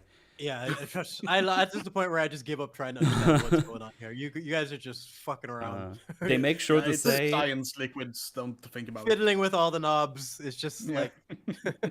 like they they make sure to say it's like, I'm sorry, Richter's injuries were too severe to save him. It's like, okay, sure, whatever, fuck you. I mean, of like, all at the, least, of all the people like, that survive stupid shit like in this show, and Rick just couldn't fucking survive. It's I mean, horse shit. fair, but also I kind of appreciate that the guy that gets mauled by the super powerful wolf is actually dead. That's what should be happening when those Yeah. things happen. I have to shut up. Him being buried upright was kind of cool. I don't know. I've never seen that in anything before. I wonder if there's like a lore reason for that. I have It's no like idea. some, You guys like, notice that? cultural implications. or Yeah, something. something. Yeah. We I need, just thought it was a we need cool detail. Theo. I don't think Maybe I've ever he seen knows the lore on that. He seems to be knowledgeable about the League lore. It would have been so funny though if they said that and then saved the child who had the gun. Bro, if she lived, I would have been so. That would have fucking been so disgusted. funny. That would That's be Like funny. Richter's yeah. night. He was Like, too you're weak, just dude, fucking but with the us now. child, yeah. She's not even a scratch on her too, just to fuck with Oh us. no! He gets like her torso and then uses her heart to save his daughter. Oh my god, man. Man. This is just what I needed. So, Let's get the yeah, cinch Victor going. is kind of he's better. He just goes up. He's like, "Oh, thank you, Doctor. You're really epic with all your science stuff. But now more lucid than ever. And but my twilight is arriving, so we need to do something. There's some Hextech goop below pilled over that could theoretically finish the transformation. So yeah, the problem is Jayce's attack has done its work. I have no chance to actually beat him with the Sure. defenses he's gonna be putting up. And then Ambassador's like, "Oh, we'll get you to this anomaly if you agree to empower every soldier I bring you." And he's like, "I'll do it with everyone who's willing to." We will remember that she wants to do that for a later scene when she talks. Also remember that he can't overcome fucking Jayce's defenses. There's no way. Yeah. And yeah, we see Sky having a look of shock, so she's not cool with that apparently. And yeah, so they gonna attack and bring him to the Hextech Goop Core so he can do his Hextech shenaniganders. Goop core is one of my favorite subgenres. Goop Core. We also have a mention of Glorious Evolution again, right? Oh yeah, he talks Oh, about they just spammed the that. glorious didn't they? evolution is destined. It has to happen. Yada yada yada. That's all he said this episode. Something glorious evolution. Glorious Yeah. Evolution. Bro, relax. I get it. Like, Saying glorious revolution is fun, but Revolution. I mean, you figure out evolution. that like after the first one, he'd probably just say evolution, right? no, you got to No, commit it has to to the be bit. glorious. yeah, it really shits for if the first one worked for anybody, it's ruined when you just spam it over and over. Yeah, exactly. like, Because come it on. sort of seems like why would he keep like Yeah. like why would Referring he to it keep like that. on giving it an adjective? He cares a lot about it being glorious, right? Because like even for game fans who were like, oh, I play Victor, I really like Victor in the Yeah, game. just and awesome. It's just like I wanted so much more from this character. Not to skip ahead, but I'm really curious. What do you think about the design, Metal? I like it. That's just one of the things I liked. I actually quite enjoyed that design. Yeah. Yeah. Get I ready think it for looks that good. skin. It's coming. Oh, 100%. You can already buy the Jayce skin. Yeah, I've seen all of them there. I've been checking it out just to keep. I sent you the Told thing. I ya. played TFT and I see fucking Hattie's stupid face, and I'm like, By- this is Arcane yeah. season 2. Oh, Arcane by season the 2 way, was made for skins. I Everything comes down to luck skins in the end. And like at Fucking bullshit. 3 a.m. on Friday, my friend was wanted to play TFT, and I was like, I have no fucking idea how this works. I somehow got third place. I don't know how. TFT is pure luck. You click, you match, and then I was it's like, whatever. oh wait, I can put Bill- items in here. Okay, let me do that. Okay, I guess I'm winning for now, and then I died. It's auto battle, right? It So is it's auto kind of battle, just yeah. like team composition. The thing is, Wait, I do had you no place idea them? what Like, do works you well together. choose who I goes played, what. I not. played every patch of TFT, and like the luck factor is very, very frustrating because there's just some aspects of it that you just can't control. And it's balanced in a strategic way to some sense, but there's always going to be these variables that make whoever wins completely unstoppable. It's Yeah. like when you win, it's not satisfying because you dominate. When you lose, you feel like you have no fucking opportunity to come back. Or at least in the real game, or like even in ARAM, you can still like outplay someone and manage your way back and like have proper comebacks. So TFT just frustrates me sometimes. But yeah. Yeah, I think it was the second time I played this, so it was funny. So I got third Octopath place. Traveler has auto battle, and I actually quite like how it does it because it sort of mixes it with real time strategy in a way. I didn't like Octopath a good Traveler. It annoyed me. Ah! Oh wait, no, sorry, Unicorn Overlord. Oh, okay, that's a different game. Yeah, I know. I don't know how I got those two mixed up. I tried that, and Removing- when the fighting happened, they just kept making weird noises all the time for no reason, and it annoyed me that much that I just didn't want to play more. It's just Removing really removing weird. the micro element just frustrates me because one of the best parts about League is like the mechanical skill it takes to use certain champions. and Oh, I you get play a all- push and advantage, I play with the same group every time, and there's one of us who plays like all the time on his own. And he's like one of those guys. Like he loses his lane, it's like, oh, I'm gonna surrender. Like he puts the surrender. Yeah, It's like every other take lane is that winning. game Stop it. Like unbelievably seriously. The pretentiousness of like, no, I'm not doing good. Fuck this whole match. Fuck the team. Fuck everything. The great thing is, I need to none know of us it's- click yes, and then we win the match. Yeah. Oh, trust me, I'm the guy who's like, This- no, fuck you. We're not surrendering. We'll come back. in that- and then in we that- come back, and no one has anything to say. It's just fucking cricket. Quick Like, question: shut in up. that circumstances, is he still gone, and you're doing a 5-on-4? No, he just clicks surrender, and then Oh, okay. everybody has to agree, or 4 out of 5 people have to agree. I'll add to that, Mark. Some people will just leave. They'll just leave and like, fuck this team, fuck it, and you'll be stuck. Yeah. And Well, I and guess I'm those four assuming that if people it's will like usually your still pull it off. if it's your IRL buddy, though, I could see. Oh yeah, that, he's like, still no, in there, like, but he gets there's very social frustrated. consequences for just rage quitting. He gets frustrated a lot when we play this. It's really It's- funny. I would compare it to road rage, where like if you're walking and someone That's a bumps good- into yeah. you. Yeah, if you're walking and someone bumps into you, it's not a big deal. But if you're driving and you're going like fucking like 200, like it's significant. It could be like a crash or anything. And with League, a simple thing as dying twice and losing a minion Yeah. could frustrate you because this is gonna scale for the next 30 minutes. You're gonna feel this. Like this is just gonna be Yeah, just gotta so slow it down it's- while everyone else Yeah. crushes their lanes, and then they come But- to you, and then it's Joper. Yeah, but it's a psychological experiment Yeah, more it's than fun. it is a game. It's just always funny. It's like we get like both Drakes have void grubs. Everything is going well. It's like I'm losing my lane. It's over. It's like no, it's not. This is why your philosophy is important. I would play specifically 1v9. Like even though it's a 5v5 game, my philosophy was 1v9. I'm gonna take on it's me versus the other team and my team. My team being the shit. I have to dominate this fucking lane so hard that like I'm can go and carry their lanes for them before they screw it up for me. And hopefully they'll do something, anything of any kind to contribute. Like that was my mentality going in. So if they did anything, I'd be grateful. Yeah. I mean, it's not like he stops playing. It's just always funny. We should get back to the show though, because we're still like we're at 3 hours and we're not even like a quarter of the way through episode 2. And League is a garbage game anyway, so we shouldn't talk about it. Ooh, shots fired. Save the argument for the end. We'll do it after Super Chats. So they're preparing to do whatever they want to do, and they're gonna do some evolutioning on soldiers and stuff. Vi wakes up, and Loris is here, Shield Man. And he's like, great, where's everyone? It's like, okay, let's do. He's like, what about Jinx? Like, Caitlyn wanted to tell you herself. Like, just tell me. And then we cut to Jinx's room. My God, I hate this. And she bursts in. It's like, arrested. Yeah, as if she's surprised. It's like, why would Caitlyn not arrest her? Idiots.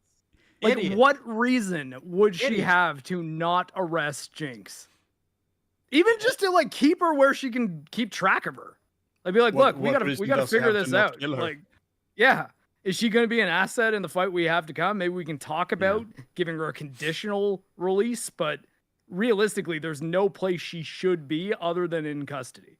That's literally better news than I don't know, because at least she knows where Jinx is. Like she can like pinpoint her down. Like this is like there's no reason whatsoever for her to react this way. It's completely out of character. She passes the buck to the other enforcers too, as if she is like, I tried to stop them. It's like, why would you have tried to stop them? I have the transcript here. I actually wanted to go through this because it's actually baffling. She doesn't say I tried to stop them. She just says they grabbed her before I even knew what was happening. I just want to go through it because this conversation is fucking useless. It's maddening. Yeah, I hate this scene. So very it starts with Maddie here, and she's like still trying to make Kate negotiate, but it's like, it's not possible. Just trying to consolate her, and it's like, I don't need consolation, I need a plan. And then Vi comes in, and it's like really dumb. It's like, you fucking arrested her, and it's like, she saved your life, and she's like, if you will calm down. It's like, knowing you'd never have done the same for her. It's like, okay, at what point are you going to mention your dead mother that she killed with her attack? Never. Or all the other people she's killed. And all the other people. Jinx's body count is large at this point. That's what I mean. Talking about someone who killed her mom, it's just like you could just that one alone is just like it's so fucking stupid. She kills something like you have to commit to, and you can't just ignore it. In season 1, episode 4, she kills like 4 of the Firelights, and they're already afraid of her when they see her art. So we can only assume she's killed more of them before that. The thing Vi says here is insane. It's like, I mean, it's like you did because Caitlyn says you didn't let me in on that part of your plan, and Vi says clearly the right call, since you still can't trust her enough to shove her in the box. And it's like, Vi, what the fuck are you talking about? Yeah, like Vi just it's goes like a whole insane season has here. been skipped. Yeah, with Vi, she's fucking destroyed. And by the way, I think putting her in prison is a stretch. I think she should have just shot her in the face and killed her. Well, I don't know. I think that would be much after she saved your life, especially when you have her in custody. Like, because I mean, they're cops, right? Like trial and jury and everything. But even though later on they say there's not going to be a trial. Like Jinx being in the hospital recovering after a shootout because they all tried to fucking kill her. Yeah, it's like makes more sense than her just. Oh yeah, we should probably mention handcuffs. that. We should probably mention that Vi got slashed. That like 3 doctors had to patch her up. I mention this now because it doesn't matter for anything in the rest of this act. She's just fighting. It doesn't matter with Vi at all. Like that's just. She was probably stabbed by a lightsaber. Damage pretty much doesn't matter with any of these characters. No, specifically Vi, her plot armor this season was extraordinary. They just didn't give a fuck. I just gave up. Like it's. Even Jinx versus Warwick, I can slightly get by because of the shimmer, and it's just speed. The shimmer's a nice little pressure release valve for the writing. Yeah, but it's not enough actually. She should have died against Warwick. That's why I said barely. Like you barely have an excuse for Jinx. You have none for Vi. They show the guards get obliterated like fucking cannon minions, like just fucking nothing. And Vi somehow is tanking that. Hex Tech is not enough to justify fighting Warwick at that point in time. You can't do that, man. No. Other than that one scene that I did like with him and Jinx, because the music heavily carried it, I think they pretty much botched Warwick. Like, I mean, there are cool sequences in isolation that if it's like someone said, "Hey, here's a clip of Arcane season 2 with us knowing nothing," we probably would enjoy a lot of the clips. But like, it's the context around them not being there is the big problem. Here's the problem: send me a conversation from Arcane season 2 that's gonna make me want to watch the show. I can send you plenty from season 1. There's no dialogue or conversations that's actually worthwhile to sit through. Like just Silco's intro. Silco has a fantastic intro in season 1. Just that alone, is like captivating. There's nothing like that. There's no. Like I need to show you literally a werewolf with heavy metal and a fucking shootout. You know what I mean? Like the most edgy thing I could possibly think of to get you like on board. You could probably pick any scene like at random for season 1, and odds are it's gonna be amazing. Like yeah. Seriously, like pick a random 5 minutes and it'll at least intrigue you in some way. Basically, in this conversation, they give me both. Well, not say both the vibes. I mean, Vi space like, no, she's changed. Jinx is fine. She's cool in my books. Like, yeah, sure. I mean, not sure, but it's just no, fuck off. But I guess that's what you believe. But we also get the vibe that Caitlyn is like, oh, I just couldn't stop them. Like, I couldn't even think about it. So she just surrenders. Like, what do you mean? Like, what are we doing? Caitlyn has no reason to trust Jinx any more than being like, I didn't expect her to save my life. But that's not enough. Doesn't change anything. Like, I mean, if we had a whole season of Jinx just being a pro-star hero and constantly getting Caitlyn out of situations, maybe. Yeah. But like, they would have needed an arc together the same length that Vi and Caitlyn had. How they would have needed to be trapped in a situation where they had to cooperate to survive. Like, hey, you want to see a way that you can do that really good and well executed? Make it more seasons? Go to War Ragnarok. Watch that. Oh, yeah. See, yeah. Play that. Don't write it like shit. There's this character named Freya. Some things happen. Yeah. And then you killed her son, and then you have to work together, and it's a really awkward conversation, but they have it, and it's really fucking amazing. Yeah. And it takes a long time for her to actually trust him fully, right? With Kratos saving her life multiple times over. Yeah. Like, it's like he is constantly helping her, and eventually she's just like, fuck you, and he's like, yeah, I'm no excuse for what I did. Do we have to do the other God of Wars to enjoy it? You can play 2018 and Ragnarok in isolation. You still get a very good thing. If you played all of them, you realize there's a lot of really good callbacks, even from very, very silly things that are kind of cringe, that they make very important to the story. Yep. It's actually incredible how they pulled it off. Yeah. And that's another thing they screwed up in Game of Thrones with Tyrion and Davos. They never addressed that. Tyrion literally killed his son in the Battle of Blackwater. And they lampshade it at some point later on, but then have him working with him anyway. And they never fucking address it. It's so fucking awkward when they do that. Yeah. Yeah. But yeah, I kind of forgot about his murdered son. So yeah, it's bizarre that Caitlyn even has the thought of being like, yeah, Jinx is cool in my book. That's insane. Like, be like, hey, Vi, you spent a little time on the Enforcers. Did we have any kind of amnesty for severe terrorism crimes because you saved an Enforcer's life once? Yeah. No. But why would I possibly trust her? Like, I just wish Caitlyn asked her the hard questions there instead of being an idiot. Yeah. Oh yeah, Vi says she oinked poison in your ear and you just ate it. Oh my god. It's like, God, fucking hell. So fucking cringe. Yeah. Like, I mean, why oinked? Like, is there anything pig-like about Mbessa? Just even tonally, Vi wouldn't be joking around in a scene like this if you're this mad about Jinx. Like, if this is serious, it's just all fucked. The dialogue. Switching oinked with spit would have worked way better. Like, because you don't oinking doesn't create projectile poison. Just retarded. I don't know. But now we get Caitlyn going to Jinx because I actually don't entirely know why. She brings her some food. You also don't eat with your ear. That's another thing. You don't. I do. Because Jinx thinks she's here to kill her, and he's like, "Oh, I'm sad because Isha is dead. There's also no good me, and Vi just can't accept that." And then Kate says, "There's no amount of good deeds that can erase our crimes, but she can't be asked to hate her anymore because that led her to become Commander Caitlyn, and that made her hate herself, finding Jinx and it's just so annoying to hate people. So fuck it. That's what I got from that. Rushed. Yeah. That's a conversation they could have after like decades of like. Also, back and forth. she Nope, says like, not oh, it made me hate myself. Like, I don't know. We didn't see you do anything crazy while you were Darth Caitlin or Commander Caitlin or Caitlin Hitler, whatever. Yeah. It's like I don't. By the way, I don't believe you. Never mind, go ahead. Am I wrong about Ambessa not being pig-like? Because I mean, she's pretty jacked for something that resembles a pig, that are like generally pretty high fat content. Mention in chat, she's a war pig. Maybe, but like, do you have to run with that? Like, could those don't not know. be two separate thoughts? I thought you were calling her a cop at first because fucking pigs, and that doesn't really make sense. Well, I called her a war pig, so now obviously anytime I describe something she's saying, I need to use the word oinked. Yeah, that's not retarded at all. Fucking cringe.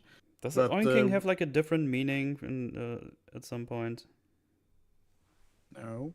I'm just wondering. I don't know. No, it's the sound a pig makes. Yeah, it's. I mean, that's what I the- know. I'm just wondering it's if there's just like a weird derogatory, like, secondary that's the- meaning that nobody knows about or something. Like it's just a derogatory term to like Okay. So Yeah, they're Yeah, racist. it's calling her I a got pig. it. Yeah. We did also skip over it a bit. We find out the name of Big Shield Man. Oh yeah, in I this guess that's the episode. first time it's actually said out loud. Yeah. Yeah. It's true. fucking pathetic, man. One episode before Episode he fucking 8. dies. Twitter told me what it was, I guess. We finally get his name officially. Because they know we need it now, or no one's gonna fucking. Oh, he feel also it. vandered. That's also true. That's funny. Yeah. He He looks like vandered. He That's pretty vandered. funny. Defrosted robot. What's his name? His name is Loris. Yeah. Yeah, they didn't really do much with him resembling Vander. Like, what was the point of that?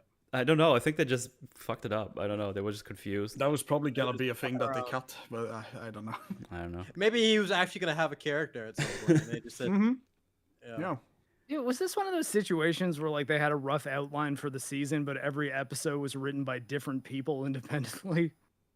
I don't know. It what the fuck feels like they they had an outline for like 2 seasons and they just cut everything, but kept like all the things still. So they just like there's no substance to anything. Also, This should I be feel like studied, the man. The delivery, writing. the delivery of the "I know" that seems angry. I don't know. It feels kind of weak. She just goes like "I know" and not like angry, like real angry. Like when she says she was poisoned by Ambessa, it's like "I know." It just didn't have any weight. That's like one of the only instances where it was like the voice acting didn't really fit for the scene. in that one Also, like, I instance. mean, she could clearly be like, yeah, I know Ambessa is a piece of shit, but also I'm a cop. Jinx is a terrorist. Yeah. Like, I don't know what else do you have to say other than that? Be like, look, the law still exists. And it's not like it's not like she stole some bread to feed herself while she was starving, okay? Like she's killed a whole shitload of people. They're not coming back. Yeah. Yep. Funny you mention that because Jinx says when they have their encounter, she basically says, I mean, it probably does make a difference, but I didn't know your mom was there. And I was like, yeah, you're correct. That does make a difference. Oh yeah. It really Fucking doesn't. such bullshit. Obviously she knows she would be there. You knew there were people in there. Yeah. Probably. I was like, Yeah, I Otherwise, didn't what know was your the plan? To fucking just council shoot a member building? Would be in the council. What the fuck are you talking about? Yeah. It's flat out just saying it wasn't Obvious personal. bullshit. I blew up a building because I wanted to do something really anarchic and edgy. yeah. It's really Yes, hard to really apologize angry at for the shooting a building. rocket. Like, it's just, there's no going back from that, you know? They need to understand what they committed to with Jinx in season 1. And Yeah. it's like they just forgot. She Not the- fucking shot a rocket. Not the at a verbiage council. you want to use She there. killed her mother. There's so many. I just don't. Where is the Jinx that sat down in that fucking throne after killing Zelko and like Gone. Powder's dead? That stayed in Like, season I 1. miss She her. stayed in I season really 1. miss her. I miss her. She was an man. interesting character. Yeah. And well, you just who is this completely chick? obliterated her. Yeah, they, But yeah. they did it. They did a villain origin story only to immediately make her far more of a good guy, far faster than would make Yeah. any sense. Yeah, It's instant. like It's the just reverse- between the seasons. She's just like a different person. It's the reverse of Daenerys, like making someone a good guy in the lamest way possible. Like it's just insane, man. Like I really Yeah. think Jinx is like, I think it's gonna take more like things to break down, but Jinx, man, Well, when they wake up and here- get past all the visuals, I think they're gonna really realize this is not the same character from season 1. Like this whole, and the show is so in love with her that it's frustrating. Mhm. Like, I had an idea because there's just John CRA there says the child fell out of the sky and made her go away. So if you made the first encounter with her and the kid, the enforcer, or sorry, the other gang members about to kill that kid, and the kid maybe having like some kind of weapon that they were going to use to shoot, and Jinx like knocks it out of her hands and then kills both the people anyways, to just be like, you're too young to be fucking killing people. Like, I'm the bad guy here. And then slowly over the course of multiple episodes, make the kid talk, give her a personality, soften her up gradually. Don't just make it that like immediately she regrets everything she did in season 1. you're talking about like actual storytelling and good writing. They had no time for that. We need fucking cameos and spin-offs. We gotta get Sorry about that, Ra.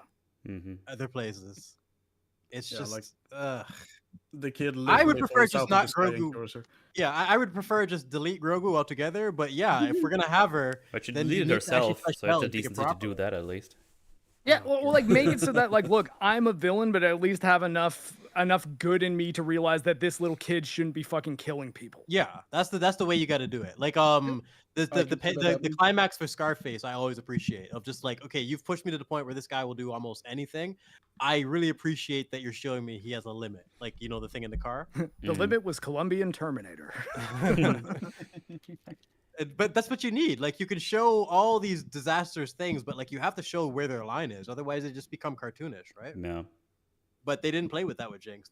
Let's just delete her character and make her this goofy anti-hero because we love her so much. And that's not enough. Let's make another world Jinx that's even nicer and like, fuck off. Oh. Yeah. Fucking dumb. But yeah, apparently we're just supposed to expect everyone to be cool with Jinx now up here, or those 3 people at least with each other. And Game is like, you know what? It's actually way too annoying to hate someone, so I'm just gonna fuck off. Yeah. Very cool. I can't wait for the spin-off show with multiple Jinxes just running around doing adventures.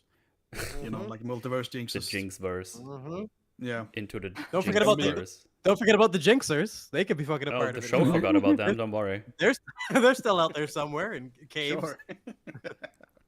In caves. Yeah.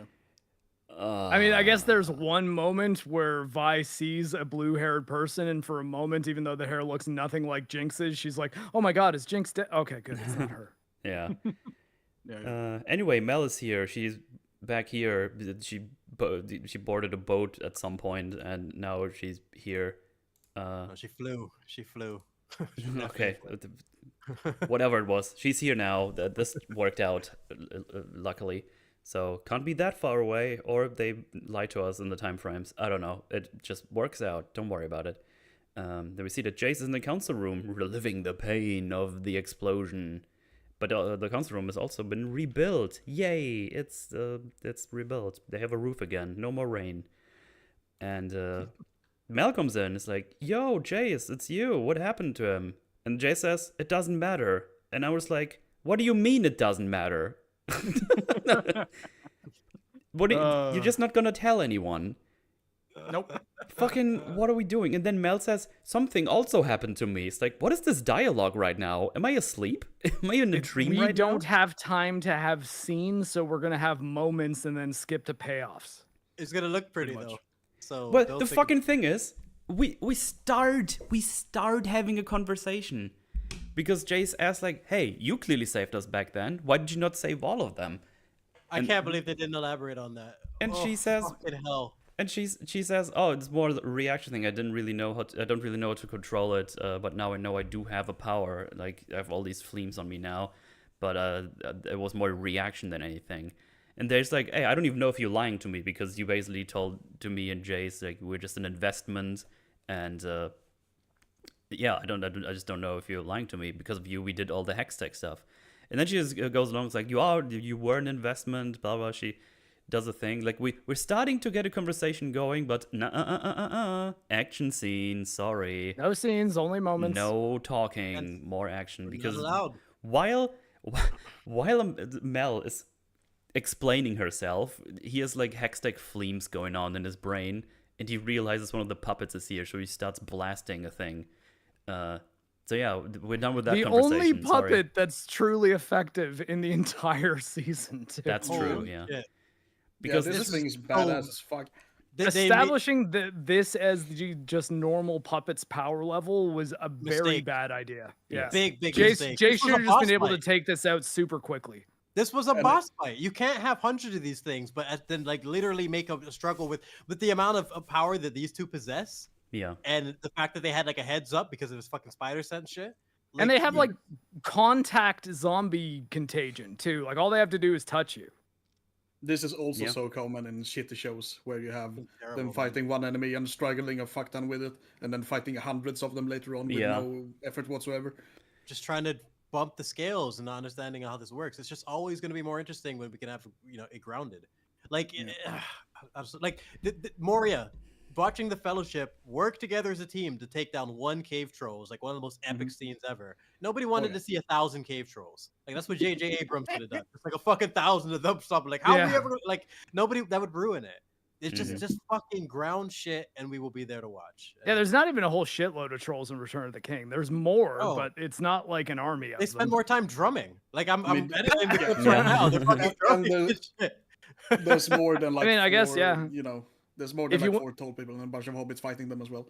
I guess if you want to give commands that are like unified and given to a huge army, having a troll with a gigantic drum is a way to go about that. The trolls, they have the a set line of them drumming, and they have them filling in the boulders for the trebuchets. So they're actually like a part of the battle in Minas Tirith, but it makes sense because they shouldn't be on the front line unless they're armored, like we see. Like the logistics all work.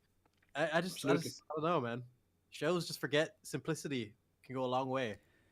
Well, but yeah, we're done with this conversation now. We also will never talk about this conversation again, or you'll have to wrap it up in a good manner. We're done with this now because now Victor and Jayce are talking kinda and fighting at the same time. Yeah, Victor is here and talks about how he would have liked to show Jay. He comes in, he just wants to talk, but Jay's like, no, fuck this shit. So this puppet just keeps dodging everything. Victor talks about how he would have shown Jayce the merit of their work and how they could finish it together. But of course, Jayce thinks that cringe and has no intention on doing so and tells him to fuck off. And that this is Victor's obsession and not their work. And you're doing this all by yourself. But Victor's like, no, I speak with all their voices. I'm no longer alone. And it tells Jayce that he surely understands what he has to do and he would like to do it in peace. But the Noxian has different plans. And then he says that the glorious evolution is destined. And when he can't make him become partners with him, he starts choking him out. But Mel activates her powers and they both duo attack his ass and barely beat the puppet. We also see that Jayce's wrist flames glow, so I don't know if this is some kind of protection or something. I don't know. And after the fact, Victor tells Singe to start the process. And I'm just like, I don't know, man. I still don't really understand what Victor specifically did to see... Fucking hell. It's killing me. What Victor did and saw in this time skip we had, besides this perfect chaos or something that made him believe everything is worth it. Like the characters have been gave up on humanity, basically. Is what but we didn't really see that evolution. We didn't see the evolution of the glorious evolution man. That's kind of funny, I guess. Yeah. So, but yeah, here's an idea. Okay. Yeah, go ahead. How about instead of just attacking Victor like you did at the beginning, how about telling him like I went back in time and met you, and this whole place is going to be destroyed? Like try to convince him. Or even better, how about Victor from the future goes to Victor and tells him like this is a bad fucking idea? Yeah. They would have to actually be paying attention to the characters for that to work. Because that's what I was going to say earlier with Jayce, with Mel. Jayce, if you remember Jayce, one of the most important components of his character is his curiosity for science and whatnot. And he's got his girl literally coming to him as like a fucking Super Saiyan now, and he's got like no questions. Like just as a scientist, he would have so many more things. Even with how little time he has in the situation, he would have so much more to ask. And it's just they don't understand who they're working with when they do these scenes. It's so annoying. Oh, someone in And, chat like, just points something out that's actually true. I didn't think about. When Jayce and Mel have Victor bot pushed between his hammer and her shield, Jayce blasts Victor with no way of knowing she could withstand the blast. That's true. Yeah. Yep. So he's either stupid or was willing to kill her. Yeah, that's a good point. I didn't think about that. I guess I could believe that he's willing to kill her considering the stakes. If he's willing to blast Victor through the heart, I think he's committed at this point for what he's fighting for. I just wish all of these scenes would be elevated by a conversation. Mel and Jay should have talked more there. Jayce and Victor should have talked more there. All three of them should have, we've built all this together, the three of us. You guys were my investment. Look where we're taking. This should have been a whole fucking scene. I'm getting angry thinking about it. Yeah, what the fuck? It's all just broken. This shouldn't be happening in the first place. Even. Do you remember when Mel caught them sneaking into the fucking laboratory, the two of them, and just caught them? It all started there. The dynamic between these three, and it's pushed to this fucking point. They've had such a journey together, and to just rush through this shit so we can have a fight. Yeah, her not telling on them has started the apocalypse. Man, but you have all this incredible, base to work with. You couldn't just fucking get these payoffs right. It's so dumb because if you would say, oh, Victor probably wouldn't believe him. It's like, oh, wow, if only he had a way to just read someone's mind if he touches them. Yeah. Also, by the way, when we see Victor in Jayce in the future with Victor there, he basically says the only variable that was constant was you saying basically that there was no other option than this reality. Oh yeah, that's in the last episode, right? It's is it? Oh, it might be. Yeah, it's right before they do right. Yeah, it is. Yeah, it's the whole thing. You're the only. They make Jayce a core being, basically, or whatever you want to call it. But I mean, also especially if Victor does still have some bond with Jayce, why would he not immediately, instead of trying to choke him out and kill him, have that puppet grab his face and do now you're a part of our hive mind. Welcome. Hey, buddy. We're partners again. Isn't that great? And then you would see his mind, and then you would see, oh shit, this is all cocked up. I'm not gonna do it. Actually, I sent you back. Yeah, fucking stupid. Yeah, literally, whether Jayce told him or he grabbed him and learned it by accident, he should have left this room with the information of how badly he fucked up. And maybe it's only the machine herald itself that has the ability to touch and grab memories, not the puppets.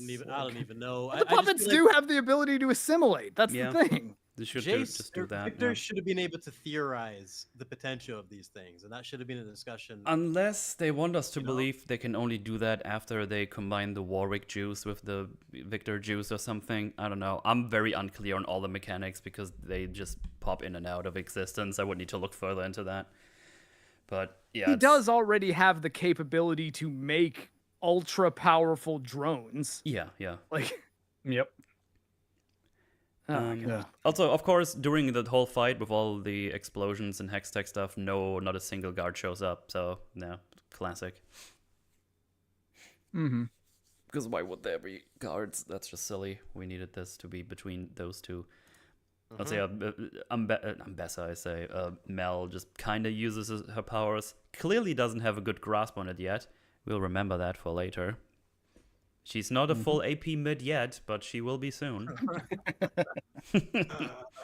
Oh, she's legit support. I was just like, oh my god, this is like a bot lane. Yeah, I mean, she does do a lot of very specific support actions that I think are meant to be read as such.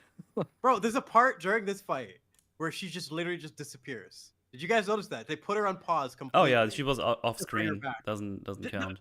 Completely recharging her cooldowns. Her cooldowns are recharging. You guys, I appreciated the blend of those certain things in season 1, but now it's a little bit too on the nose. Come on, this is just a bot lane matchup. You're just fucking around, and it's a bit too much. Yeah, I don't know why it doesn't fucking assimilate him immediately here. It's fucking dumb. There's also one thing when the puppet has Jayce, he just kind of bonks it slightly in the face, and that's enough to get rid of it for a little times, even though it wasn't that strong. It's just, it's not very good, basically. But yeah, they did their fighting, and then says, Singe, do the thingy-majig, and yeah, he does the thingy-majig, I guess. done yet. No, we're not Wish even on we the were. last episode. Shit. Fuck. And I mean, I guess we have the choice that we could either cut this off at the end of this episode and no, then do more. absolutely. I'm not No doing way. another No forge way. on this. I'm done know. with this after today. I'm Well, we've covered a lot of things like loosely, so there's probably some things we can speed up when we get to them. Nah, we're fine. We're fine. We get another Silco imagining scene. Yay, cool. I don't even know what to do with this because this is not necessarily Silco saying this because Jinx is thinking about what Silco would say to her here, and I would really like them to stop using the characters from season 1 because they just ruined them. If you're gonna use them in character, where like this at least felt like Silco, where the other guy was just a fucking Silco like nostalgia key being jangled. So I at least keep them in character if you're gonna do that. So I didn't mind this one too much. Like he mentions Marcus. I'm just like, leave Marcus away because he mentions Marcus saying that what was it? Something about that that him choosing to imprison Vi instead of killing her says a lot about Marcus. I'm just like, in a bad way. Like, wasn't that just the correct thing to do in that scenario? Like he was the one who got Vi away from Silco and Jinx, right? Well, I mean, I guess putting her in prison for like as long as he did, like what was her crime, right? Like, I mean, he could have just let her go, be like, yeah, I got you out of this situation, but if I let you go over there, you'd be dead. He didn't necessarily need to lock her in a dungeon. Well, he kind of did because the deal was that she would be dead, right, with Silco. Mm-hmm. So he. I mean, kept like her he there might to- say, "Hey, get the fuck out of Piltover." Like I bet he one could of do these that, I other guess. areas of Runeterra is nice this time of year. But like, Yeah, just so but- you know, if Silco finds you, you're fucking dead. I mean, so is he as well. It would be a risk for him to take, like that Vi wouldn't return because Vi will definitely return to, like, try to fix some shit. Yeah. So it would be a big risk to let her go. You So maybe he have to just tell kept her her in there. sister's dead. Like, Yeah. Arguably kept Vi in jail so he wouldn't go after. But that's what I was thinking, yeah. But I don't know. It's then he says something, blah blah, cycle of violence, and just walk away to break it, blah blah, just kill yourself or whatever. I don't know. I'm like at this point we're just so done. I was like, yeah, sure, whatever. I don't know. I just don't want to see those characters in season 2. Just get them out, get them the fuck out. I would have need more time to analyze this better because I don't know if I buy this out of Silco's mouth, but I can't really put it into words right now. I mean, I guess Seems- it's Jinx's brain. Yeah, that's what I mean. I don't really know what to do with this because if she thinks Why that's this one's hard to interpret. what he wants, what she thinks he might say, I don't know. That's why I think just it's her. got confused by Right. this. It's just her interpretation of like a version of him to give her support because that's what he did for her. So I think we have to treat it almost like a figment of her imagination. We can't judge it as harshly as the multiverse one because that's actually him there. Like She it's not- basically created him in that moment to justify her like suicide plan. It's a better version of the Rise of Skywalker with fucking Kylo and Han. Or like if you're gonna fucking imagine that to boost you, not just fucking some nonsense. Father, you're a Force ghost. How did that happen? You know what, son? I have no fucking clue. I have no idea. Like I could see Jake imagining that. No.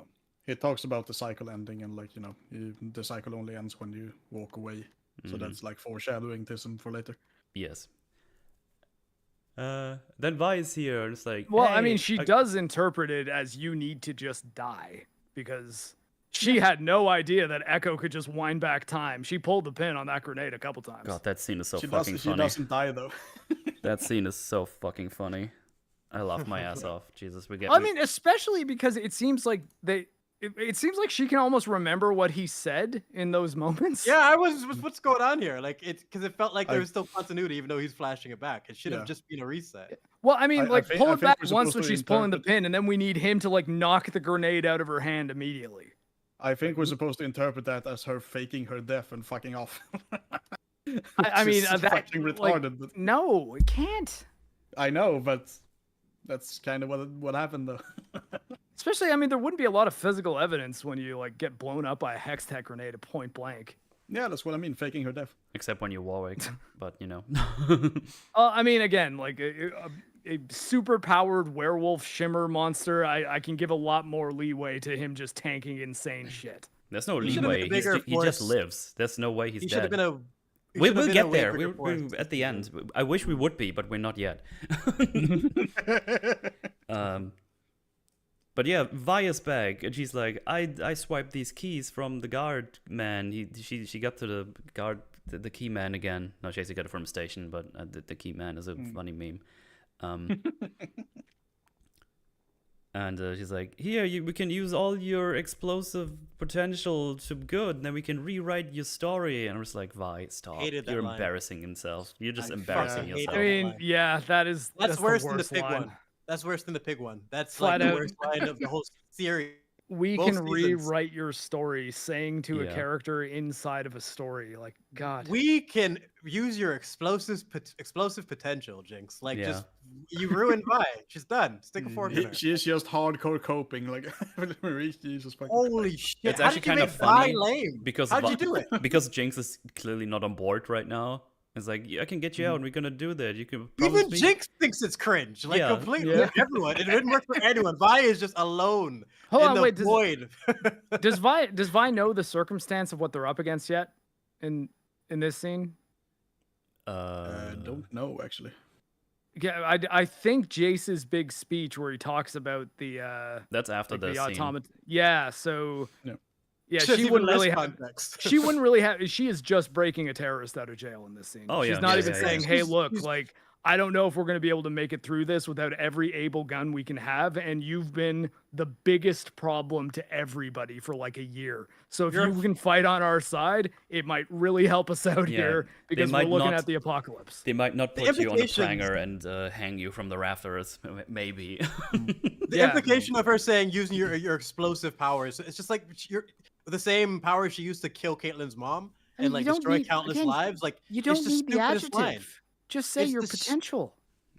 Yeah, but Like she the likes adjective just makes it explosions, though. silly because yeah, I know that's Jinx, what makes you it need to. retarded. This is your chance to actually redeem yourself. Like there's so many ways she could have phrased it, shorter and sweeter and more impactful, and it could just been a glance of eyes between sisters. You have all the components there, but we need the lamest line I've heard in like ages. That was so fucking to come and to have that come from Vi at a time like that.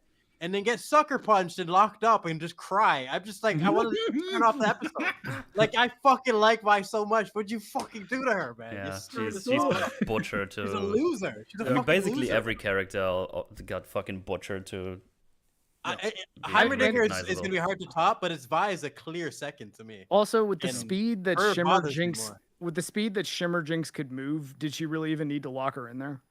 No, she's just a bitch. Not really. I mean, like, Both would Vi dimensions have been of able to Jinx catch up with her if master. her whole thing was "I'm gonna move faster than Vi can possibly catch me"? Yeah. Yeah, and here's the thing: if Jinx can like literally go toe to toe with Warwick, she dodge bullets pretty much. Like she's invincible. Like Yeah, based Oh, on yeah. that she speed. she can escape Vi. Like, is what I'm saying. Is she didn't need to necessarily slow Vi down to that degree. But she needed She to. could- We needed the I would follow slow. her though. We needed the slow walk away where she says. she's Follow gonna her, but break how the would she even know cycle. where she's going once she gets around two corners? I know. I know. Exactly. She's Vi. So yeah, chat for maybe for chat who hasn't seen this. So Vi is like, yeah, sure, you can get me out, whatever. I don't have anything better to do, and she's like clearly not on board.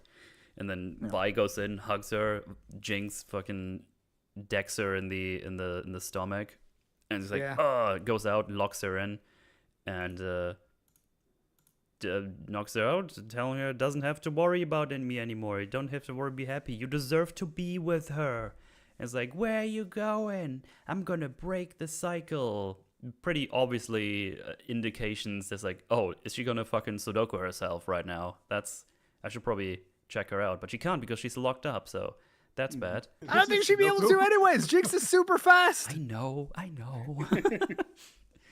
But And she like, got- I mean, I see someone in the chat said, Defrosted Robot says, I guess she figures Vi would find her eventually. I mean, she didn't assume that Vi would be locked in there forever. It does- like, it- that was just to slow her down. what we I need to mean, remember I think right it's now. fine either way. I don't really think it's a problem that What- she locks her in there. The thing we need to remember like, now. as a character thing. What we need to remember now, there's urgency that her sister is probably about to do something stupid to herself, which is probably Yes. bothering her, which she should Yeah. take care of. At least try. Just put a pin in That's that. the main problem. But Put a what pin in if? What if No, we can have a hot lesbian sex scene? Why you? Why you? I was clearly setting something up for later. I'm just asking questions. No, I was setting a meme for later, and you ruined it. Okay, fair enough. Sorry. Hey, it's not like the show is scripted, man. God damn it! You ruined it. We had it all, and you blew it. Yeah, bro. Yeah, bro. All right, maybe I am fired. Oh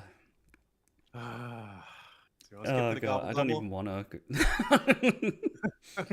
No, I demoralized the host. I'm just like, what? No, that's just the show. That's not you. I'm just. Okay. I that scene, every scene that took place in that jail cell was fucked. Like it's pretty much Literally. yeah, completely, man. But hey, we're going back to Jayce and Mel. So hey, nice. We can continue the conversation we had before because that could have been quite interesting. Yeah. Positive affirmation scene. This scene should probably be before the jail scene, and Vi should probably be here as well. Yeah. But no, what we do, you would think they would continue the conversation from earlier, but no, Jayce just apologizes, says he was an ass, and that she's hurting too. Affirms the living hell out of her. It's like you, no one can, you'll never be a passenger. No one can hold you back. It's like, well, I mean, what? I don't know. Like, why are you even? Like, yeah, it's like I was an ass. I was an idiot, bitch. How are you a Super Saiyan? Like, how did you save us? Like, how are all the so many questions you should be asking rather than just being a simp? Like, they made Jayce a simp. They made Vi a loser. Heimerdinger is screwed. Everything is just messed up completely, man. I never imagined this type of character damage. It's just insane, just the sheer amount of conversation that needs to be had that we just don't even scratch. Like, they're not even mentioned. It's like they're trying to be shit on purpose. Like, it's beyond fucking... It's beyond mistakes at this point. Yeah, it's crazy. I don't know what the fuck we're doing. We've reached incompetence. It just feels like such an insult because we almost get a conversation between the two, and then nope, action scene. It's like, wow, awesome, thank you, cool. When you rush things, that means you're trying to rush to the big payoffs and the big moments. And if you're trying to do that, you need to at least remember what got you there in the first place. They're forgetting giant components of the fucking story and the characters they're working with. Like, we've reached incompetence completely. There's just no excuse for any of these things. It's like you're playing an RPG and you rush to a boss fight before you're leveled for it, and you just end up using all of your hyper powerful items, and then realizing you have like a good chunk of the game left. It's like, I mean, it's like, yeah, you got there and you got past the boss, but like, what if you need an elixir in that final boss fight because you just use like 8 of them? It's just a waste of space. Mm-hmm. And yeah, as someone chat also just pointed out, apparently Jayce just doesn't tell anybody about his visions up until the beginning of episode 9, I think, but only briefly mentions because he says like, "Oh, we meant to lose this fight." That's all we know. He tells nobody them. asks. Nobody asked. Yeah. Nobody asked how the fuck. Where's the beard? Like, what happened to you? How do you know we're meant to? Like, there's no. There's like. We can literally make a list of like 100 questions that should have been asked this season. Yeah. Like, hey, you guys know how my hammer was when you saw it last, like a couple weeks ago. Here, it mutated into this fucking thing because I was in an alternate dimension. Yeah, that's actually not my hammer. That's a hammer from my future. But yeah, my dead person guy. See, this so like, great because Mel tech. I didn't invent this shit. You know, I mean, as I said earlier, Mel asks, "Oh, what happened to you?" And he just says, "It doesn't matter." It's like, yeah, it fucking matters. What are you talking about? Yes, it matters. It matters a lot. It totally matters. It seriously matters. Mel. It's really important. Extremely important, man. Jesus Christ. Especially when you're saying, "Hey, we need to conscript every person of fighting ability to fight in a like anti-apocalypse war that's happening like tomorrow." Oh, hey, X-Ray Girl rated us. Yay. Thank you, Ronnie. Hey. Thanks, X-Ray Girl. That is literally them, like, just talking to us directly. It doesn't matter to them, is what they're highlighting. Yeah. Because it should matter. It matters to us. It should matter to Mel. It should matter to Jayce. It should matter to everybody except the writers. That's the thing that's frustrating about this. Yeah. Yeah, it's... But hey, we get a council meeting where we see all kinds of peeps. Even Savika is here, and the bad guy from the Firelights. Remember those guys? Yeah, they really hated Jinx. Yeah. Also, Savika being here is just funny. She just disappeared for a couple of episodes. And Yeah, where the fuck did she go? Yeah. she's like, I don't "I'm know. here now." She rebuilt her arm, I guess, that like we get no context on, but she's got one now. She's just At least floating does through in the the show. fight. They have no idea what to do with her. It's kind of sad because I like Savika. Yeah, I mean, she seems to be kind of the leader. Apparently, it's just fucking. I don't know. Oh, yeah, God. I mean, God, what happens with her at the end? I was like, are you kidding? Like- So, Wolf is still confused in the chat. Like he's not aware that that's like Grogu 2.0. Like that's the only purpose Isha had. Like this is this crazy question. like the answer just is they fucking thought baby that was Jinx. their teleport button to making Jinx a good guy. yeah, Yeah, let's just rush through this whole story, drop this stupid kid on her head, and then that's gonna change the entire dynamic of Jinx. And they just ruined her. Jinx, I mean, like, was awesome character. I guess Nice to character. bring up probably one of the things that started the hey surrogate child trend. I mean, like without going like Lone Wolf and Cub like that far back, but in like modern fiction, especially video game based fiction, Joel doesn't like Ellie for most of The Last of Us. That's what makes it work. Like, That's the whole dynamic that they're missing. Like you have to have the drama between them, and it's Yep. compelling. God. Hmm. We Anyway, got a better Council Isha and a better Jinx in Penguin. Let me just throw that in there. Oh, in terms of nice. like a version of those stories done right. So fuck. So yeah, council meeting, all kinds of people here, as I said, and he shows them the puppet. It's like, hey, this thing infiltrated us. We barely survived, and there are more of them, led by the Noxian commander. And this is not about territory or ideals. They have to get together to win. And he recognizes it's not fair to them, but he prays that he will join them, but tells them that if they flee, they should not stop running. And I'm just like, sure, are there any other countries you might want to involve with this apocalyptic scenario? Any allies of Piltover? No. There's people beyond Piltover and Zaun and Noxus. Like, if you tell them, hey, Noxus is going to invade us, we have all the trade lines, can you help us out? Yeah, you kind of would be the rely on us time- for technology and trade and shit, you know. Yeah, This would have been the time for them to do those Easter egg plugins. Like it would actually make sense within the story if you're trying to show other areas. Because you know that's what your goals are. Why not do it at a time that makes sense instead of just trying to rush to it? Yeah. Also, I guess this is for now, but also a bit later. Doesn't Piltover have like a proper army? Do they seem to only have enforcers and nothing I guess else? their cops are also their military. Yeah. Like They don't have an seems to be, actual military force. I mean, like I guess yeah, you're right. Because I was thinking, I was like, well, they have artillery cannons, but I'm like, those kind of seem like they were makeshift, Yeah. like hex tech devices because they're not firing ordnance. They're firing fucking shipping containers. Containers or something. This is like a thing that chucks heavy objects really fast, which granted will do damage. Oh yeah, but I don't know if I would There is take this also- above But, some. Like, I you mean, know, it doesn't even seem cannonballs like and they were fireballs. intended as Fireballs. weapons. Yeah, like There is also a shot in season 1 where you see a bunch of cannons when Silco meets up with Jayce. I forget exactly what they looked like, but Right. they're standing on some like bridge thing with the. I like that scene a lot. see what- Yeah. That's a really good scene. And- Fucking hell. Did we have a single scene on par with just that scene, the random scene that Goger just brought up? Silco and Jayce on the bridge. Have we had a exchange of dialogue that's on par with that? In this Silco and season? Like, Jayce on the bridge is probably my favorite scene from season 1. yeah, it's Really? pretty damn It's good. pretty good. Both of I those love it. characters get a lot of really good stuff in that scene. Yeah. Yeah. Just good Jayce acknowledging, it's like, hey, I want you to take this because if we fight, you're losing. Like, Yeah, you're getting him obliterated. saying like I've Slaughtered. seen what happens when our sides fight. You don't Yeah, stand like- a chance. Yeah. Is such a good line It's because it's fucking not like awesome, he's like, dude. look, I'm making peace because you're gonna decimate us. It's like, no, I'm making peace because we're going to decimate you. Yeah. It's so good. God, that was so Indeed. fucking awesome. And like, look at these cannons here. They would probably be like quite useful Yeah, defending yeah. against attack by ships. Oh, yeah, they're well, like I mean, proper I guess cannonballs, the the projectiles that the kind of grav thing that like is throwing the shipping containers launching is far larger, but I mean, like, yeah, they don't seem to be trying to take out the ogre with a lot of You would absolutely use everything you have, including these massive cannons. So now that I think about it, actually talking about cannons, because they started to they changed the ARAM map to be the bridge here, right? I can't escape this stupid show anywhere I go. And there's cannons on there. So where are those cannons in the game? Because this is now in universe. I know you have cannons. I've been killed by them a bunch of times. They're really effective. Yeah, where's the towers? Set up a few towers. Where's the tower cannons? They're now in universe. I can actually use that.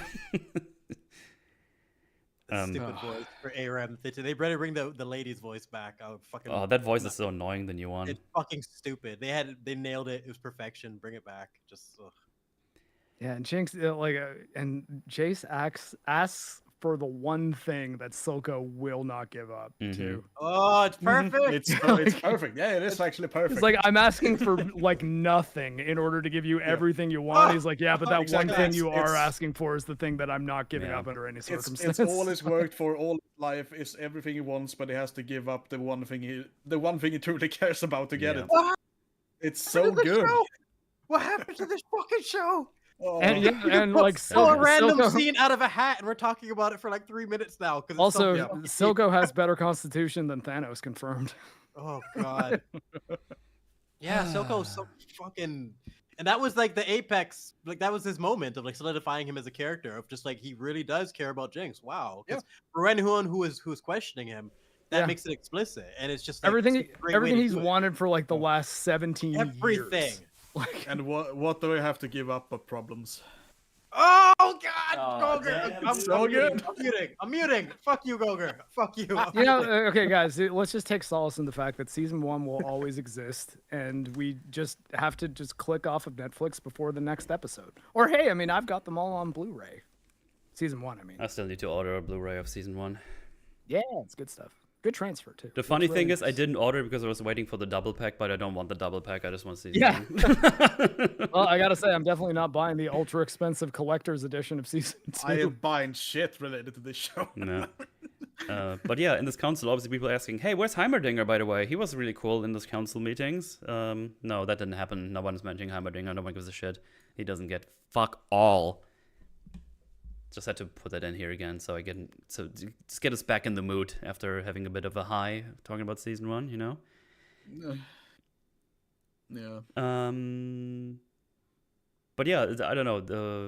No one else is involved. It's all of them. It's only Zaun and Piltover who can do things, and Zaunite's starting to leave, and then only like a handful come back to the bridge. And I don't know, I'd like to believe there's probably more people that would join in than like 10 or so they show us here. Considering the circumstances. The thing is, I think Jayce did like a shitty job explaining this. It's like, no, you don't understand. There's like you guys know there's like this guy underground who has like this crazy cult. Yeah, he turned everyone into puppets, and he can do that to you too. He lives with you. Instantly, yeah. One of the puppets touches you and you become one of them, by the way. Which, like, why make them that powerful? That caused nothing but problems in the last fight. The Dyson scene in T2 is like the textbook way to do this. They ask for proof. Arnie cuts off his fucking arm, shows the medal, and it goes into exposition. Like, that's the way to do it. Jayce could have done something like sitting in the table. Here's this. Break it all down. Just make it so it's undeniable, where they have to like, you can not believe me, but here's all the facts. He has the hammer and he has the corpse of the mechanical thing. It is there, like we see the body of the thing there. So we do have that all right there. I mean, I guess them putting more security in the council chamber might be a decent reason for them to have a camera in there too. The entire time I was thinking, what if another one rolls up right now? What are you guys gonna do? Yeah. Like what's one. It's a colossal mistake to make that thing like so OP. Like, why would they do that? Also, apparently, it's theorized that this guy that is randomly highlighted is supposed to be Jin because he plays the piano or something, and that's what Jin does. I think is what I heard. So, yay. Okay. I thought I'd just point that out because I read it.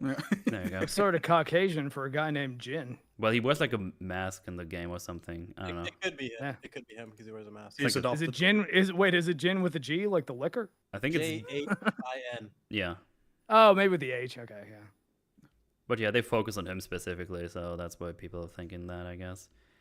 But yeah, there's like a handful of Zonites who are like, oh, I guess I fight. And there's like, how many are there? 1, 2, 3, 4, Many more. 5, 6, 7. What It's else do like they have to 8 or do? 9. Yeah, it's about 10.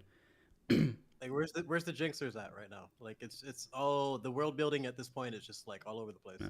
Well, I mean, doesn't Jin the is bartender Ionian? that Well, I guess that Milo doesn't likes in work the then. alternate universe have blue hair? So we're assuming that's some of them are like kind of joining up. Yeah, some of them do. Yeah. They're in the background there, I guess. I think it would have been meaningful to like actually have a group of Jinxers and like just like the theme of unity is like Mhm. clearly what they were going for, but they just kind of Just like them- slapped it together. Well, Yeah, Jinx like, does the even unity you, off terrorist screen organization. to save the day. Don't worry about it.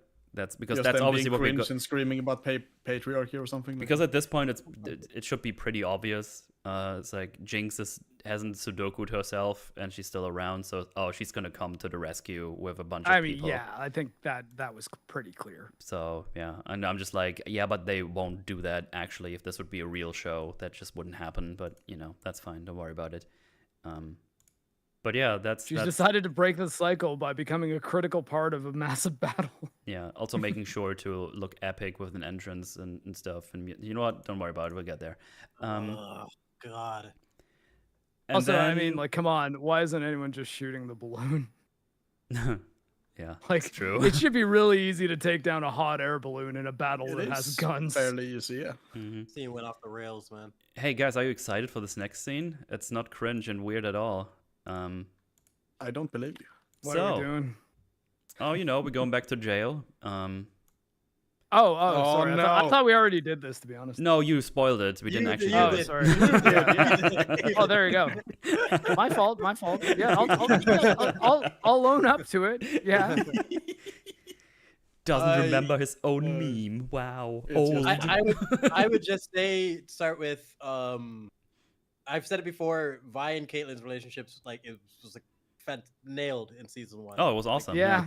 Picture perfect. I loved every scene with them, and there's certain payoffs that I wanted. This is something that could have been really like meaningful of like the idea of them finally just mauling each other. Not Of like course. this. The way we got here is just like you can't. Yeah. You've already butchered this, and so I didn't. It's just retarded. I was just uncomfortable. Yeah. Just like this is just fucking weird. Like So, what? Especially considering Vi thinks that Jinx, Jinx gonna is off about herself. to kill herself. Yeah. Yes! And, like, we'll probably Yeah! want to do everything she can to try to Time for find and sex. stop her before this happens. Oh, it's Why so would she- dumb. She's a fucking idiot. They've screwed Vi every single scene. She's had no agency this entire fucking season, just waffling around doing nothing. Okay, guys, I know you guys Trying excited, but Chad probably doesn't even know what happened yet. You just just set up what happened Some first. of them do. Yeah, I guess the ones who watched it have. You know what? I have to use the washroom, so I'll be ensure that I don't ruin anything else about Oh, this, don't worry, this it's all here good. scene. But yeah, so we go back to jail, and Vi's like, "Oh man, I'm so sad. Kate, you're here. That's crazy. Just say here. Tell me I was wrong for going behind your back. I always choose wrong, and now I lost everyone." And then Kate says, "Oh, you think I actually needed all of my guards? You have become predictable." And I was like, "Oh, so you let them go, the guards, so Jinx can actually leave? Yeah. The person that killed your mom? You wanted Vi to break her out. You just forgave her? You just forgave her? That's okay, cool. Why? Anyway, they have sex in the jail cell." The jail cell of Vi's suicidal sister.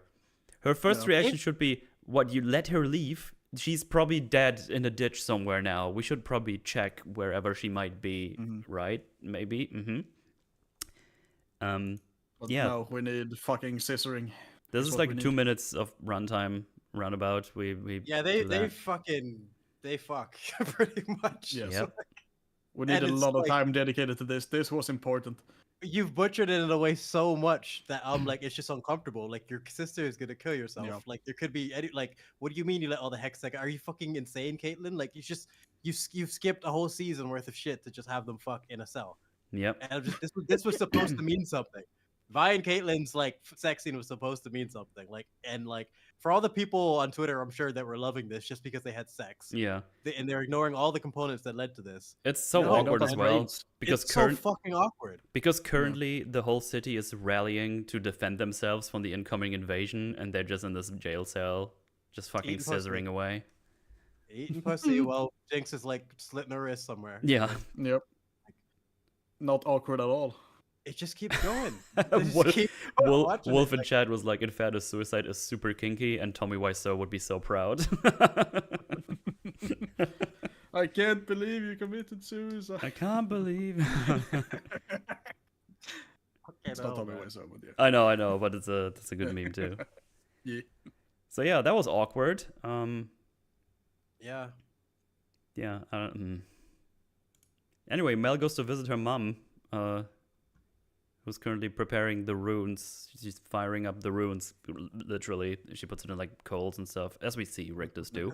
you have to cook them. Yeah. Need to put my timers, like, oh damn. Barbecue, saute, and everything. What the fuck is that? Explain these things, man. But yeah, they talk about Mel's like, hey, I know about the Black Rose. What about Kino? Tell me the things.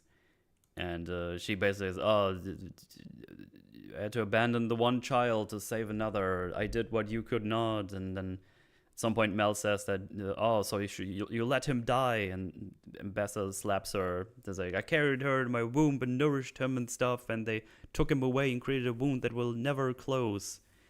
And Mel says that this feud has nothing to do with Piltover, and they should leave together and avenge Kino.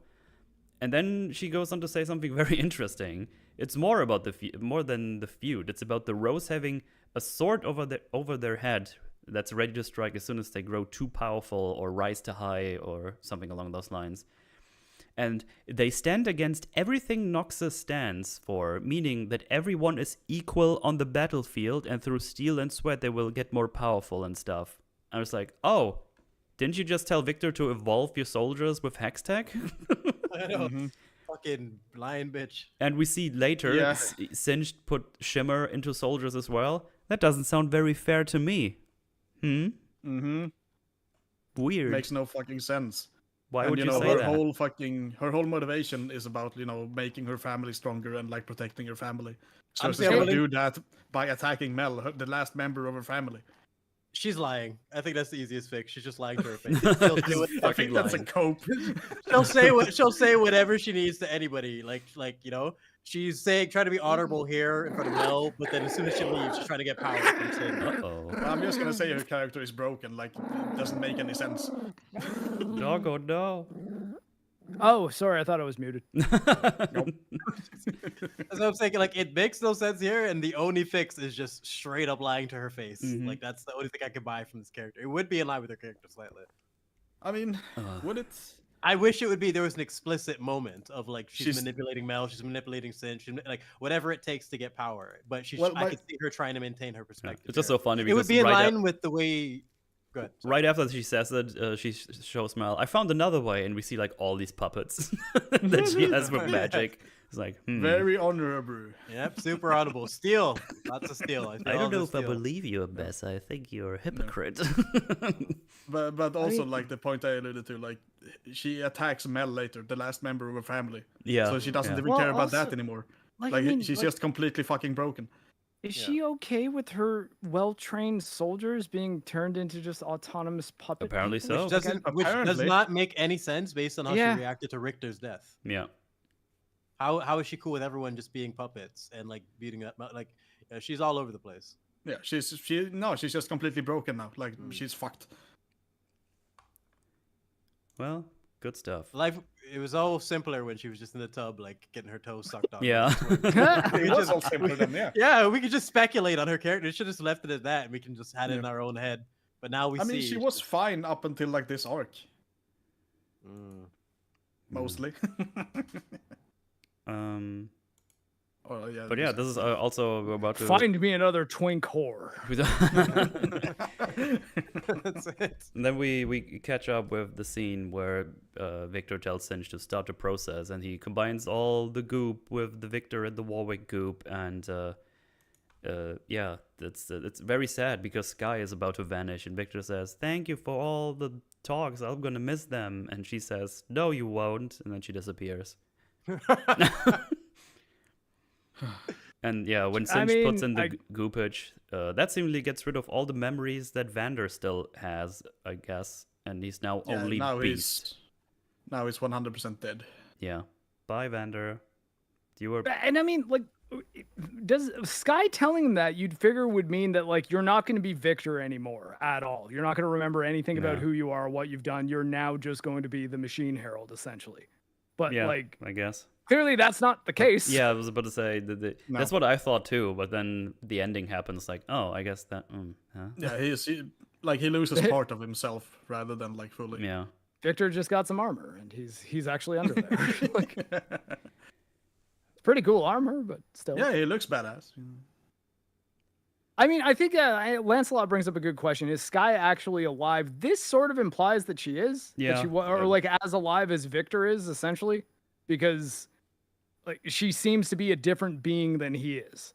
It's not like she disappears when he does. It's like she goes first. I have no idea what's going on with that. It could just be a part of his consciousness, like it could be part of his imagination, like he I guess a coping mechanism for shit that happened, you know. We saw that with Jinx and Silco. It had to be a precedent for it, so yeah, like we don't know. That would explain why they're not like they don't interact.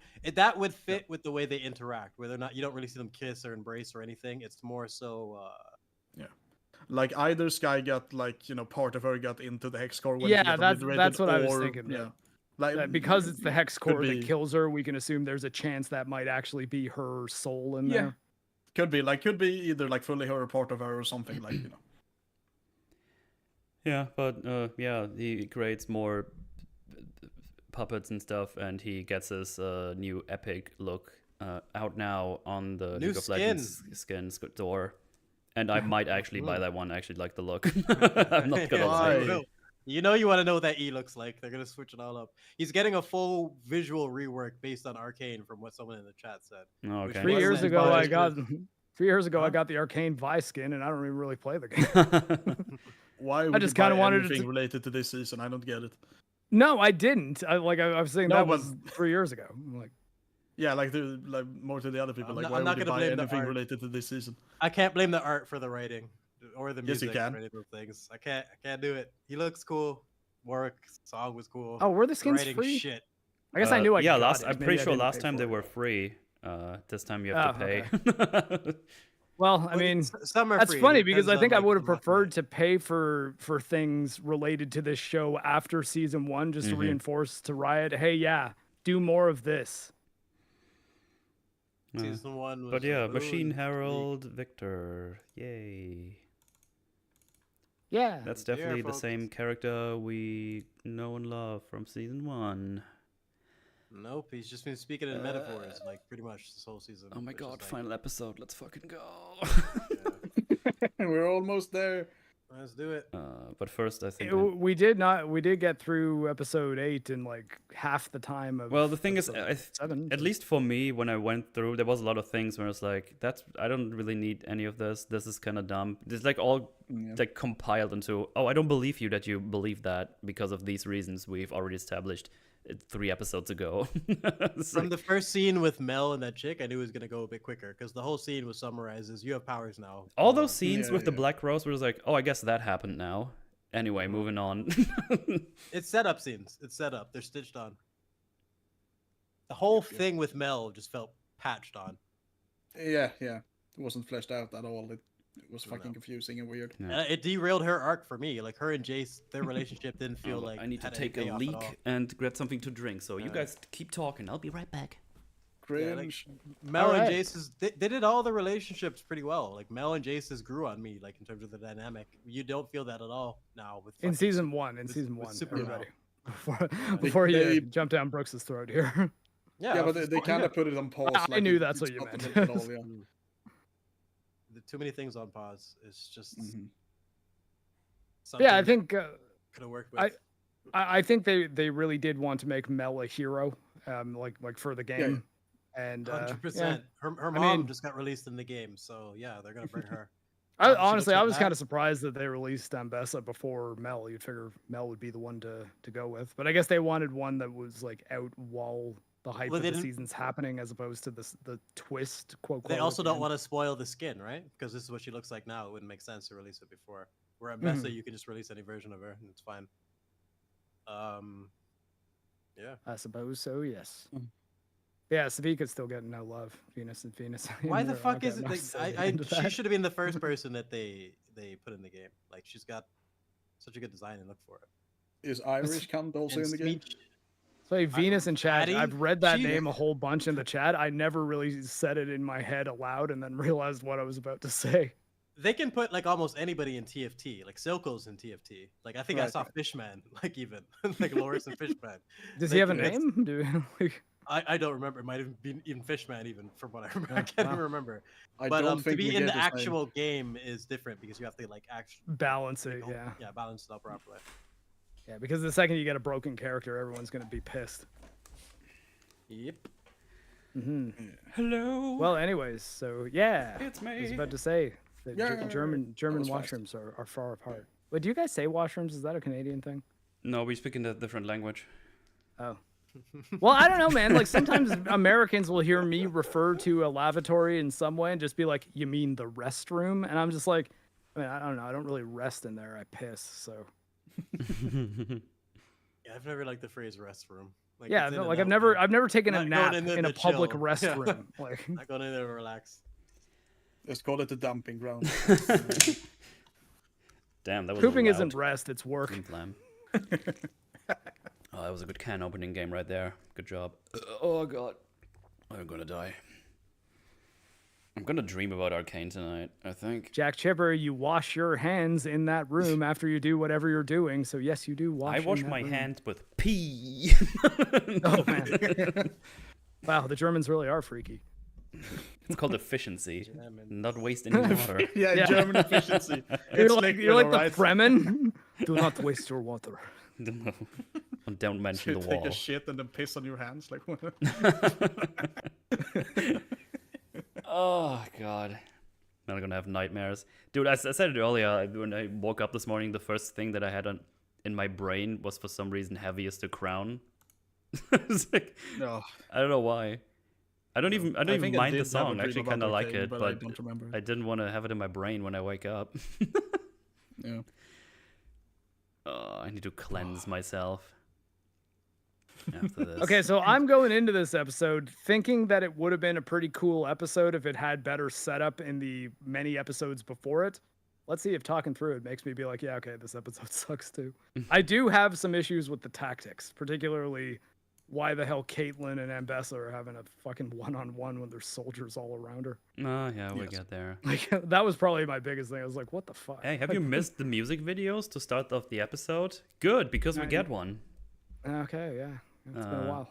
It's basically Jinx burning down her past life, literally. Burns down the last drop, Silco's chair, and the music as well. Like, the story's like, I've been strong for so long. I wish if she wants, death could take me this time. It's like, yeah, whatever.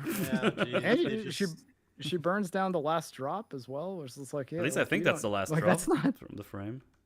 Yeah, like it's like you don't own that place. Like you just burned down someone's business as a symbolic gesture about your life before you became Jinx. Like what the fuck? She's an idea. Cringe idea. Guy gets through the war and he's like, "What the fuck? How did this happen? The battle wasn't even over here." Yes, like who did this? Who did this? Like a stray artillery shell happened to destroy my bar and only my bar? Like what the hell? Exactly, it's just his bar. Everything else is fine. Yeah. It's like, what the hell, man? Anyway, we got some really funny shit. Because this is the part where Echo is back in present day Arcane. Because she keeps trying to kill herself, but Echo keeps reversing time. Like she pulls the pin. It explodes. It does like the music goes like slow motion. She just kind of is accepting, and then it's like, yeah. Yeah, What the and fuck? like I said, my biggest problem here is that she seems to remember what he says between things. Yeah, it's I kinda think weird. I Not wish just they like- did it. I wish they did it properly. Yeah. Also, He should have tried to talk her out of it, and then the second he realized that she's pulling that pin anyways, the very next one, he's throwing that pipe at her. yeah, it's just great because like, wait, I just want to talk to you. And then she says, "Get out of here, Echo," and still blows him up. Yeah. You'd figure that, like, it's like, why? What makes this extra funny? I saw someone tweet about this, like, "Oh, she didn't blow him up because she didn't want to kill anyone she still likes." Like, he tried to blow, he blew him up 3 times in this scene. He's not. Yeah, he's not she made very the far choice away. 3 times. The only time This is she, I like- guess, spares him is when she decides to just jump off the fan. Yeah. And then he goes like, "I just want to talk to you, pal." Jinx is like, "Oh, you're too late," and then blows herself up again. No, she doesn't even say anything. She just blows it up. I Yeah, think that's she the just next looks at him time. and pulls the pin. It took like 3 attempts for her to consider a method that didn't get him killed as well. Like, Yeah. that's so damning for her character. And then it's like, they "You're too show- late, Echo." It's like, wait, and then it explodes again. It's like, oh, for fuck's sake. In isolation, though, It gets I really funny in this next one because, like, oh, okay, let me sit down. It's like, it's just, I'm exhausted. I'm just gonna Yeah, they sit here a turned minute. Ah, fucking hell. That's what I'm saying. They made I a mean, meme out of it yeah. instead of taking it completely seriously. But Well, that's the thing. it's like, what I do like about it is just from an adaptation standpoint, that is a really good representation of his game. Like the time amount, like of like 3 to 4 seconds. That's legit how it works. And it's one of the I hate his fucking alt more than almost any other alt. So to see it in a show is actually kind of cool. But I think the thing here is like this one where he's just like, okay, let me just sit down a minute because like apparently the time travel is like kind of taxing on his body, I guess. Why doesn't she try to kill herself that time? Oh, she Like, she why- does. This time she just says, "I'm tired of talking." She just plummets over and tries to jump off the thing. Why Yeah, not? we never like, see the resolution, What we happened to the just see- grenade? Like, why has she just decided an alternate method? That's what I mean. Like, how come this time is the time she decides, okay, well, he's tired. I'm not going to pull the grenade. I know. That's what I'm saying. They didn't show it. We needed to see which method actually worked, and it could have been interesting. Like he has a split second each try, and then fail, and seeing the one that actually works could have been like meaningful. But they cut. We just have to assume the rest. I don't know why make a joke out of this when this could have been cool. It's got a lot of components. So that here's the are thing. cool. I don't think they meant to make this a joke. Yeah, that's the problem. That makes it even funnier, though. I don't know. It's so clearly a meme though. I It mean, is- yeah, like I think Echo just getting kind of exhausted and be like, okay, you know what? I'm just going to sit Yeah. down. Was supposed to get a chuckle out of people. Yeah, I mean, But he's that's got in line blood with- on it him. means- He has like char marks on him. Like he's getting hurt by these explosions. Oh yeah, I guess that's a good point. No, I don't know. I just thought it was the time travel doing it to him, but I guess you're right. If he's getting like a bit of the shockwave every Yeah. time, that is a little funny. Yeah, I think they want us to believe she understands at this last point that he's been doing this or something. Just looking at the Oh. I don't know. She looks at the thing with the monkeys in it, and then we cut away. I don't know. This You- kind of looks you know like how it, the way it's framed. You know what I mean? You know how they fix this scene? Well, one of the ways they fix it is not only just show it, but they need to make it clear to Jinx the risk that Echo took just to fucking get through with her. This guy potentially blew himself up like 30 times, finding the right combination of words to get through to you. Like really trying to get that in Jinx's head. I and mean, that yeah, would that- justify why she comes to help after. Like That at least also use kinda- their relationship. That does It's not- sort of assume though that her memory is not just getting wiped every single time though, which it sort of should be. Yeah, no, it should be wiped, but finding some way to have Echo explain to her what he did. Like she can never know.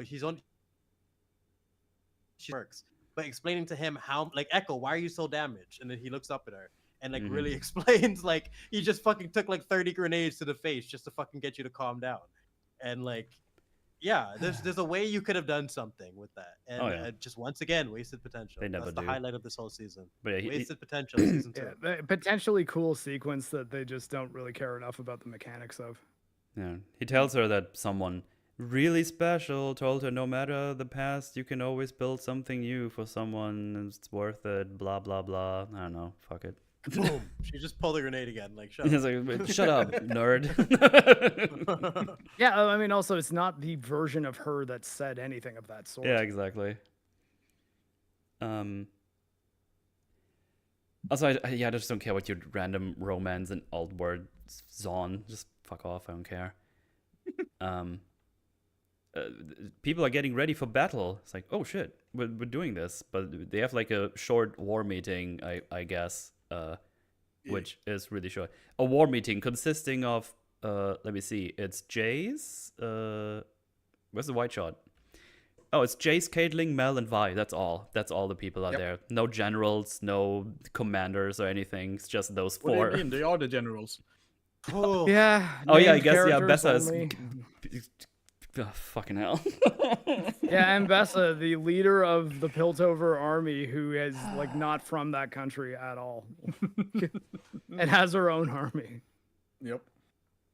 Yeah, it's like, I need you and the enforcers to buy me as much time as you can, says Jayce, because he has to shut down the hex gates. That's their only chance. Why haven't you done it already? That is the biggest problem I had with this. It's like, why the hell? Because I sort of assumed that Victor was like already in there, and it's like we're going to have to get in there and hopefully stop him in time. But it's like, wait, why are you here and not in there already? Like on doing the little cylinders. Because my first thought was, oh, people still evacuated. So, oh no, we did this in the other scene already. So that's done. Like we've already at the war part. So fucking get on with it. Fucking do it.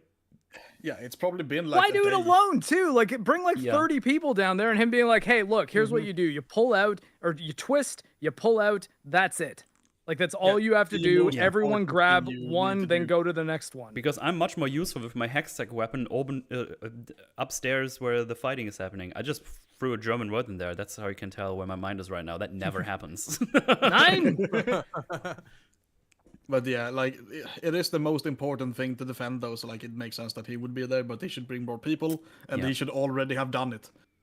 And they should probably set some fucking traps down there or something like. Absolutely. Or I mean, just like why even like just blow the fucking thing up. Yeah, that too. That's what it's there no for. Discussion, apparently. And no discussion of Jinx escaped. Like, how is that not a topic? She's such a loose cannon right now. Nah, who cares? Caitlyn covered it up. It's just fucking stupid. Yeah, I suppose they have no way of knowing she'd not just join Mbessa. It should be something that they ask, like, what is she gonna do? Because she's like an unknown variable right now. And if this is supposed to be a council meeting, these are the things that should come up in a council meeting. That could be one question, and I could say, honestly, she's probably dead. I would take that over nothing. Fucking hell. Also, why are they attacking by boats for some fucking reason? Like, well, I have to assume she went back home and got more soldiers or something. So it's been like weeks. I guess. Yeah, that's what my best guess. Because I was wondering the same things. Like, aren't they just on the same place? Why are they coming by boat? Aren't they just in Zon? They're so just down there. Yeah.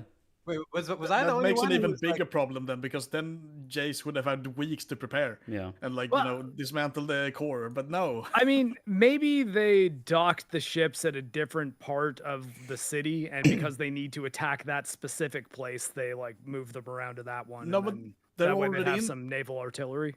They're already in the city though.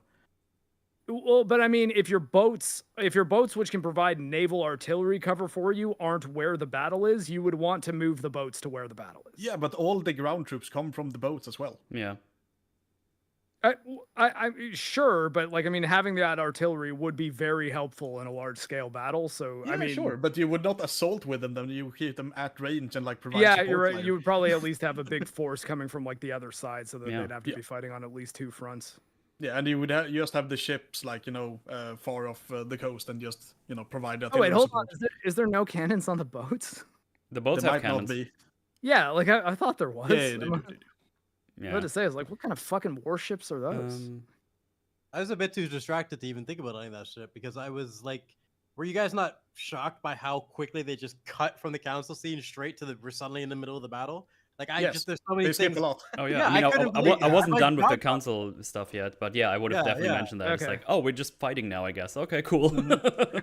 Yeah, it's just straight into the middle of the battle. I couldn't fucking believe that. Like is this like a mistake in the editing timeline or something? Like the fuck's going on? How could you just skip such an important that's the council meeting of all council meetings for this show to get everything fleshed out and wrapped up and all that questions that we've been asking for all the characters. That was their opportunity, and it's not even They just cut. No, It was this the meeting is straight cut of super the whole short. season. We basically almost. so- I said 2 sentences, and they almost. That's basically all they said.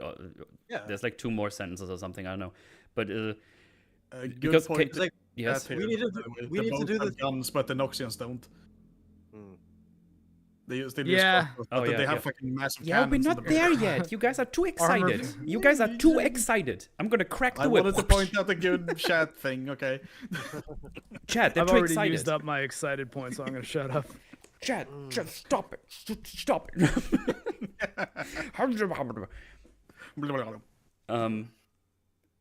Shit, where Yeah, the was I? council- No, I meme too much. Oh, right. With the council, I was just gonna say, it's fucking gross that my only memory of it is like, hey, we need to do the thing, and then Caitlyn's like, okay, let's do the thing, and then she knocks the thing off the table. Like, Oh that's yeah, it? because basically what they discussion do is how? like, oh, Victor is the middle of this. It's like, yeah, we are meant to lose this fight, so you have to hold them off as long as possible, so I can turn down the hex gates, and that's basically it. That's all that happens. Which Nobody also asked means him I have to assume he hasn't told anybody what the fuck he has been Yeah. doing in the future while he was gone. No one has Yeah. asked about Heimerdinger or Echo. Where are the conversations where they talk about proper strategy after knowing what's up with the future Piltover? Or, actually just discussing what it might have actually been that he has seen in this quote-unquote future Piltover? But yeah, again, we just skip all of that and we just straight into the fight. Into the had he quote-unquote explained- war. Had he explained what he was doing, he would have Yeah. had to mention Echo, and they can't do that around Vi because Yeah. they just for some reason don't want to acknowledge their relationship. The Also, when fact he that says she didn't ask up to now, is this fucking guy alive when he had an When he's- opportunity? when he says it will be a war and it's very clearly going to be one battle too, I'm just like, that's not the right word to use, man. Yeah, It's a battle. they, It's not a war. Wars are They many, hype- many battles. they hype it up to be a big war. The likes of Runeterra has never seen before, and then it's just this really small battle. What's It's 2 wrong with- boats assaulting a like city. even if Yeah. you're going to assume it's very big, like let's give them the scale argument at least, you would still say battle. It's like war is a much larger scale thing than a big battle. A war does start with one battle, then. But his whole thing is like, if we don't win this battle, it's the apocalypse. So like he Yeah, flat yeah. out knows that he's like, either we win Fair, or yeah, we're yeah, all fucked. True.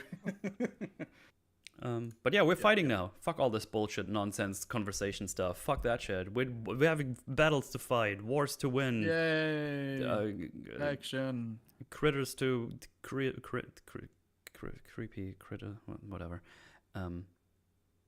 So Crispy critters? Or... we see people fight, and there are certainly things happening. Vi saving someone, runs to safety.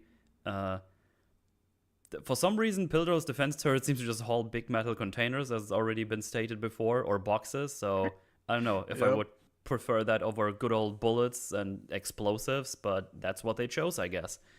I mean, they don't seem to be doing much until later on. Like when they hit the ships, they don't really seem to be having any impact, or we don't see any impact. Yeah, Yeah. I think we just saw their artillery firing, right, and then hitting Piltover buildings. Yeah, Yeah, the Noxian stuff, that actually seems to just be normal turrets that shoot things, which is funny Yeah. because it should be mentioned that the Forces have rifles, while Noxus has spears, shields, and crossbows. Yes. Yeah, I was And then- wondering about that. I They show suppose the Ambessa have a implication- shield. She has like a shield of some kind. That's the only thing that made it kind of like. Well, work she for has me. like the I- runes what that about the rest of Rictus them? used before, so she Yep. Yeah. has But those. what about the rest of them? Is what I was gonna. Yeah, ask. they don't. don't. They They don't. do not. Yeah, it's pretty clear that like Rictus was actually the only one that was invulnerable. But yeah, he was the one in charge of the anti-magic runes, or well, Man, I wish he had a I guess character. anti-magic, Jeez. anti-hex tech runes because they also work against hex tech. Yeah. If there only was- they had like some higher caliber than like regular rifles that can get through the shields. That's what that was. God, Like Yeah, an especially- automatic cannon or something like that, just shred them. Yeah, especially after the fight at the end of the first episode of this season, where it's like, yeah, we maybe need to put bigger bullets in our rifles. Let's maybe get our gunsmiths to rechamber these things with something I mean, bigger. they have cannons. We see cannons from season 1, like I mentioned earlier. Yeah. They do have those. So they definitely can build shit like that. And with the Hextech thing, they could definitely build some, like, as I mentioned, like, automatic cannons like 40 mil or something. Yeah. So Ambessa is just in between the front lines and starts slashing people and doesn't get fucking annihilated by all the bullets. So that's cool. Plot armor, because she has to have a fight later on. Like she's like legit in front of her front line, just in between everything. It's fucking ridiculous. And I mean, there's like a specific shot. Have her green shield, because I guess like wait, it's pretty clear that the green shield is just always active, right? Like it's not pretty much, yeah.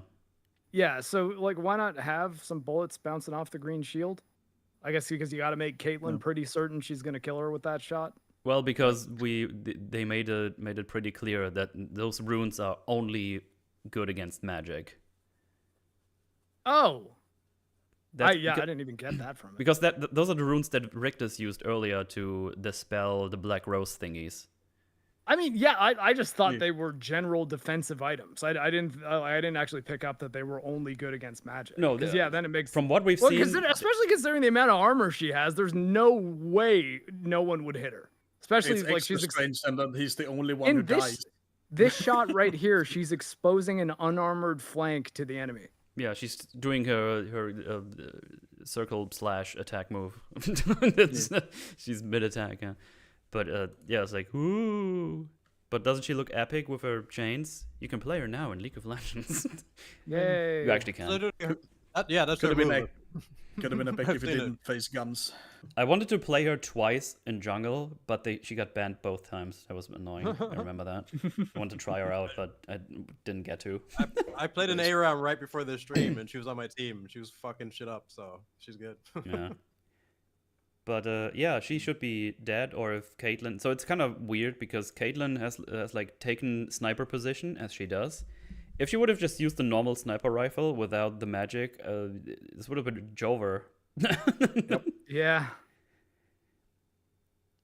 But no, she just... Well, I mean, I guess look at that, though. She does kind of hold her arm up and seem to intentionally block it. So, like, oh, God, that bothers me even more now. All right, yeah, my opinion of this episode around the magic system in declining. this show at this point is like, yeah, there was no hope for me. I was so past that point. Like we've got goop of all sorts, different dimension. Like I'm done trying to make it make sense. But yeah, she just doesn't get. But yeah, if at least we would have established that's like a proper shield, because she's like the commander, she gets like cool rune shields and can do that. But no, she just seems to just be the magic stuff. Because I don't know, whatever. I mean, also like Caitlyn's bullet does get through a little, so it's like what? Like yeah, she just kind of gives her a glance shot. Like, I don't fucking know. There is an impact, like she takes, she's pushed back. Her face gets cut. Yeah. Oh, okay, yeah. It's a very small cut, but still, it's something.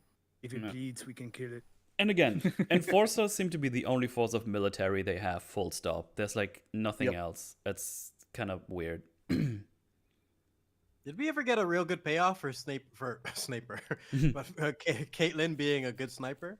Caitlyn being a good sniper all the time. Yeah, she does shoot a lot. I mean, yeah, she does. In terms of like a major moment, like I remember some in season 1, but did we get any? Oh, I don't know if we had like a significant scene. Well, that one time she shot a saved mirror. Vi's life in season 1. There's also a bunch of enforcers like charging her. Like, what the fuck are they doing? They're just doing the classic action scene trope. Yes. Gotta get close with my rifle. Every time it happens. I died. Damn it. Yeah, they're just charging them. I don't even think. Yeah, he has like a spade or something. It's fucking weird. Yeah. Also, isn't it weird that the boats have like proper cannons, but they all use crossbows as their weapon of range? I feel like that doesn't fit together kind of at all. Talking about that a little earlier. Like, wouldn't they have like ballistas or something if they go that route? It seems like, yeah, probably. But it seems like the crossbows are quite powerful. So I guess we're to believe that just the Noxian crossbows are like, they're better with them than they are with guns. Yeah, but they still have one shot while everyone else has like 7 or something. I don't. Yeah, I mean, that's also guns would always be better. Yeah. If they have that level of technology.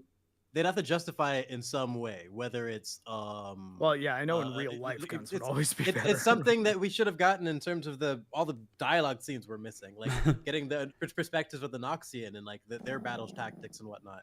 We could have got a little bit of that while she was training Caitlyn and like going through their gear and why they choose the crossbow over the gun, and maybe it's empowered with something. Like you justify it within the story, but instead we're here just wondering why the fuck are they using crossbows? It's just it looks stupid, and we're just stuck in this situation of scratching our heads.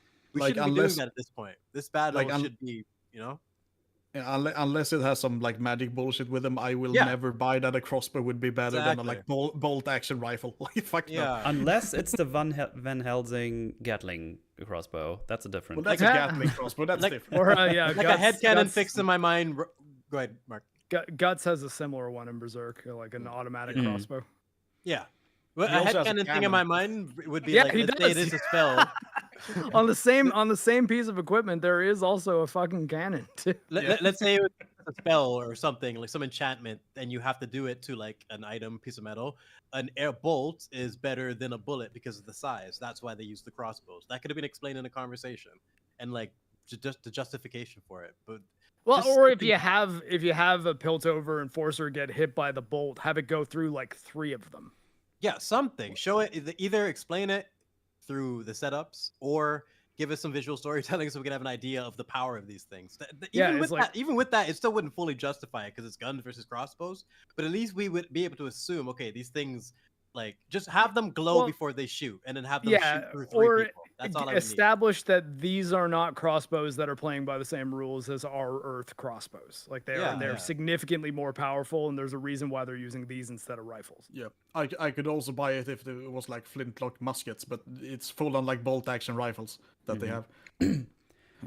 Or like similar to that. So yeah, in any case, Piltover's defenses are surprisingly shit for what they should be technology-wise. Like, oh, we're this big technology thing. Like, they don't have any tanks, they don't have any walkers, they don't have any anything. They just have rifles trash. And that's it, basically. The container throwers is what they have. I was very disappointed to see that they don't have anything crazy going on there. Or anything interesting, rather. I'm not even crazy. It's just very simple for what you think they have, because they're like the technology city with all these crazy people that do all the technology, but nope, not doing that. You'd think they'd have something. Just basics. Also, yeah, the Ambassador tanks 3 hits from the gun, and then Caitlyn is forced to switch positions because one of the ships shoots the tower they're in. Yeah, again, she would have been dead if they... Why doesn't Caitlyn try to kill the cave troll? She's busy. Good question. But yeah, I don't know. She probably should. They try to blow it up later. Very large, slow-moving target. Not even a single shot from the ultra-powered Hextech rifle. And I don't think he has a rune shield. Nope. They did that same shit in Rings of Power. You can't have just one big troll roll up to an army. You just get shot in the head. Get fucking annihilated by it's everything. even worse here because they all have fucking guns. Yeah. And cannons. And fucking I mean, even if they're saying that, hey, those rifles aren't powerful enough to pierce the skin of that thing, it's like, yeah, bullshit. but Caitlyn... You still try. No, but that's the thing. Like, you can have bullets from the normal Enforcer rifle bouncing off that thing's skin, and considering the world we're in, I wouldn't be totally pulled out of it by that. But Caitlyn, with the Hextech rifle, fucking Quake 2 railgun, what the hell? Yeah. Like, yeah. I mean, I wouldn't even buy the bullets just bouncing off unless I see some like magic glimmer bullshit on it. Yeah. Like just the flesh. Nah, fuck that. Nah, not gonna happen. Caitlyn would blow his head off. That's all this. Oh, easily. Like, I could see him tanking bullets, but not like bouncing off. Quake 2 RTX is now free on GOG. So well, there you go. Go in and check that out if you have a ray tracing capable card. But understand that it's still the heaviest game ever as far as like ray tracing. They let you crank it up like crazy. Then we also see they not only using puppets, they also use Shimmer and Ogre people. So yeah, we're all equal on the battlefield, guys. No worries. Yeah. Honor and steel. Honor and steel. Yeah. That's what I'm saying. It was horseshit. And Shimmer. She was and talking Hextech absolute puppets. shit. Lie into Mel's face. That's the only way. But then we're gonna go back to Honor and Steel when Caitlyn and Mbessa have a 1v1. They try to have both. Yeah, you're right. You're so right. Because those guys are just like, yeah, no, this this is is like at any tradition. We point cannot- they could all just be like, okay, like so are we in Yeah, now? Because we will can we just stab cut this her? Like- girl in half, like from 5 directions. Like, Yeah. Yeah. So correct me if I'm wrong. So Jayce is deactivating the hex gates one by one. Is this the same room that is supposed to be the failsafe right now, or is this Yeah. another room? It looks like it. Looks like what? It looks like the failsafe room that Okay. they yeah, teleported in. yeah, I think it is. Okay, 'cause so I'm as- not as crazy. Jayce- Because then my question is, why the fuck can you deactivate the hextech gates from the failsafe room that has like no guards, no nothing? Everyone can just walk in here apparently. Yeah, Shouldn't this exactly. be like That's a why I completely- didn't quite understand how like Victor was attacking from the outside when it's like, wait, is he already in there like doing some shit? Because why are they not just in there already? Like, they have time before the battle starts. So why wait until the battle starts to start deactivating all this stuff? Yeah. They should have done it days ago. Yeah, I'm on board with this. I have another thing because I just don't think the hextech gates should be able to be deactivated from here. This is a failsafe thing that should be blowing up if anything goes wrong. Why would this be the place where you deactivate the hex gates? Shouldn't it be like a control room with people in it? As they described it earlier, at least, it doesn't make much sense, but I have no idea how that shit works. Me And neither. I someone just think pointed it's out- silly from a construction Someone standpoint. pointed out in the someone pointed out in the chat. He doesn't he need his hammer to get in? like his new hammer. It did must work before. it must work the Oh exact shit, same you're way. right. Oh, that was weird, Yeah. wasn't it? Yeah, it's strange. And like you were saying, right after the fucking Victor bot went down, he should have literally looked at Mel and ran down to this room and like before we Yeah. have a conversation about it, just do it. Like Yeah, or as like he's with doing Mel, it, just be like, explain Mel, why come he's with me. doing it. I need an extra set of hands, and Yeah. we're telling every single person we pass by on the way down there to come No- with us. I'll No explain time when to we get explain. there. He would just start Yeah. grabbing people and just come. And as he's working and tinkering, he would explain everything. Yeah. It would be a cool scene, but we don't do that anymore. Pull them all out, start dismantling them, and like breaking them up and Everything. Yep. Well, he's Jayce, what are you talking about? Where have you been? Where'd you get this beard? What happened to your fucking hammer? Like all the questions, right? It doesn't there. matter. I'm punished, Jayce. I mean, yeah, you can explain while they're doing that shit. Yeah, that's what I'm saying. That would be the exposition scene while getting to see the tech, and it would be fun to watch. Yep. So we go back to Vi. They've been holding out in this tower with the container gun, and oh no, he's getting Loris, the shield man. He gets killed. First of all, I don't care. Secondly, why the fuck is the strong shield guy who we've seen tank hits like crazy? Why is he operating a fucking turret? Exactly. He's strong enough to stop that monster's blast. He's got super strength, but some reason they have him doing this job. Who do we It's put on so- the You need big to be gun? really Hard. strong to push the buttons, all right? Oh my Who, god. yeah, we need who do you. we? I think it's as simple as who do we have on the big massive gun? It's like, well, let's put the big guy on there. Oh, it's so stupid. Makes perfect so sense. retarded. It's so And stupid. it's the moment that arrow went in his stupid little neck. I just thought like how much I don't give a shit. I feel nothing. Compare this to Clagger and Milo. Yeah. It's insane. Yeah. How did you screw this up this bad? Death in Arcane should mean something. It always did. Oh, Now I yeah. didn't even blink. I was just like, oh, he's gone. All right. Yeah, had it's just that so like weird. dark. It's like, oh, yeah, he's was dead, I drunk, guess. And then he had a shield, and That's then he He quit disappeared. he quit the enforcers and just He went woke down up to the end of the Vi. city with Vi. Yeah. And then he got shot in the neck. The end. He was Vi's cut man for a little. Was he? Oh yeah, he was. In the Yeah, there was one shot where he was like with Y, and then He was Mickey. You know what? Fuck, that could have been interesting if we're gonna flesh out their relationship. They just skipped that because it seemed like they were more. buddies. You need more time, more episodes, more patience to actually turn him into a Yeah. character instead of just rushing to the Yeah. big moments. Vi's cut man. That would have been more interesting than watching them get hammered. Like that, they could have done Yeah. something instead of. But we got a music video. We need a music video. Music video. We need it. Give it to us. But yeah, they're getting overrun up in this tower by like Shimmer soldiers and normal Noxian soldiers. In the meantime, Vi is in his crew and Fishman and his crew. Yeah, he's got a crew now. That's epic. Fishman. Fishman. I mean, yeah, it would have been really nice if this guy had any development at all. So He his, hasn't. like, I don't think he said a word We in the don't whole even show. know Right? his name. I mean, like to be Japan. fair, I guess, like I said, they explain that by him pretty clearly being mute because he says nothing in this episode either. Like he's a guy who speaks with looks, I guess. Yeah, I But- still feel like we got more from his actions than Loris or anyone else. Like I know he's like Yeah. loyal and determined. Like I could sense his determination and his and like he's an asset to the team. And he never said a word. Where Loris, I don't really know if he even believes in the cause or if he even wants to be here. Like it's just it's such a strange dynamic for these side characters. There's I was also just there's like, hey, we're back on the Enforcers. He's like, okay. talking about side characters. There's this one guy with the mole that they've been showing throughout the scenes in the last episode. He's, All right. yeah, he's like, oh, I left my family behind to fight. Oh, then he dies here, just in case you know. Small man from the Hey, yeah. I just wanted to mention it. It doesn't matter. I don't care, but I thought I'd mention it.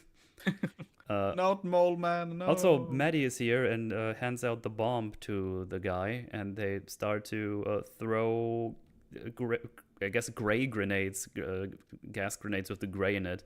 It's so weird because they already know where the people are standing, but for some reason they get out of cover and then throw instead of just throwing it. Yeah.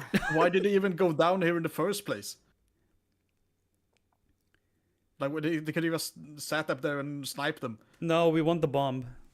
How did Yeah, Hattie find let's- fucking Caitlyn in the smoke? Like just track her Let's throw perfectly. gas at there so we can't see shit and charge I mean, them. yeah. Like, what the fuck are you doing?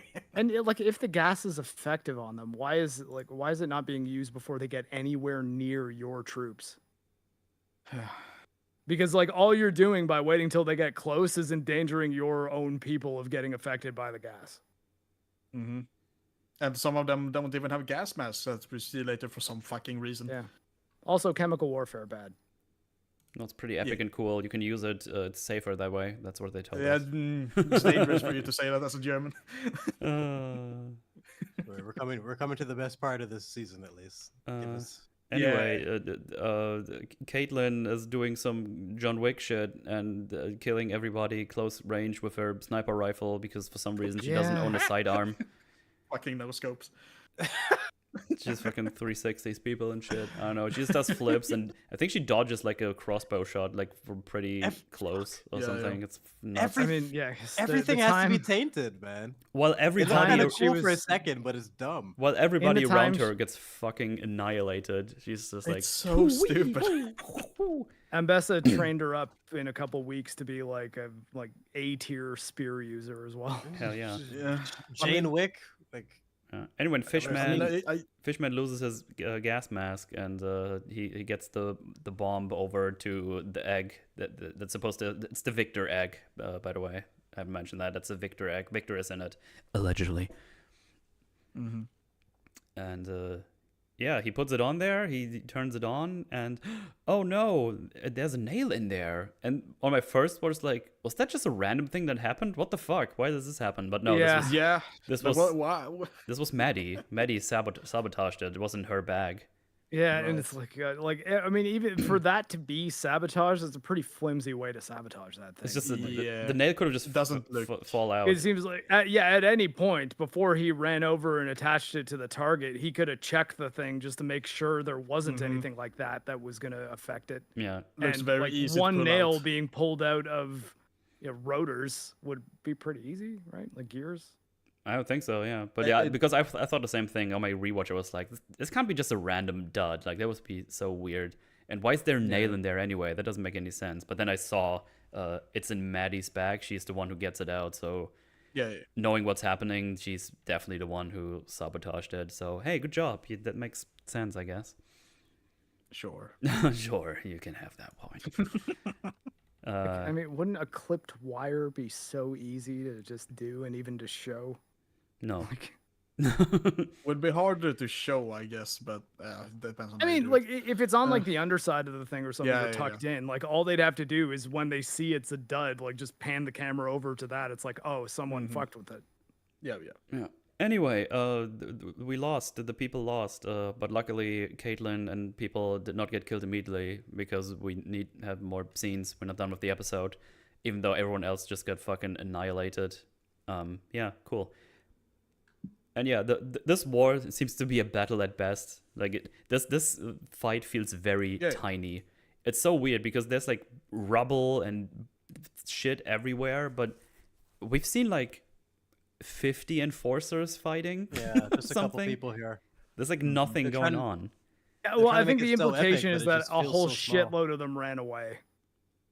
Because like even Jay says, like if you want to leave, I hope you run far enough, but I can't stop you. I'm gonna stand and fight. Like that was Well, that's few the of them Zaw did Knights. leave, yeah. They Yeah. still should have a shit ton of enforcers themselves. Yeah. I mean, They this had is a a big police state fucking for a long city. time. Yeah, I guess you're right. But yeah, well, we're here now, and no, Maddie, she's betrayed us. No, Maddie. Again, Ah, dingus. home wrecking whore, bitch. Oh. It's fucking character, man. Yeah. So yeah, all the characters get captured, and yeah, Piltover basically lost right now. Ripperoonies, they didn't even need to use the puppets. They didn't need them. At least now. Anyway, yeah, Maddie betrayed them. Oh no. It's so funny because I thought so little about this character. I didn't even think she'll be involved in this at all. Yeah. I was kind of wow, they're giving her a payoff? Like what the hell? I was like, what? Like, all things. I mean, yeah, like I didn't hate the fact that she actually had something significant to do. Well, just hate in general. in terms of writing, the fact that they did something with a character, I appreciate that. But how about the ones we give a fuck about? Like not this fucking idiot, you know? Like it's Yeah, Yeah. I mean that's it too. They're banking on you having like simped for her in the first act, I guess. no one cared about Maddie. She was just a parasite. Yeah, in this you whole- weren't reading yeah. our chat on our first episode. Oh jeez. So Ambessa is here. She gets like a entries and goes like, wow, like a choir. It's like fucking weird. And I was like, okay, whatever. It's super epic, dude. And she just takes off her mask and is like, victory, smells nice. But Caitlyn takes the gun and punts Maddie and tries to shoot Ambessa, but she gets stabbed. Caitlyn just gets Appreciate the fucking attempt. stabbed. It's like, good Yeah. job. And she's I like, just desperation want to add is to the- this. Desperation is the doorway to oblivion, child. I was like, God, these okay. quotes. I just want everyone to remember that Caitlyn got gun butt with a rifle twice and stabbed before all Yeah, this. Like, before this is, Yeah. before it even begins. So Mhm. throw that in there. So now I- it's like, yeah. okay, that was fun. Get it over with. Just fucking shoot her, Maddie. Shoot her in the face. I want you to remember that she was ready to fucking kill her right here, right now. That's important for what happens in a little bit later. And then Maddie's like, I did appreciate your warmth, but,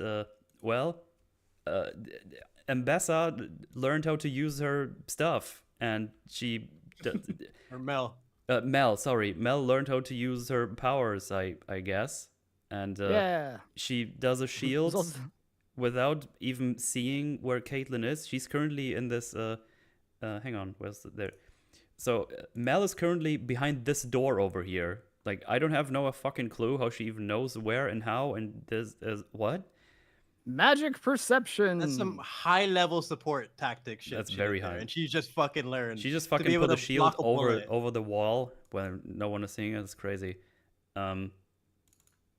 But But yeah, it was fucking does. hilarious. Hang on. It was So satisfying. it was pretty good. Like, thank you. Like, I was so fucking happy. It's like the only It- thing that truly made me Chat, happy. it does this.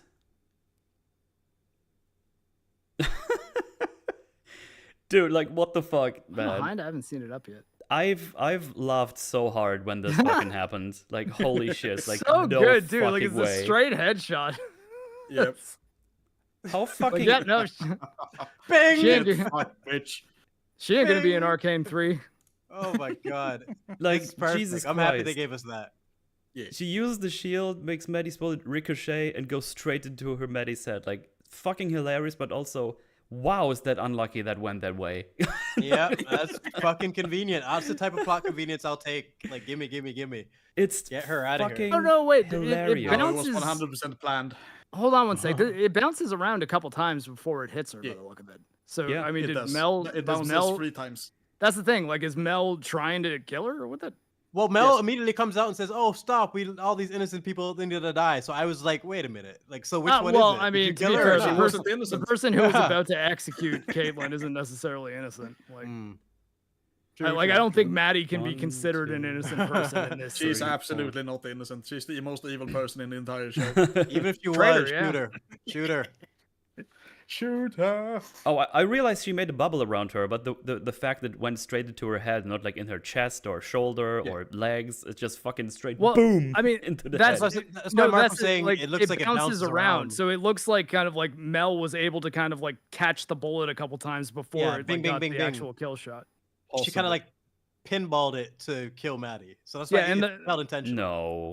The bullet moves at an appropriately bullet speed, so it seems like it's just bouncing directly in. But what's the point of the bounces if they're not going to have the implication that she aimed it? Because other than that, it's a freak coincidence. I think because it is. Look at it. And This is just she made a bubble around her. That's it. I know, but we're talking about looks, after the bounce, it comes back, goes like left, right, over, kind of like pinball. It looks like she specifically bounced it into her. And I mean, it should have just bounced straight back into her face if that's the case. Well, then I think they just fucked it up. Yeah. I don't know. I don't know. That's the real answer. I don't know what happened. I still like this a lot. I think she's like, dead. It's a pretty good moment. And like it also doesn't it doesn't pad out the now we need to have a boss fight against fucking Maddie thing. It's like Maddie is taken out as easily as she probably should be. Getting an end to this storyline in a smooth and efficient way was just super satisfying. I'm just like, just move on from this. Yet boom, quick. Look at this. Yeah. It's a fucking avatar thumbnail for someone. Oh, fuck. Perfect. I mean, I guess, Ross says she put a spear around Maddie. I guess the headshot was a coincidence. A sphere, sorry. Oh, well. Yeah. Well, she's dead. We don't. What a fucking useless character. Either way, it's kind of good. What a useless fucking character. Oh wait, I need to take the loop back out. I mean, like, I guess in this episode she had a thing and a satisfying moment, so that's it. If She's less useful. She's more useful here than she was in any other episode. Ding dong. We're gonna pick one scene to like laugh, represent. true, Like, if you're gonna pick a scene to represent like season 2, like what they achieved, it's this. Like, this is it. Describe Arcane season 2. Yeah. Patty shooting fucking herself shot themselves in the face. That's what they did. They just literally. I'm not even joking. Like, I'm half joking with this. I love that what they have in season 1. Ugh. You can't show it as a clip without spoiling a plot detail either. So after Mel uses her power through the wall, like an absolute maniac that knows magic very well, all of a sudden. Yes, he's very powerful now. She tells Ambessa, stop this useless slaughtering of people. Let's just stop that. Get away from here. Yeah. And Ambessa says, still the fox, and she just says, soldiers, get ready to fucking annihilate her. Yeah, and like, Mel should absolutely know that this line of reasoning is not going to work at all. For her mother. At this point, especially, like this was like, come on, child. It's like you're at the end of a battle that she's won. Like, is she gonna be like, "Oh yeah, you're right. I guess I'll just lay down my arms." It's like, fuck you. Did I raise you to think that this would be possible? Why are you trying this? Yeah. Thing is though that this is her last remaining child, and all like her main motivation is family. Like, and she's gonna kill the last member of her family. Yeah, that's kind of dumb too. But who cares? We got techno music blaring. Woo! Because Jinx arrives with backup. And she does music and looks like this with a hood and short hair. And why not stealth? Why even announce your presence? It's just all because it's Jinx. We need her to be flamboyant. We need Jinx to be Jinx. We can't have her be smart ever. Go Jinx lore. New skin. Yeah, you're right. That's definitely gonna be a skin. Yeah, 100%. like both with hood and without. Yeah. Because she has a new haircut. So yeah, she somehow made everyone come help out. How, you might ask? I don't know. That was off screen, so shut up. Because she's such a powerful idol and idea. It's just works. That's just how the show works. Okay, I mean, it's her and Echo combined. It's really funny because they launched the Firelights with Jinx, even though I mean, I guess the show in its wise writings like, we established that the Firelights like Jinx now. Yeah, but why? Shut up. Well, I mean, to be fair, I guess like Jinx was with Echo, and he could get them on side. He could. I mean, it doesn't even matter at this point because they were already yes, on but board. like I mean, I What? can buy Echo convincing them. There should definitely be some conflict and conversation, and like maybe not all Yeah, people why- are Been a on good board scene. with this. It would have Yeah, been a good a- scene. Like a she lot killed of my those- sister. He killed it. Like Yeah, Jinx a would lot- have had Exactly. attachments with all of them. a lot of the Fireflies have friends and family who were killed specifically by Jinx. Yeah, Yeah, but that's what I'm just saying. in Act just 2, made they up. were already on the Jinxer's side, so we don't even need that here anymore, according to the show. because Fucking retarded. the Firelights were like, yeah, we want Jinx too. They even threw away their masks. It's like, fucking hell. Oh, it's bad. I mean, I guess like It's we'll give them bad. the credit here. They had a big musical cue, and they did not go into music video mode. So there's that. Oh, good job. Hooray. And then That's you where see fucking we're at. Sevika charging in with a retarded arm. Yeah, look, we're just totally fixed. Yeah. I guess Got she was. fixed. When? Yeah, that's what she did when she fucked off for like 4 episodes. Even that. Well, I would've mean, been cool. she's- Savika's adventure. It's already 6-year established arm. too that Sevika doesn't have the ability to fix her own arm. Otherwise, she would have fixed her arm between season 1 and 2. I mean, she did do maintenance on it and like. Yeah, she was season 1, struggling. but then I she like couldn't those for some scenes. reason. No, dude, Savika like struggling to fix her arm while pissed off and drinking whiskey and shit. Those were fun. Like just those little character moments. We didn't get any of that.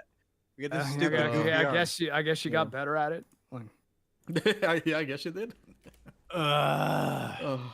Some good reaction pictures here, those faces. Like the Maddie one's pretty good. Yeah. It's like it's hard to top Maddie. Maddie, just what Maddie represents in that moment. It was. Oh, yeah, we also have Big Fish Man in the background. That's true, yeah. That's Jericho. Oh my God, they just threw him in. Wow. This. That's But like yeah, it's Endgame. really funny. I'm getting Endgame vibes from this. Like So- Hulk in the back running. So here's the At thing. least they didn't do portals. It's nice, the backup, that's nice and all, but one of them has a pistol, one of them has a Molotov cocktail, the rest just charge in and start punching the Noxian soldiers. They're fucking what are they gonna toast. do? They just lose. They should just arrive and just die instantly. Yep, Yeah. pretty much. Yeah. They want to do this in every story where like they have this dramatic moment where all the stories come together and we get like the reinforcements. The same trope we've seen so many times, done well and done terribly. I just wish in times like this they would take account for like what people should and shouldn't be doing. Jericho cooks for a living, like he's a fucking old fat dude. He shouldn't be running into battle. Like they could have Can did this you- in a different way. Can you imagine how cringe it would be if just a bunch of hex gates open and then it's all sorts of like League of Legends champions from different countries that just were not in the show? Oh my god! It's like, all everyone right, just comes Ari's in. here. Yeah, I Finally. was like, yeah, right. Oh my god. That's my main. Oh, yeah. Yay. Yeah, seriously, that would work for a lot of people, man. I would. Yeah. Oh. But yeah, they're all floating around and doing their crazy stuff and shooting people and stuff, and they're kind of taking over the fight. Also, maybe theoretical Jin man that doesn't have a name, goes on the container gun and shoots the egg. In the meantime, Jinx has her Gatling and shoots all kinds of people. Mel is just using her magic with attacks. I don't know how she figured that out and when, but she does. So there you go. We do that now. She can use her powers now effectively, aggressively even. Yeah, they just kind of win here and get the egg to burst, but it was all a clever ruse. There was no one in that egg. Victor is not even in there. You've been bamboozled. I mean, It like, was a why? diversion. Realistically, why even have the egg at all? Because like They thought it was a cool I mean, idea to have the but- diversion, but they should have just used their the thing fucking is- puppets and win. that's what I mean. Like, Yeah. why do you need the diversion if like he's not actually in there? So you don't need to bring him there that way. And why would the Piltover people be expecting there to be a big shoot this thing and win egg? That's also a Like, good they- question, yeah. Was Victor injured in the fight with Jayce and Mel, like temporarily? Was something happened there again? Oh no! Because that was just a puppet. Like now he's in full blown Machine Herald mode. Yeah, he What just, the fuck's he doing right And now? well, they don't see him get to where he's going either. no, So he it's just not like he just appears at the hex tag Hextech thingy, and there we go.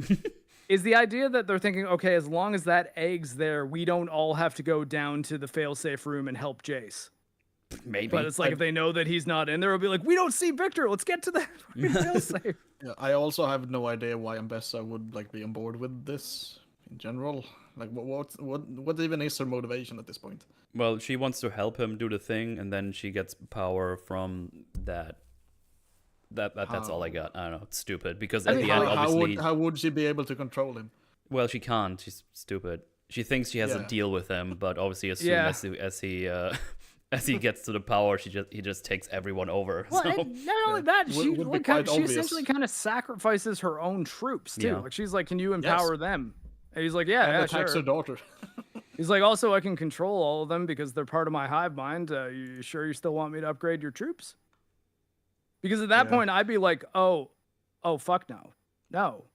Like No. she's also just You're the completely baddie. Yeah, she's pretty ruined. Like, what do we say? Like, solid third place? Like, I don't even know where to put her. Ra Like, just points out in chat. I don't know. Just They're points all in at the chat. bottom. Mel meets her mom in episode 8, and in 9 she's just back and pilled over. Yeah. It's like, yeah, you can leave. Don't worry.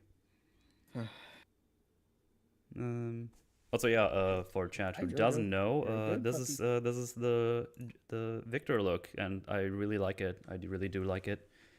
Looks pretty cool. Looks like some like old pagan god or something. Yeah. Yeah, the separated Victor face at the cheeks of it is pretty crazy looking. Yeah. Almost kind of looks like, you guys ever seen VHS? The tapes. But I don't know. Isn't there like 2? No, like it's like it's a horror movie right? collection mini horror thing. movies. Yeah, the first one of those, there's like well, I guess I'll kind of be spoiling it. There's this girl that this guy picks up at a bar, and her final form has like big separated eyes like that look bizarre and terrible. And That one was so Kinda reminded me of good that. that it disappointed me with the rest because like none of them live up to the. I feel like that was the best one. And it's like the first one. that one actually made me uncomfortable the next time I was with a woman. I was like, ugh. I was single at the time. Bad things happen to the dude. That's all I'm gonna say. In any case, Victor is here, and Jayce said, there must be something of you in there, and Victor says, I'm more than I ever was, and then we cut back. Because the puppets are here, and also super duper mega metal Warwick is here, so they're done. It's over. Yeah. He's donezo. Like, he's super mega fast. He can tank everything they have. Yeah, it's over. But yeah, all I the almost think that, puppets like, just grab people. For some reason, 3 puppets grab Savika instead of only 1. I don't even know what that's about. That's just weird. Like, some of them have multiple, some of them only have 1. This is just, I don't know, it seems kind of random. It makes you think too, why did Noxus even need to be involved in this fight at all? Yeah, Like, I don't know. Yeah, they didn't really. Would honestly have been better if like Ambessa saw what Victor was doing and then switched sides. Yeah. Why didn't Noxus open with the bots Warwick? Drama. That's yeah, all. you always want to leave with your mortal people. Yeah, when you exactly. have immortal drones, or like I guess like non-conscious drones that will just go into battle headlong. It's like die, a bit of the anime trope where everybody just starts off with their base form, even though they have like, we know already they have like 5 more forms that are much more powerful, but they're like, feel each other out. Ooh. A lot of the times it's people always call that a trope, but a lot of times within the animes, there's justifications for why they don't do that mode right off the bat. Like they actually can play with that. This is just like the shittiest version of it, though. You know, like, well, because it seemed like they could have just just done this at any time. Yeah. Here. Like, it's like it's tactically strange. It's warfare, so you just want to win, right?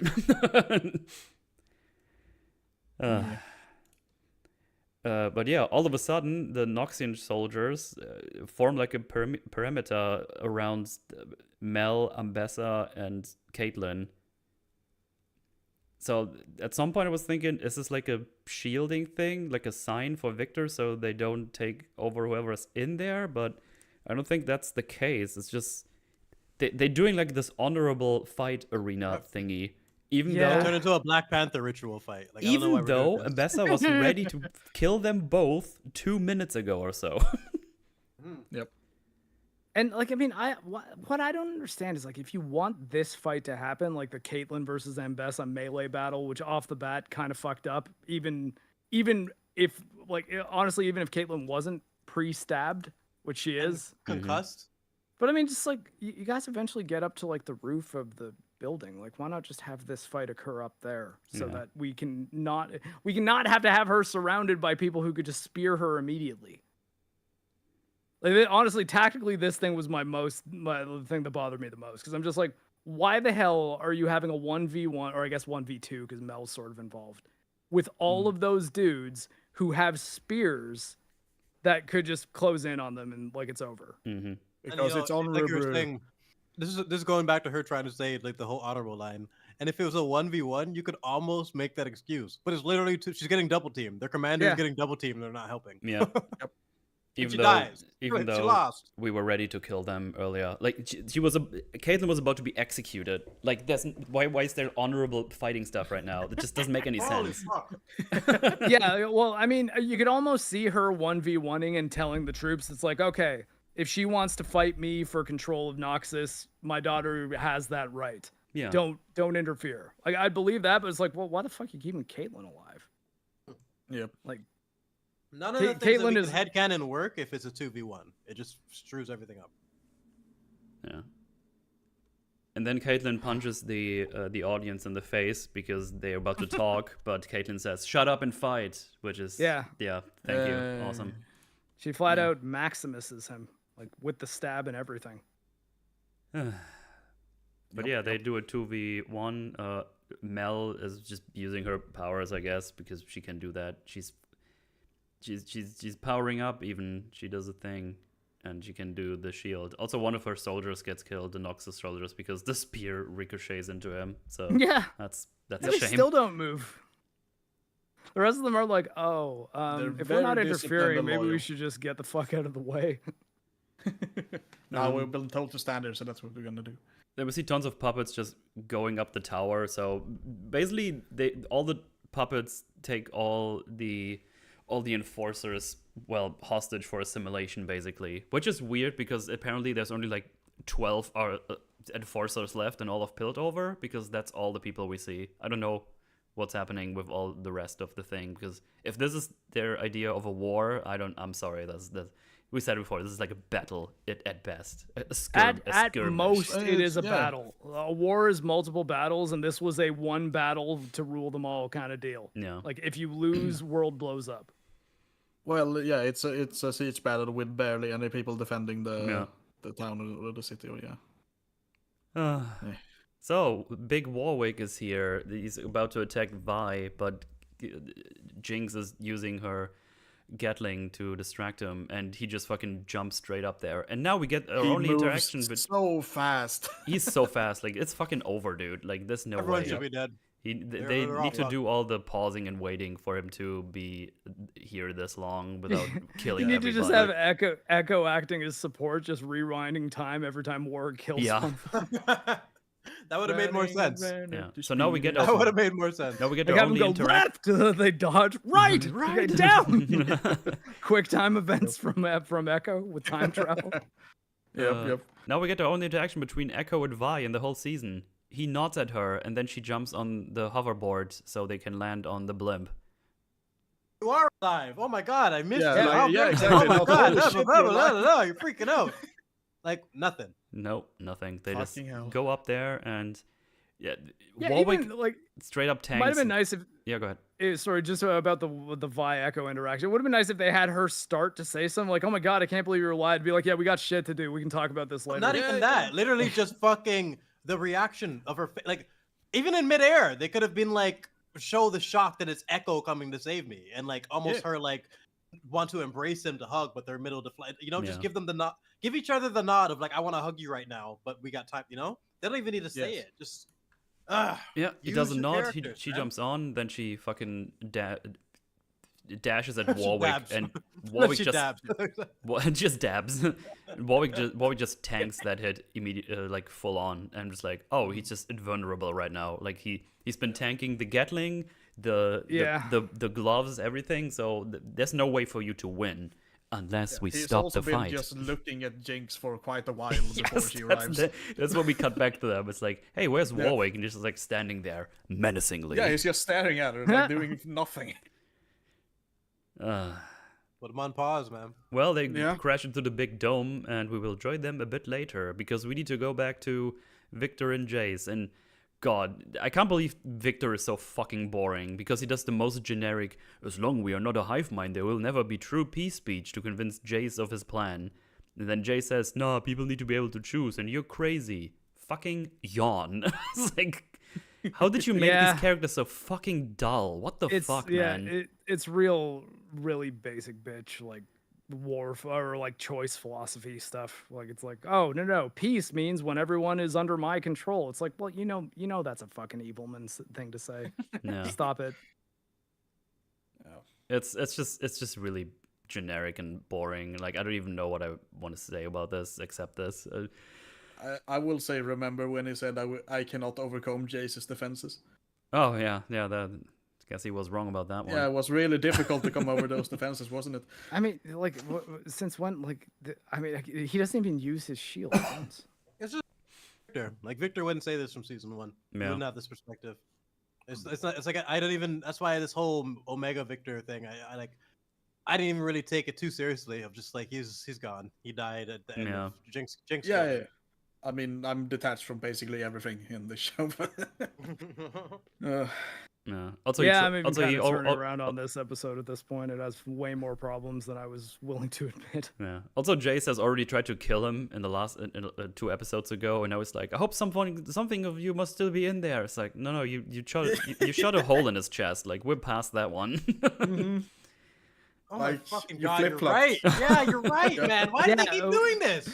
When he was still Jesus Victor, you probably might have been able to have the talking him out of the strategy happen. Bit late now. Oh my God, you can't have him come back, be punished, Jayce, murk this man in the fucking chest, be that much like committed to this plan, just and to then still go like, you can't have them hesitate, man. I didn't even think about that. That's so lame. Because doing it with Vi and Jinx pissed me off, but I didn't even notice this one.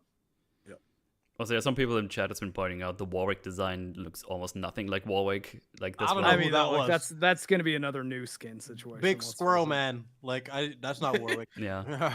Like he looks even less than Warwick than Robo Warwick than the first Warwick with his face. I can still see the Warwick design in the first one. Yeah. This one was like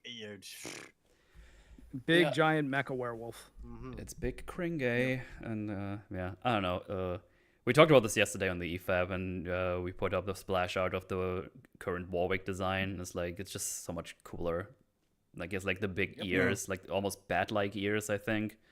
Yeah, he's a werewolf, man. He's a big werewolf. He's really menacing. It's like, Sag. Oh yeah, also Victor just undoes all the work Jayce has been doing for the last, 17 hours, getting all these things out in like one thing. Yeah. In like a second. Yeah, it might have been nice if you just blew the thing up. Mm-hmm. You had several days to do this, dude. What the fuck have you been doing? Destroy it. Yeah. Well, in the meantime, the Ambessa fight is still going on. And that's it. And she's kind of dominating the two because I guess Caitlyn has been stabbed and concussed and everything. Ambessa, I don't know. Mel, she's not doing super well with the thing, but well enough that it's still weird. Does that make sense? Like, she uses like things that we don't know she could do, but she does. But she also kind of struggles while using them because I guess it's hard on her. She has limited mana. It's a weird mix, you know. It's like she shouldn't be able to do any of this anyway, but she's struggling at least. She was shown to be super powerful before, and now she's like kind of They nerfed her for this scene so they can have this little showdown. While all I'm thinking at the same time is Caitlyn should have bled out by now, and also she got fucking smashed with a rifle twice before this even began. Mm-hmm. I think that's so important. Like what happened? And stabbed. Like, do you remember in season 1 where after Vi got stabbed, we had an entire episode of her like recovering from the stab wound? like taking it seriously from the bleed out. I was like, wow, that's fucking refreshing. Now, who gives a shit? Like Caitlyn's just like Caitlyn. Oh my god. Yeah, there was some like slight convenience in that segment, but it's nothing compared to the shit we've gotten in this season. Oh yeah. So how the fight goes, by the way, because the fight is about to be over. Mel does a shield for Caitlyn because she's about to get stabbed in the eye by Ambessa, and the shield is slowly getting chipped away by the runes. So she gets closer and closer to the eye, and then Caitlyn does some crazy ninja move by sacrificing her eye, but also cutting off the. Let me get this. I don't know. It's really weird because it's actually hard to see as well. So she is about to be stabbed, and what she does is get out the thing she got stabbed with, like the knife, uses that to cut off the runes of Ambessa's arm, so Mel can do another thing and wins. Yeah. It sounds weird. It does look weird also. I'm actually not entirely sure how she did. There's like crazy fast movement. They do some fuckery with the camera, I think. It's a fast cut. We don't really say exactly what happened. Yeah, and like I don't think you're supposed to. I think it's supposed to be like the Dune Part 2 ending of the fight. But like I think that it's at least reasonable for Caitlyn to understand that the runes are the reason why her mage support is not just able to fucking solo Ambessa. Yeah. So I mean, yeah, she sacrifices the eye to do it too. So it's not like this was plan A, but it's like, well, here's the big problem, and I'm about to lose this eye anyways, so might as well just like use the momentum against her and then be able to get close enough to that to cut it. Yeah. But yeah, the runes are gone, and Mel sends her to Thornville. The Thornville, yeah. Yeah. Which again, like, especially because Mel doesn't 100% trust the Black Rose people. What the hell is she doing activating that amulet? Like, yeah, she grabs the amulet and that sends her to Thornville, to the Deceiver lady, which might or might not be LeBlanc at some point. So yeah, if you were expecting a good payoff for whatever this is, forget about it. She's not a character anymore. Mel's been a plot device this whole season. Like, she's just been kidnapped completely. Even the thing that we were speculating on of like, hey, Mel, you're the reason we survived the blast. They just brushed over that. That could have been so interesting to talk about. I thought they'd flash back and show the actual event. At bare minimum, I thought we would have got some closure on that, and they just don't care. Yeah. So what happens is she gets sent to Thornville. Deceiver lady sucks her brains out of her ears or something with magic. That's what it looks like. And she's like, "Oh, you were pretty good for someone who's not blessed by the magics or something." And then Mel appears because I guess she knows now how to get in here. I don't ask me. She can enter a pocket dimension. Yeah. And the lady's like, "Hey, what are you doing?" And she gets like, they try to take her, but she's like, I see your real face now because I'm doing my magic to your magic, and everything goes yellow because that's her color." Yeah. And she gets a massive buff again after being debuffed like 2 seconds ago. Yeah. It's well, like, I guess this does kind of confirm Mel vision, which makes sense, I guess, why she could see through the door. Like, look at this shit. She goes like fucking Super Saiyan on her ass. Look at this. Yeah. Like, she was barely able to hold back a knife a few seconds ago, and now she's fucking... Yeah, going toe-to-toe with a master mage. That is the shot right there that broke me up. Like, I can't believe this is what Arcane has become. Like, what is? I don't even know what I'm supposed to do with this. Like, she does You're supposed to cringe, Metal. You're supposed to cringe. You're supposed to cringe. She breaks the magic thing, and Ambessa is free again, but she still dies. So now she knows where she is, and I guess that you get another show where she finds LeBlanc or whatever the fucking Black Rose is led by. Fucking LeBlanc. I don't. What? Okay, I guess. I wish I could tell you more, but that's it. That's what happens. All the fucking Black Rose scenes to me were like, look, this happened. Yeah, pretty much. It's all super confusing. We need a lot more context into exactly what that faction is about. Yeah. Oh yeah, for people who don't know, the reason she has magic powers is Ambessa had like a child while she was like doing war or something. I don't know, and the idea throughout the season was, I think, that they thought Kino was the child, but it was actually it was actually Mel, and she has like the blood of Black Rose in there, and they wanted her. Yeah, they she want her raped to someone be. who was a part of the Black Rose or something, and Yeah. I don't fucking know. She found like a black rose twink somewhere, and it's like, I was you're about to gonna say that. impregnate me now. Beat me to it. Now she has magic, and she's very powerful, I guess, and can do it now. With yeah. Moving on. I suppose. Uh, But yeah, she dispels the thing, and is like, Bessa says, "Oh, you are the wolf." Dies of cringe. Yeah. Oh. Yeah, Moving I on. mean, like, Like I just don't care anymore. You are a goofy, crazy lady, and you are a plot device. Like both your characters could have been interesting, but it's all over. Like they just like, yeah. I Completely don't even destroyed. recognize them. I don't even recognize them. Like I loved their scenes in season 1 when she Yeah, they came were in great. front of her, like, "What the fuck you doing here, mother? Get the hell out of my city, bitch!"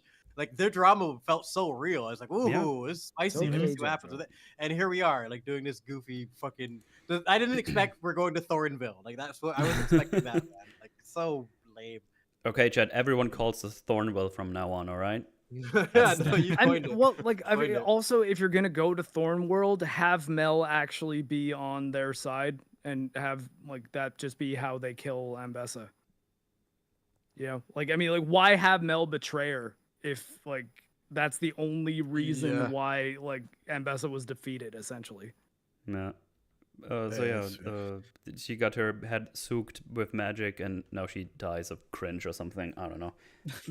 we all died of cringe. Yeah, and then the soldiers do like a salute, like, "You're the leader now, I guess," because that's what this was about, I think. Anyway, we cut away. Fuck this shit. Yeah, totally honorable duel that you won. Caitlyn is lying on the ground, bleeding out somewhere there, I think, too. So Yeah, who cares? yeah, nobody cares. Totally honorable 2v1. But yeah, this is like a setup. This feels like a setup for another show because we don't get any more answers. Because at the end, she just fucks off back to Noxus, and that's it. Anyway, Vi wakes up and checks on Jinx while dashing past the Echo like in the Sorry, rubble. everybody. Thornville, not Thorn World. Oh yeah, Bill. So I sent this picture to this Discord group earlier today. This is Echo. This is Vi. Vi went like, "Woo, let me check on my murderous sister." So, I'm just like, what the fuck, man? That's just so That's cruel. the frame you sent me earlier. I didn't Yeah. even take in the context of Vi in the back. I was just like, "Oh, poor Echo. Why is no? Oh my god." Oh my Oh god! my- Have I not been crying about Vi and Echo every single fucking podcast? And that's the frame. That is the frame to just insult me. That's the fuck you, Brooks frame. Like what you the can hell? Also, you can see that Jinx is alive. She's moving around over there. Yeah. Echo looks fucking dead.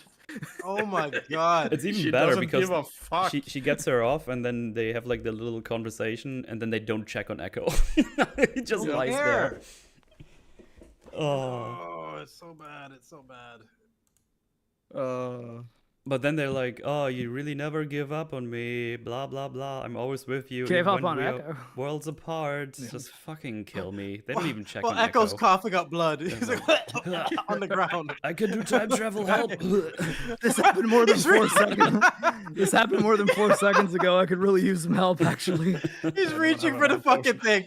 He's reaching for it so he can try. Come on, help! It's so stupid, man. Poor Echo, man. Yeah, someone in the chat said the show hates Echo, and like that's just so accurate. They do. The show is very racist. Yeah, it's like, "Oh, I'm Oh, always man. with Well, you, even I mean, they when give we're him worlds some apart." stuff later. See, guys, they love each other. They're actually really cool with each other. There was no problems ever. It should be so much more complicated than this, but we don't do this, so whatever. You killed Clagger, you bitch. It's like, come on, man. Address some of these things. Fucking anything, man. Yeah. I don't know how they could have ever had a conversation to really de-escalate. You know, like this. You can't have Vi and Jinx. You can't have your special Vi and Jinx moment. It's over, man. No. They really should have committed to this. Like we had enough of their dynamic when they were kids to have an understanding of what it could have been. You can't have both, and they will forever kick themselves for, you know. They were just Vi and Jinx were one of the worst parts of this season. Like in terms of just straight up boredom. Like I didn't Yeah. care. It should Not have enough ended with time. Jinx killing herself, like we almost had. I mean, yeah, like I had to wait for you guys to tell Mark. me it wasn't. Same. Shamefully, I That's terrible. That's I was terrible. not joking when I wrote earlier today. Put me on suicide watch. I have to rewatch this Oh, now. Vi and Jinx, Vi, Jinx, and their dynamic and their relationship and their history all butchered. Yeah. So we briefly go back to Jayce and Victor. Jayce is like, stop this insanity. Victor's like, I will. And then he grabs the anomaly and flies to the skies and does gravity stuff. What? Yeah, Jayce doesn't really try to stop him at all. At least not here. Yeah, I don't know. He somehow he grabs the anomaly and just makes it smaller and then puts it in his staff. And then it's like, well, time to go upstairs to the tower. But there's also 0 gravity now because that's just how that works. Yep. Trust me. Yeah, which like I mean, not the best mechanic to have in like a final battle because And no then, one's fighting style really works. yeah, because they go up. Jayce follows him with his boost hammer because I guess you can do that with that as well. If you were wondering where Warwick was while they were all having that conversation, he was standing up here, watching them menacingly. He's taking Hey, a little guys. breather. Being like, Yeah, because He's watching them hug. He's the Yeah. whole time he was there. It's so fucking it's busted. I don't even they're pathetic. Yeah. should I kill them now? No, No, Not It yet. does look a bit like that meme. it's not the time. Vander might be gone, will but he be still has a soon, but sense of not now. humor. Okay. This would make more sense if Vander was still in there or something. Just but Yep. now that we know he's just super Warwick, Yeah, he's just it's metal. stupid. You can't super do Warwick. this. Oh, Yeah, man. Vic Wick. No one's ever really gone, okay? Ugh.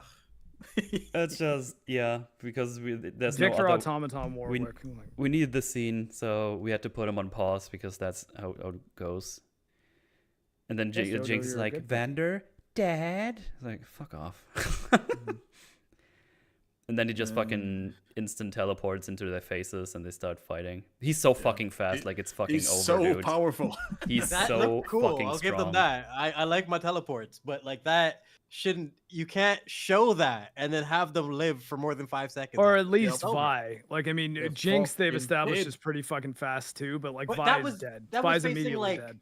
That was facing like the first Warwick. This guy is like supposed to be OP as fuck. Like he looks clearly upgraded. Yeah. None of them stand a chance. Nobody. The whole show. Yeah, should be fair over enough. because this They guy's OP. shouldn't. And I'm, then- I'm just saying I can believe Jinx dodging in the attacks because she kind of has super speed that we don't exactly know the limits of either. But Vi like immediately dead. Yeah, she She- gets no, she grabbed, was- but she wouldn't be able to he block stops. one hit. He Jinx stops was because she just- gets shot. Was just fast enough to get past the first Warwick. Like she just was Yeah. enough to be able to match it for him. With this upgrade, he should be able to just murk everybody. And it's frustrating that they can't commit to anything that they establish, anything at all. Yeah. It's so funny. The low gravity starts, and you just see Echo just rising up on the rubble, still unconscious. the show hates him. I'm It's telling like you. I'm still here. He's on pause till he gets his hero moment. Yeah. So, yeah. Before Warwick can do anything against Jinx, we start the anti-gravity stuff. So he's now much slower for a bit. He didn't kill Vi immediately because we can't do that. And I know Jinx is using her Gatling as like a rocket ship to go around the anti-gravity. all I mean, the tricks. Like what is In that? the Yeah, and meantime, also- Victor and Jayce are just kind of having a scuffle. He tries to hit him with the hammer, but he uses the laser to block it. And then he just gets choked immediately. And yet, I guess Victor does not possess the ability to possess people with his hive mind. Only his automatons do. Oh, he Because can. He this does is that. it. He Like, does, I mean- he does it later to. But like, to Victor, why is he to not doing Jayce. it now to Jace? I That's don't what know. I mean. Like It's this. not time in the That's kind of what script I yet. mean. It's like, wait, Everything hold with on. Victor, I didn't understand here. It's like, what do you actually want? There's Like, a his there's a motivation bigger was all over problem the in a place. few there's a bigger problem in a few seconds when he actually tries to kill Jayce, and just like he fires a laser at its face and like misses a little bit. He can just tilt the laser to the Oh, right and kill him. I thought that. I think that was on purpose. You can see he cut some things away behind him. I don't think he meant to shoot him at all. he's trying to get If he through meant the, to through kill the him, he roof. would just turn the laser back into his head. I was thinking the same thing. Like this has to be intentional. Yeah, because It has to be. right after this, they blow up through the roof. Because I was thinking the same. It's like, why is he not shooting him in the face immediately? But there's like some cut things, but it seems like he's down to kill him. So I don't even know why he doesn't just kill him anyway. I don't know. It's just all fucking weird. It just sucks. Either way, it's risky shooting a laser next to the man's head if you don't actually want to kill him. The whole thing was confusing. Anyway, Warwick tanks a fucking rocket. I'm pretty sure here in a second. It looks like it, yeah. I'm just waiting for the scene because you know you have like 10-second thingies here. Wait, did he tank it? I thought he just dodges it. No, he dodges the first one and then he just tanks one head on. Right here, look. Bloop. Oh yeah. Well. And then,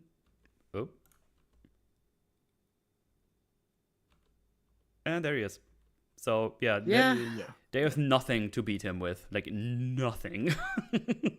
Yeah, not that they have, at least I don't think. Yeah, keep that big explosion in mind for whatever happens later, where we should believe that he died allegedly. But yeah, he's like gimped right now because he's not as fast in anti-grav, and so he's kinda trouble getting to them. But I don't think he, as soon as he should grab one, they're donezo. But you know, Victor and Jayce make it to the roof. They just make it past the Warwick fight as well. They just kind of fly past it. So. Zip right by conveniently. There's also a weird thing because they have the fight and the sound design they chose is like they're in space, like with a muffled sound, which I don't understand why they went for that. Like the sound should be just the same, right? There's still air. I remember that. I remember. Yeah, otherwise they would be dead. The sound should be different. Anti-gravity also affects unless the they sound sucked waves, up I all guess. the fucking. Yeah. Sound doesn't travel in anti-gravity as well, maybe. Mm. I actually don't wonder know, why they right? actually Like, did I mean, that, it's not like we have anti-gravity here. Well, we can. But wait, listen, Like in this isn't the spaceships same. and shit, there's still like molecules and shit in there that like sound travels through. Yeah, I mean, I guess you're right. Yeah. But yeah, they. So unless they sucked up out all the fucking atoms out of the room, which they wouldn't be able to breathe then, so it doesn't make sense at all. Yeah, no. Probably just for artistic reasons that they did that. Stylistic, yeah. Anyway, Victor and Jayce are on the roof, and Victor is like, "I'm gonna shoot this anomaly into the air," and that works. Why? Shut up. That just works. And then big explosion, and everybody gets flamed by the Hextag goop, the Victor goop, except Jayce and Echo and Victor. And the only thing I can tell you about this, I don't know, because they were in the Arcane, it doesn't work immediately, and they need to be pushed further or something. I don't think we get an explanation as to why they don't get yeeted by that at all, but... I remember them not showing everyone except Echo and not explaining it. Yeah, Echo and Jayce up there is also not immediately affected until Victor grabs him. So the only thing I work with is the Arcane thing. Yeah, because it's the two people that have been in the Arcane. That's the only thing I can come up with. I mean, that's something. Yeah, it's something. I'm saying it's the only thing we have to work with. But yeah, Echo is back up, and oh look, the green sword. Look, there it is, guys. It's the game. I mean, I hate that sword. I guess, like, are they? Is the idea that it was just a piece of the window that he's, or like, oh, is this a clock hand? There. Yeah. Because I was wondering, I was like, well, how the fuck, like, is it like, why does it already look like his sword? Yeah, I didn't even think about that. I just saw, oh, look, it's like the sword in the game. But yeah, it's a clock hand. I mean, I guess the time traveler's sword turning out to be a clock hand is also not nothing. Yeah, I mean, is that a clock hand that's supposed to be like on the side of the tower or whatever? Yeah, like, well, because there is that's a where they big, crashed clock. into, I think. They broke it. Yeah, because then it would be really fucking tiny. That's also true, yeah. It would be way bigger. Yeah, probably. Like, you wouldn't be able to see that at all from any distance. It would just be a tiny little speck. Somebody save me. Please, I can't do it anymore. It's way too small. It's just this huge clock face, but it's like these tiny things on there. We need hold on. We need an image of the scale of this this clock. Yeah. You need binoculars to tell the fucking time on the thing, man. It's so stupid. Oh my god. No, it's like Yeah, I 15 feel like minutes I of could episode. not hold the hour hand of Big Ben. Like, Yeah, if no, you removed it's it, we're like, fucking hey, you want to use massive. this as a sword? I'd be like, my guts? Like, no. Oh fuck. Anyway, yeah, he gets that now. On top, Victor and Jayce do a thing. Where's my notes? Oh, the Jayce just gets dragged into the Victor verse here. So yeah, he just gets grabbed immediately. But The he's second hand is long, also, like on clocks. It's the hour hand's the shortest one. Sorry, I just. I mean, yeah, they are different sizes, like the two we see in the scene. Yeah, but I'm saying that the second one, even though it's the smallest unit of time, it's thin, but it's also quite long on most clocks I've ever seen in my life. Yeah. The hour hand being the short one. I'm still stuck on the fucking Victorverse comment of just how like that just sounds so normal based on everything. That's the only way to explain this shit. It's a Victor verse, yeah. It's like, Yeah. yeah, but Jayce gets dragged in there, and we see the picture. I think that's the one that's been going around the most. I think, at least I saw it a couple of times, and I mean, it looks fucking awesome. Like, I would put that on a picture frame, like the fucking mega Victor with his everything. Victorverse. Yeah. The Victor verse, yeah. Yeah, it's like a good desktop background. It is, yeah, it is. It's really nice. It is. Like have we said a single complaint about the visuals? Like No, No, I just stopped yeah, saying no, anything good no about it one's- because it's just It's given. just It been looks moved really on. Animators, good. animators, y'all did great. Writers, we need to talk. 100%. And I'm curious about Face this the wall. redesign. I do like the look they have here. And now it's time for Jayce's really lame speech.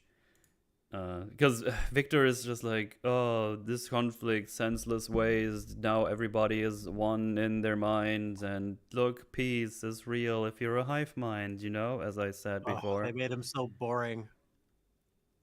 And then Jay's like, Yeah. oh yeah, you always wanted to be better because of your crippling legs and diseases and what the fuck not. Oh, shots fired. Yeah.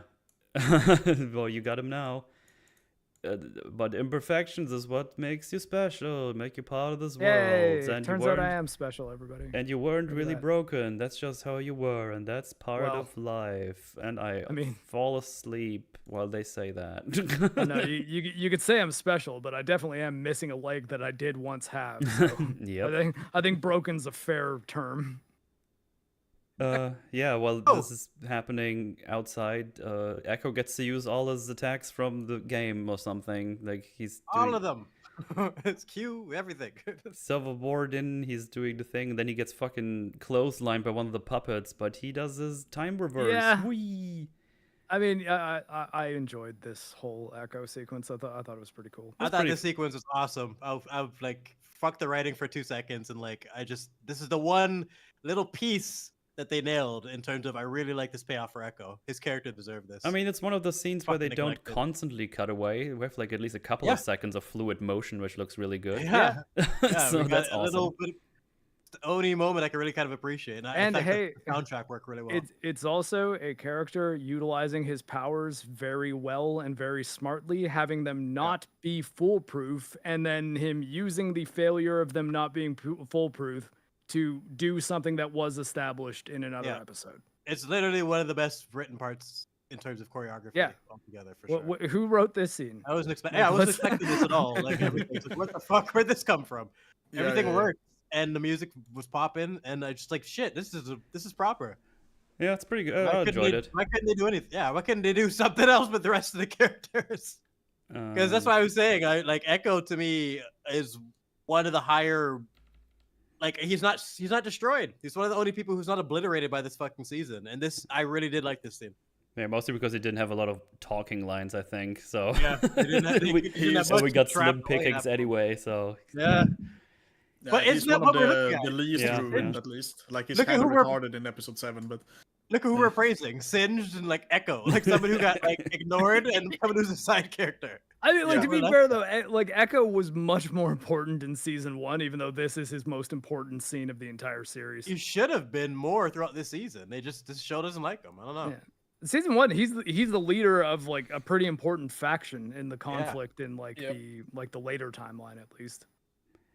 all that got cut. In this No season. council Well- scenes, none of that shit. I guess he could have flown a bit higher than most of the time. I guess that could have helped. I don't know. Whatever.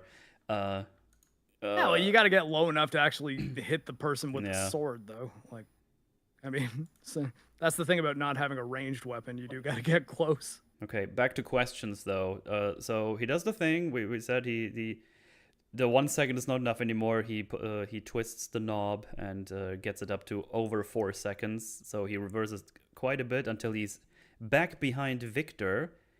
And now I'm just like, I have no idea how any of this really works. He pulls the chain, throws it at Victor, and everything just kind of slows down. Victor looks at it and just says, "This thing cannot be." And then it explodes his face somehow. Well, because he did. Oh, wait, actually, you're right though. If he does set it so that it's at the 5 second mark, which he does to like escape the automatons. Man, yeah, you're right. How does it blow up? So all I could come up with is so he says the device cannot be, and I guess the anomaly from another dimension causes the boom that makes Victor vulnerable for a bit. Why and how that works, I have it no does, idea. but I guess like the question is why does it blow up? Like maybe some Sometimes freaky out. thing where when you introduce something else into this perfect chaos, or how he could explained it, that is not from this world, that overloads and goes boom a bit. I have no fucking clue. The thing got smashed on his face. That's why it goes boom. Oh, that would be I mean, even well, lamer. I mean, yeah. think Lamer, that's but it basically actually it kind of makes more sense. Like if the thing is just sort of volatile, then. But then I mean, like, why would Echo want to bring it into a battle, even if it Yeah. can rewind time? They're like, hey, yeah, do you want to wear a big thing of explosive on your back? It rewinds time, but also if one bullet hits it, you're fucking obliterated. Like you're pink mist, Yeah. man. Yeah. But this, No one will be able to identify the body either. They're just gonna have to do a blood test and hope for the best. yeah. Anyway, this also gets Jayce back to not being flumed up anymore, so he gets to talk to Victor now, which in Victorverse has now part of his face uncovered. And Jay's like, I want to give magic to the world, but now I just want my partner back. And it's like, why do you Aren't we keep- past that point? Why do you though? keep insisting? It's like, and then he gives him a hug, and then Jayce finally sees what Fleamage has happened and Future pilled over. And then we get the explanation of what happened in in the scene we haven't seen yet. Which is And, Victor like, talking to punish Jayce right after he did his little adventure there. Victor realized that after he brought this so-called peace to the world, and when it got pretty boring and dull, he kind of figured out it kind of sucks. Like every equation was solved, there was nothing left but empty fields of solitude. And no one had dreams and stuff, and nothing was going on, and it's rather dull and boring. I was like, oh, that's lame. And then we get to the fucking, and then he says that oh God, I just don't even want to say it. I just want to go to bed. This just sucks. Who would have thought that everyone being a hive mind would God. have a negative effect on social interactions? We do so remember, we have different dimensions, we have time travel. How about we introduce a character being the only thing to solve a problem in every universe? Yay, that's awesome, because that's what Victor says. In every reality, Jayce is the only one who can show him that this is actually kind of dull and boring and sucks. And then we get like a shot. So this is the thing that actually kind of confused me. We get a shot of him giving the rune to Jayce as a child. but it's all different kind of Different runes. yeah. Yeah. So does this also mean that actually the rune is important or not? Because they He's done this use many different times. because they do use the rune, but they don't explain if the rune itself is important, like which rune it is. It seems like it is, but it just would have been nicer if we had an idea of what the properties of each of those runes were. So that it's like, wait, why is this the one? Like, is this the wild card rune that saves the day? Like, I'm not sure exactly. Like, no I mean, idea, man. actually, to be fair, like I just finished Persona 3, and that like literally, it's called the wild card, and that is the thing that ends up saving the day. could just be that Jayce is an eternal being, and in all realities, he's given a rune by I fucking know. Maybe they He's the just have this chosen one. specific rune in this universe. I don't know. They don't really explain it. It's just like, here's the rune. You need this. It could just be that he tried a bunch of different like varieties, and this is the one that had the correct outcome or something. Probably. But Yeah, hey, like we were also assuming that now Victor has like the Doctor Strange ability to just see all timelines. Yep, this is where I was going next, because do we have to explain again how this works when you have unlimited multiverses and time travel and everything?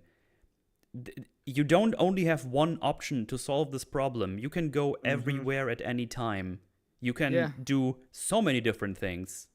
It's the same bullshit as the MCU with the fucking there was only one possible way we could defeat Thanos, like complete bullshit. Not to mention we know of a timeline where there is no fucking hex tech. Yeah. Like they show it. We spent almost an entire episode in it. That's all. Yeah, we have that thing. We have it. Like he couldn't figure this out in his mega mind state in thousands of years after he solved every equation. He's just like, oh man, only Jayce can do this. It's like, no, he really can't. You can do everything. Yeah, I mean, Jayce is kind of the reason all of it happened, not so much the reason why all of it can be stopped. Exactly. I would love to know what season 1 Victor and season 1 Heimerdinger have to say about all this bullshit, because like we never got to see those motherfuckers ever again. Like they're gone. Victor, go back to one of the other timelines, grab those guys, and bring them here so we can have a scene. Jeez, man. But yeah, they make this big reveal, and I'm just like, God, I'm just getting Marvel PTSD by these scenes. It's like, just bollocks. Just fuck off. I'm so sick of dealing with multiverse and different realities. I hate it. God. I hate it. I can't believe they have the audacity to do that when we're so fucking. It's been so tainted by Marvel. I mean, that's the problem with them starting to write it 3 years ago too. Although, I mean, even 3 years ago, you figure people were starting to get like fucking pissed about it. Like it pretty much always breaks and falls in on itself. Like it barely ever works in any like coherent way. You can't even limit it just to like the recent. Like they should just be better than that in general. Kind of works in everything everywhere all at once, but also that movie's ridiculously silly. Yeah. Like it can work in like isolated cases, but generally it doesn't work. Yeah, but you have to commit to it too. Like the rock, the scene where they were like rocks and with googly eyes and shit. The rock, they took those.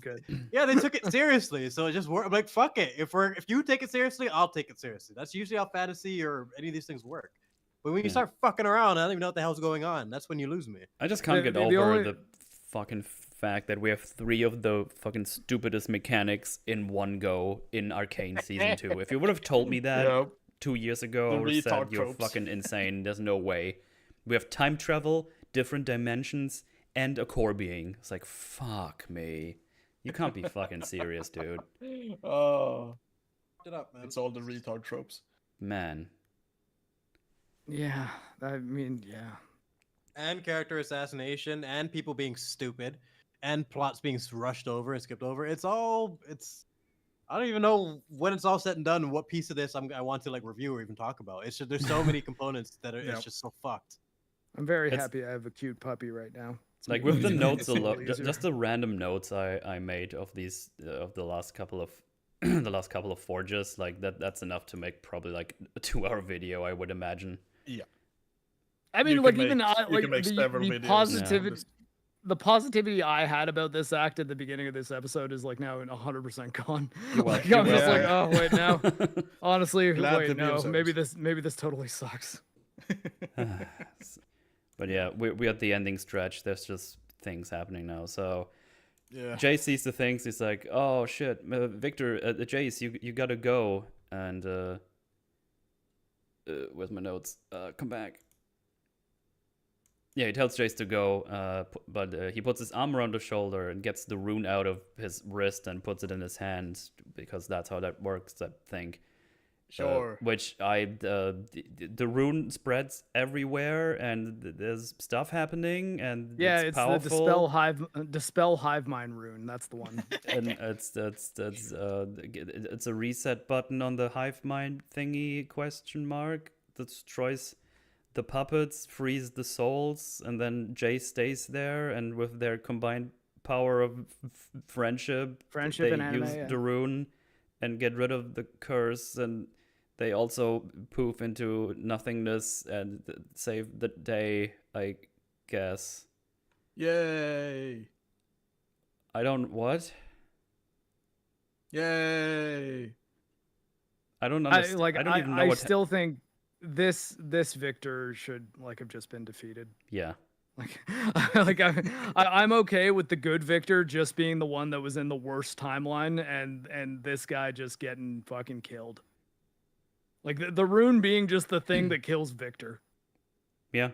Here, this is the antidote to myself. Yeah. What's the Harry Potter spell? Shut the fuck up, because. Oh, okay. Yeah, that sounds about right for. That's the only one I know. I might have made that up actually. Movie series or PG? I don't know. What's Harry Potter? Yeah, I legit have no idea. I don't know anything about. Let me assume this is probably the scene that Avada unleashed the Kedavra. Yeah, Chippers, that's right? it. Dr. Danny Day got it. Yeah. Would this be the one? This is probably the scene that unleashed the shippers for Victor and Jayce. Because they put their heads together. One as well. No, but again, the shippers, they just don't understand that friendship fucking exists. Yeah.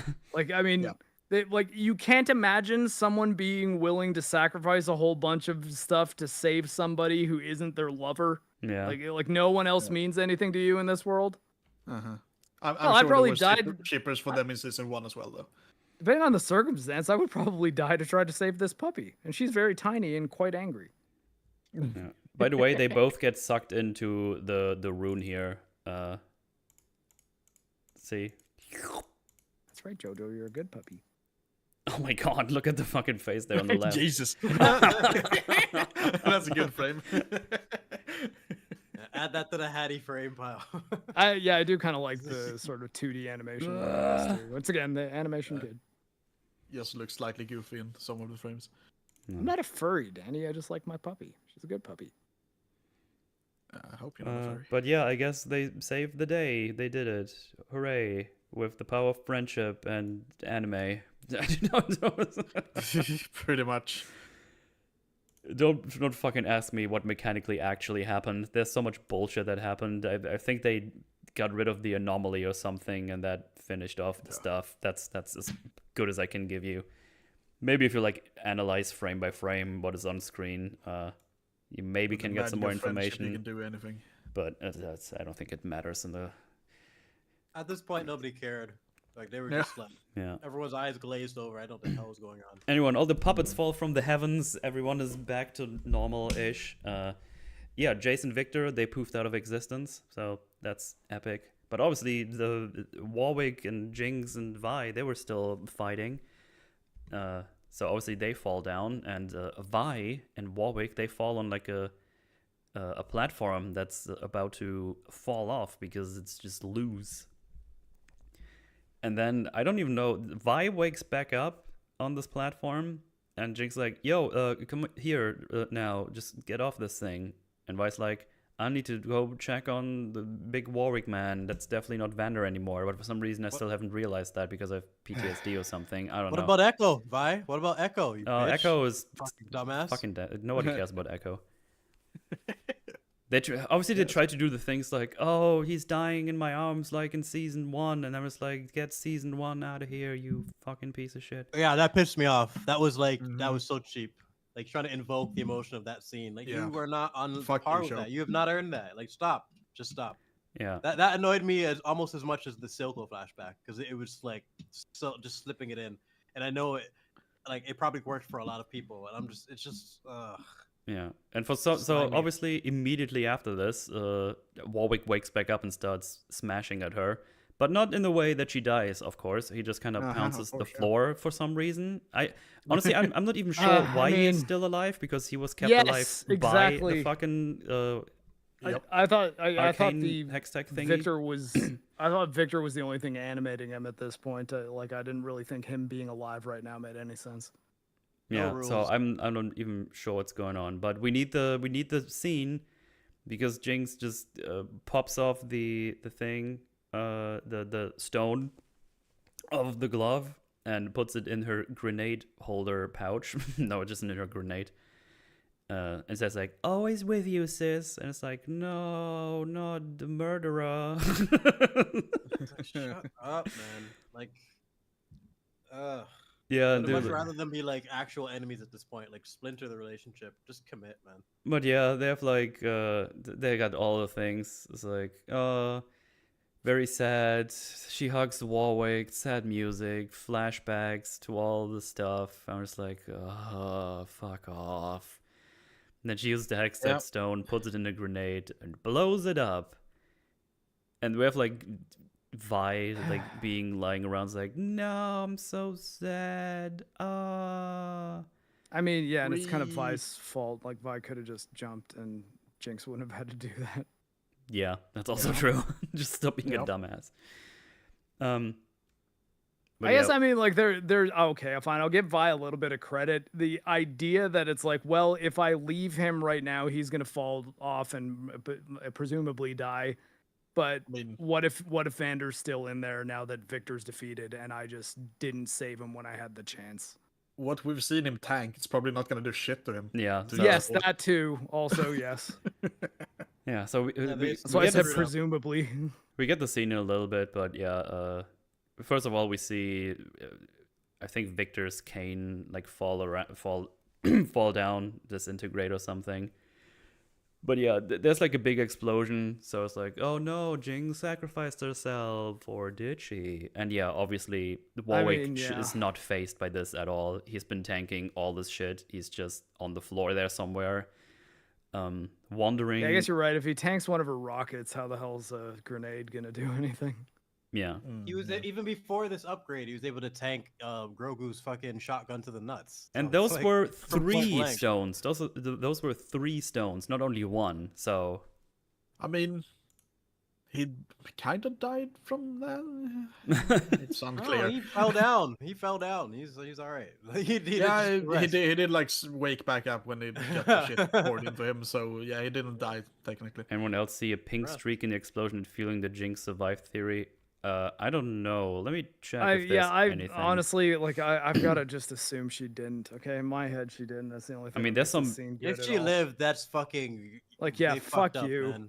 That's like, so fucking cheap. Having the terrorists just get away. So the thing is, there's some good stuff. That's just totally. Just because we like her, she's quirky. She's quirky. She killed countless people. She's terrible. You have to commit. You can't just be like, oh, we like her, so we're gonna erase all her crimes and show you a fucking multiverse version of her. Like, it's so fucking cool lame. Character doesn't erase need to see justice. Like, right?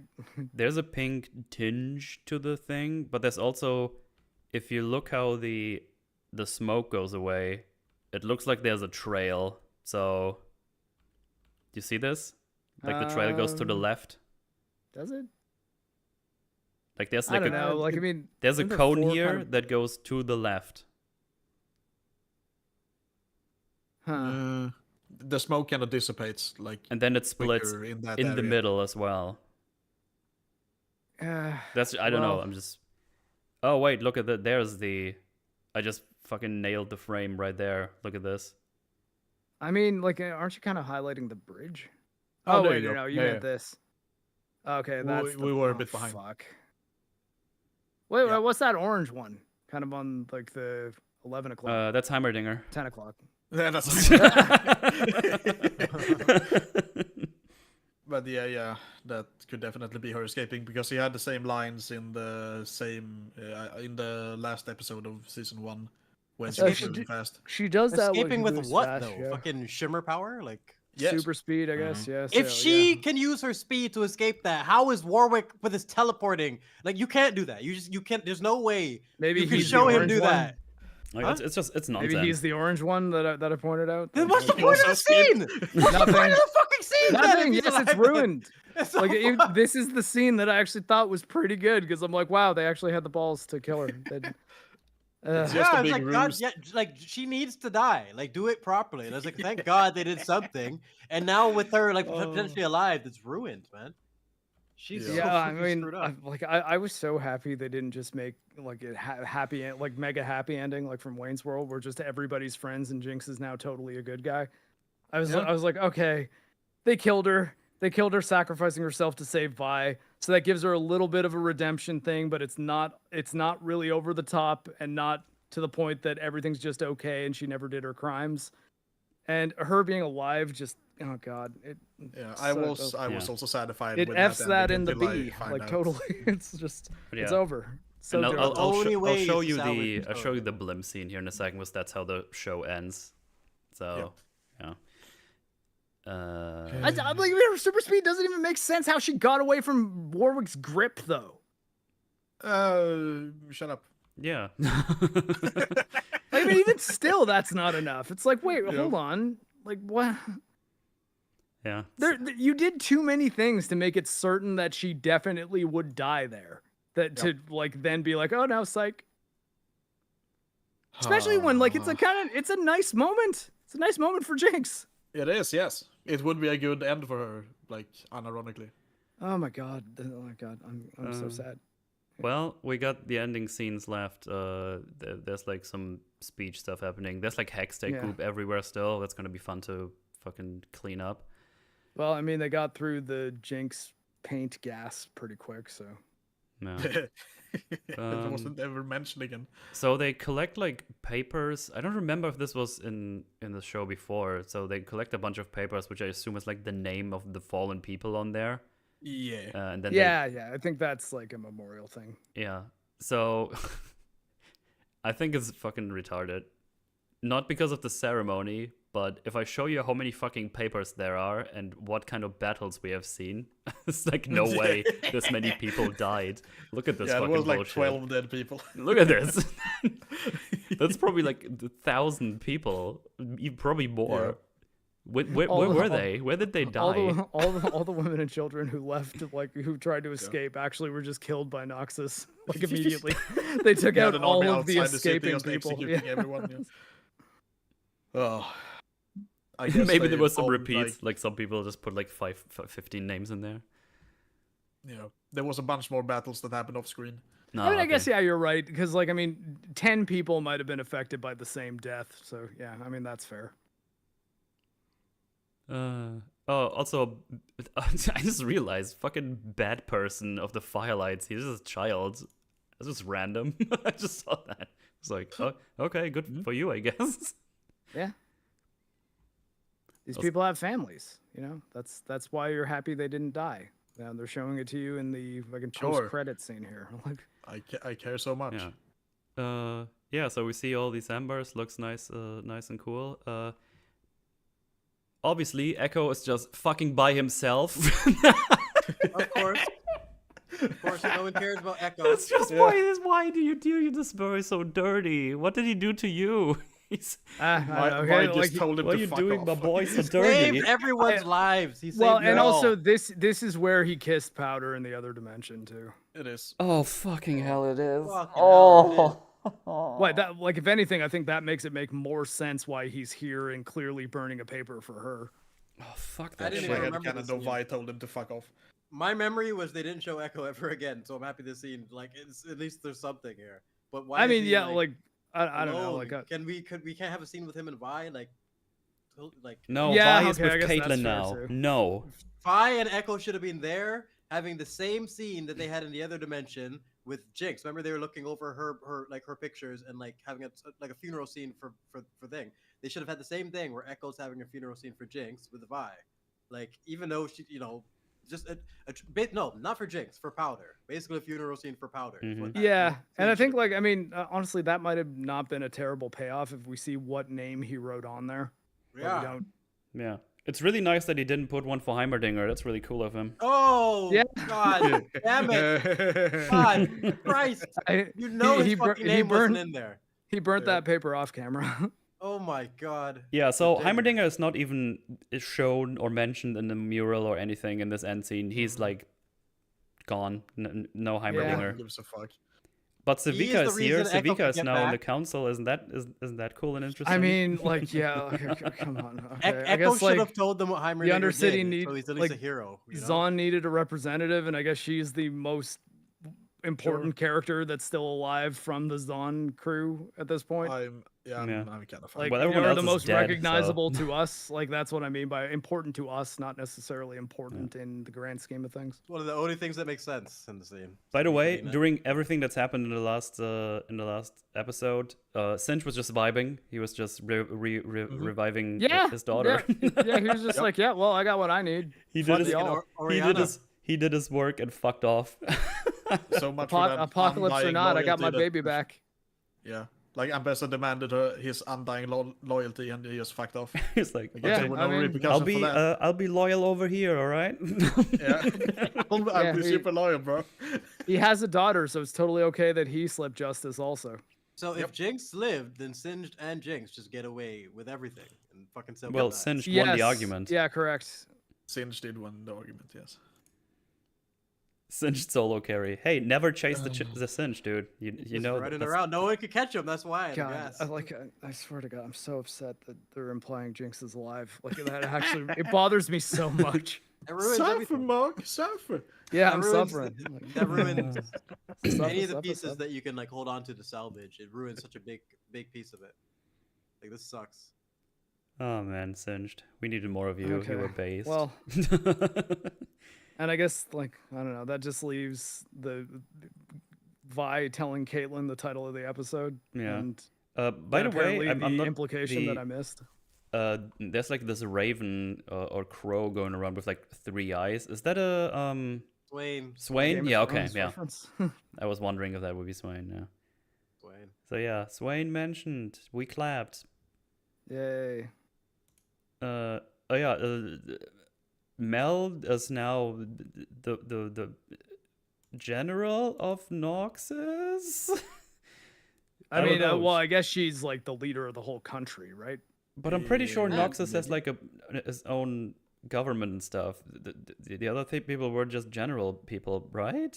Oh, really? Ambessa was just a general? I kind of thought that she was the one that like runs the country. She headed like a noble house or something, from what I remember. Yeah, because I think Oh, okay. Theo last night said that they have like their own government and she's just like a general leader. So it's actually kind of weird that they just allow Ambessa to do the things they do because they're heavily dependent on the trade route with the Hextech gates. And that's why Swain was probably spying in the last scene because he's Noxian. Ah, Also okay. Darius and LeBlanc, so it would make sense there. There's no way Ambessa is going to outrank Darius. So I guess the Mel spinoff is probably what's happening. Probably. Yeah, there's probably gonna be something. I mean, like that. especially with the Raven tease. No.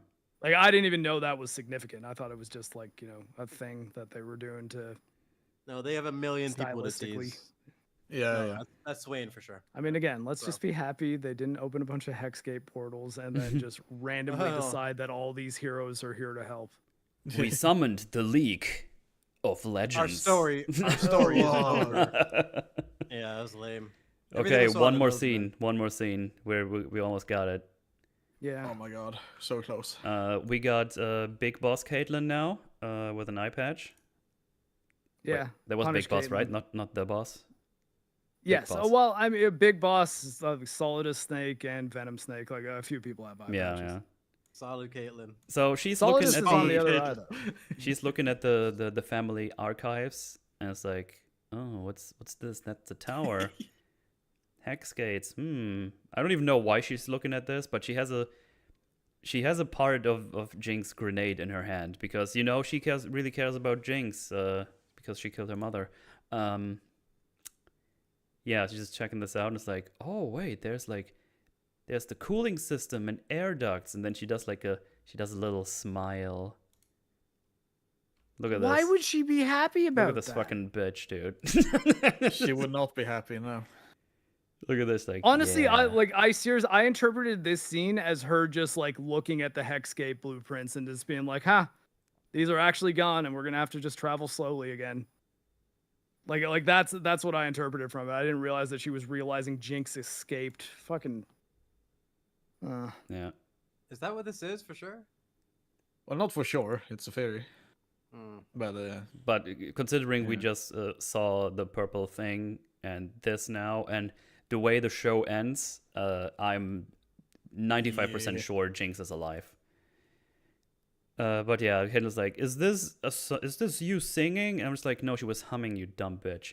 But yeah, sure. I'm a bit mad with the show. Okay, I'm sorry. Right? It's been a long weekend. I was less mad, and now I'm significantly more mad. But yeah, we get a scene between those two. Fuck Echo. He gets to be alone and on his thing.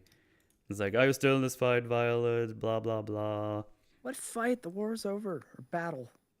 It was a single battle war. Then she says, I'm the dirt under your nails. Nothing washes me away or clean me out or something. I mean, yeah, and that's not true either. Like you can wash the dirt under your fingernails. That's the same thing. I was maybe you thinking. should shower Why doesn't more. wash your hands? Yeah. Like It wash is your like a hands, bad you dirty analogy, bitch.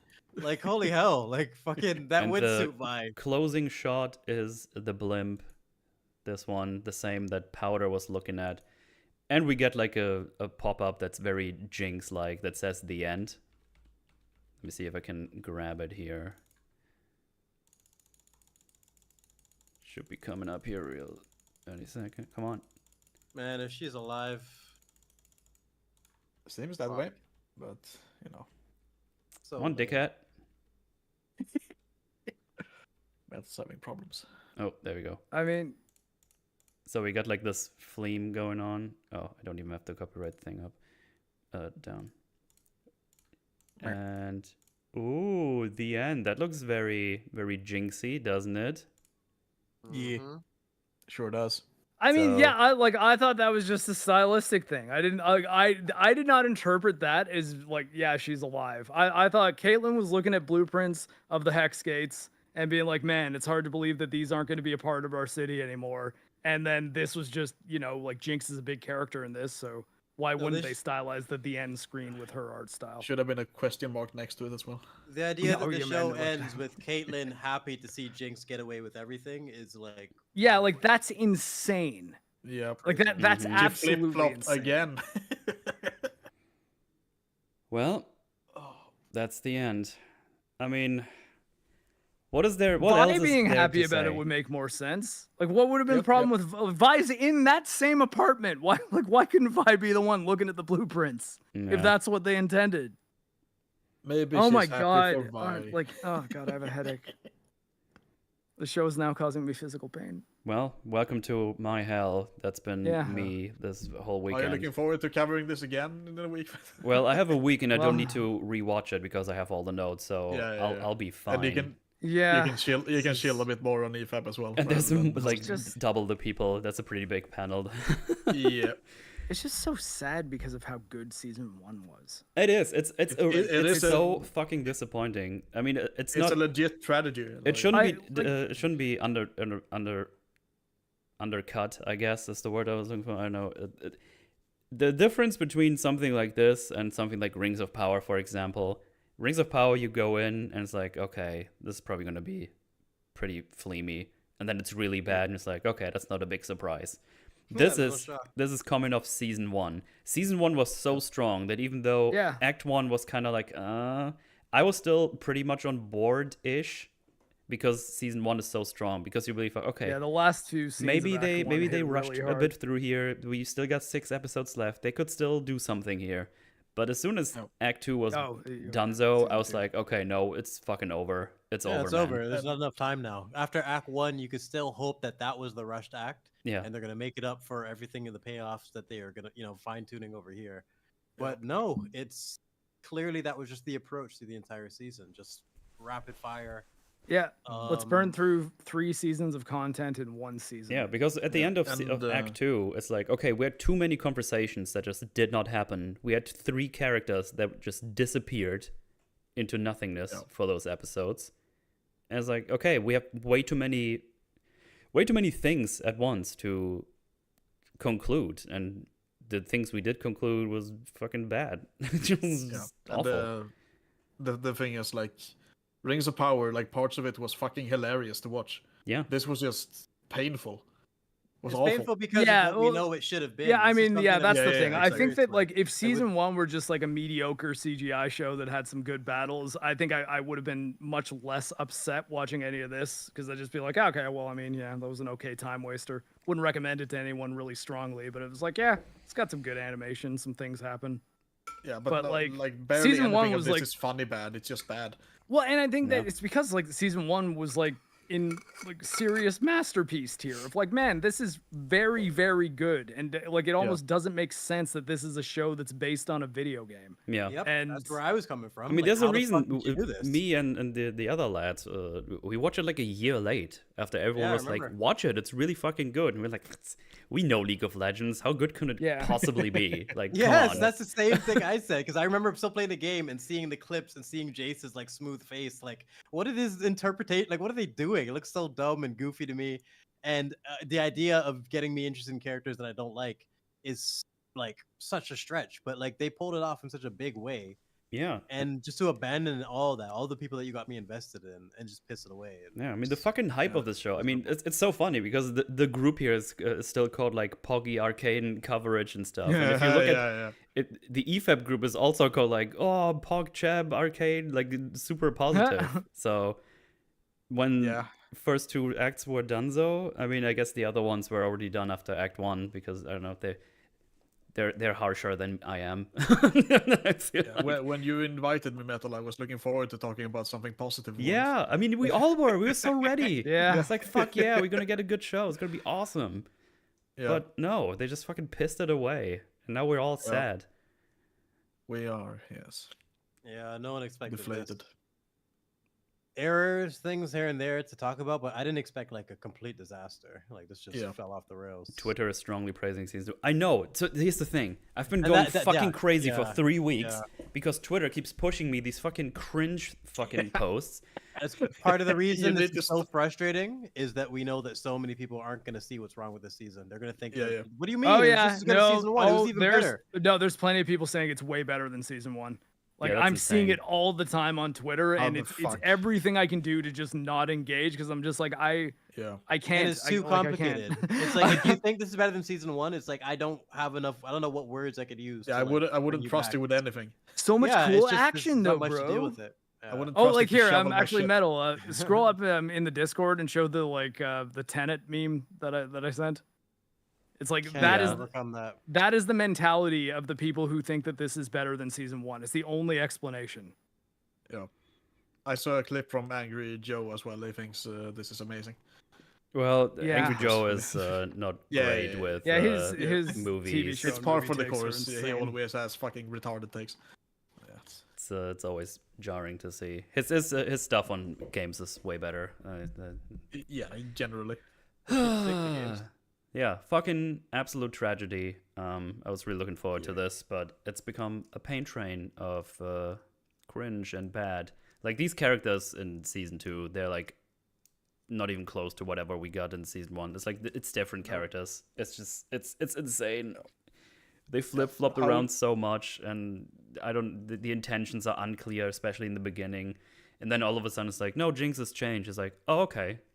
She's also the big uniter of Zon, so we get the things. But it's just, man, I don't know. I'm fucking done. This is makes me very sad, and I'm looking forward to watching The Penguin because this has been universally praised, and Oh, absolutely. Yay. I That will will make you feel so much better. definitely It really, looking really forward will. to Will make you feel happy.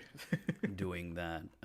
Very good. I don't good really want to writing say in that anything show. else about the show. Do you guys have any closing thoughts before we jump to Do Super we Chats? want to rate it like out of 10? Or No, something like let's that? not even bother. Okay. It's too sad. Unbelievable It's disappointment. very, very low.